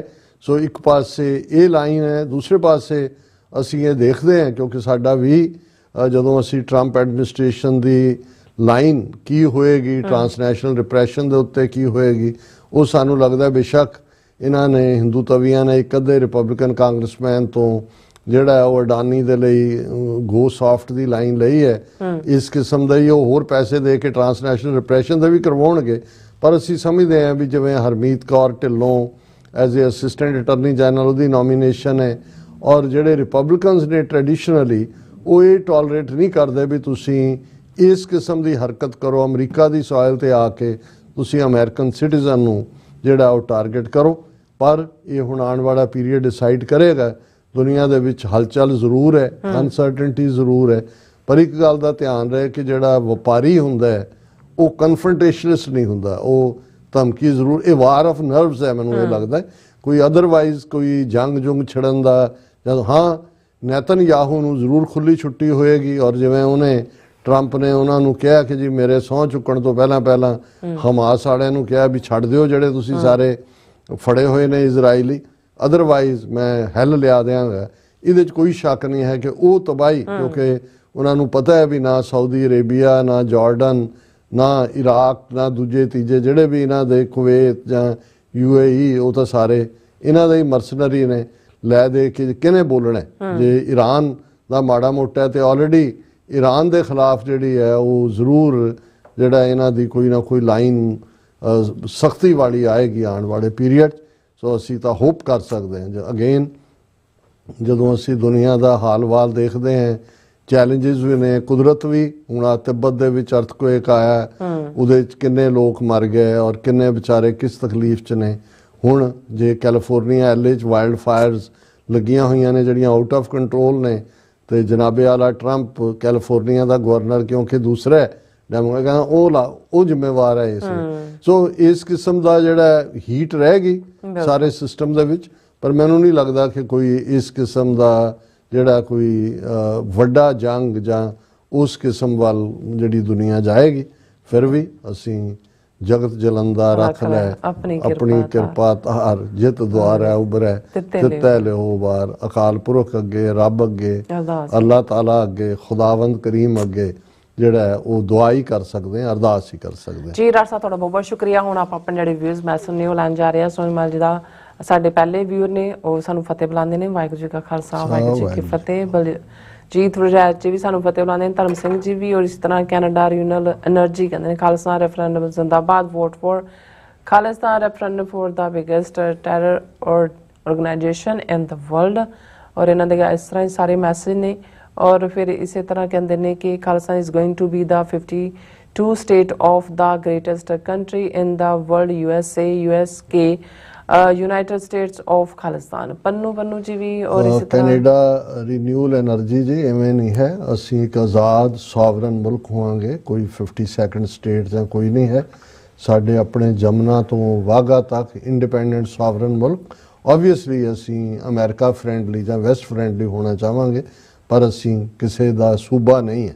ਸਤਨਾਮ ਸਿੰਘ ਜੀ ਕਹਿੰਦੇ ਡਾਕਟਰ ਸਾਹਿਬ ਤੇ ਨੀਰਮ ਕੌਰ ਜੀ, ਵਾਹਿਗੁਰੂ ਜੀ ਕਾ ਖਾਲਸਾ, ਵਾਹਿਗੁਰੂ ਜੀ ਕੀ ਫਤਿਹ। ਖਾਲਸਾ ਜ਼ਿੰਦਾਬਾਦ। ਇੰਦਰਜੀਤ ਸਿੰਘ ਸੰਧੂ ਜੀ ਵੀ ਇਸੇ ਤਰ੍ਹਾਂ। ਰਿਸ਼ੀ ਭਰਤਵਾਜ ਜੀ, ਇਹ ਕੀ ਕਹਿੰਦੇ ਨੇ, ਇਹਨਾਂ ਨੂੰ ਹਿੰਦੂ ਧਰਮ ਜ਼ਿੰਦਾਬਾਦ। ਬਿਲਕੁਲ ਹੁਣ ਆ ਗਿਆ ਨਾ ਅਸਲੀਅਤ। ਇਹਨੂੰ ਕਹਿੰਦੇ ਨੇ ਕਿ ਬਈ ਉਹ ਸੀ ਨਾ ਇੱਕ ਸੰਨਿਆਸੀ ਆਇਆ ਗੁਰੂ ਦੇ ਦਰਬਾਰ 'ਚ, ਉਹਨੂੰ ਪੁੱਛਿਆ ਕਿ ਵੀ ਨਾਂ ਕੀ ਹੈ, ਕਹਿੰਦਾ ਸ਼ਾਂਤੀ ਸਰੂਪ। ਪਿੱਛੇ ਭਾਈ ਸੁਥਰਾ ਸੀ ਗੁਰੂ ਦਰਬਾਰ 'ਚ ਬੈਠੇ, ਉਹਨਾਂ ਨੇ ਦੰਦੀਆਂ ਜਿਹੀਆਂ ਚੜਾਈਆਂ ਉਹਨੂੰ, ਉਹ ਥੋੜਾ ਜਿਹਾ ਫਿਊਮ ਹੋਇਆ, ਫਿਰ ਹੋਇਆ, ਉਹ ਫਿਰ ਐਂਡ ਤੇ ਭੜਕ ਪਿਆ। ਤੇ ਉਹਨੇ ਗੁਰੂ ਸਾਹਿਬ ਨੇ ਕਿਹਾ ਵੀ ਸੁਥਰਿਆ ਕੀ ਕਹਿ ਦਿੱਤਾ ਸੰਤ ਜੀ ਨੂੰ, ਸਵਾਮੀ ਜੀ ਨੂੰ, ਨਾਰਾਜ਼ ਹੋ ਗਏ। ਕਹਿੰਦਾ ਇਹਨਾਂ ਨੇ ਕਿਹਾ ਜੀ ਸ਼ਾਂਤੀ ਸਰੂਪ ਹੈ, ਮੈਂ ਪਹਿਲਾਂ ਜਰਾ ਫਰੋਲਿਆ, ਮੈਨੂੰ ਥੋੜਾ ਜਿਹਾ ਸੇਕ ਲੱਗਾ ਆ ਰਿਹਾ।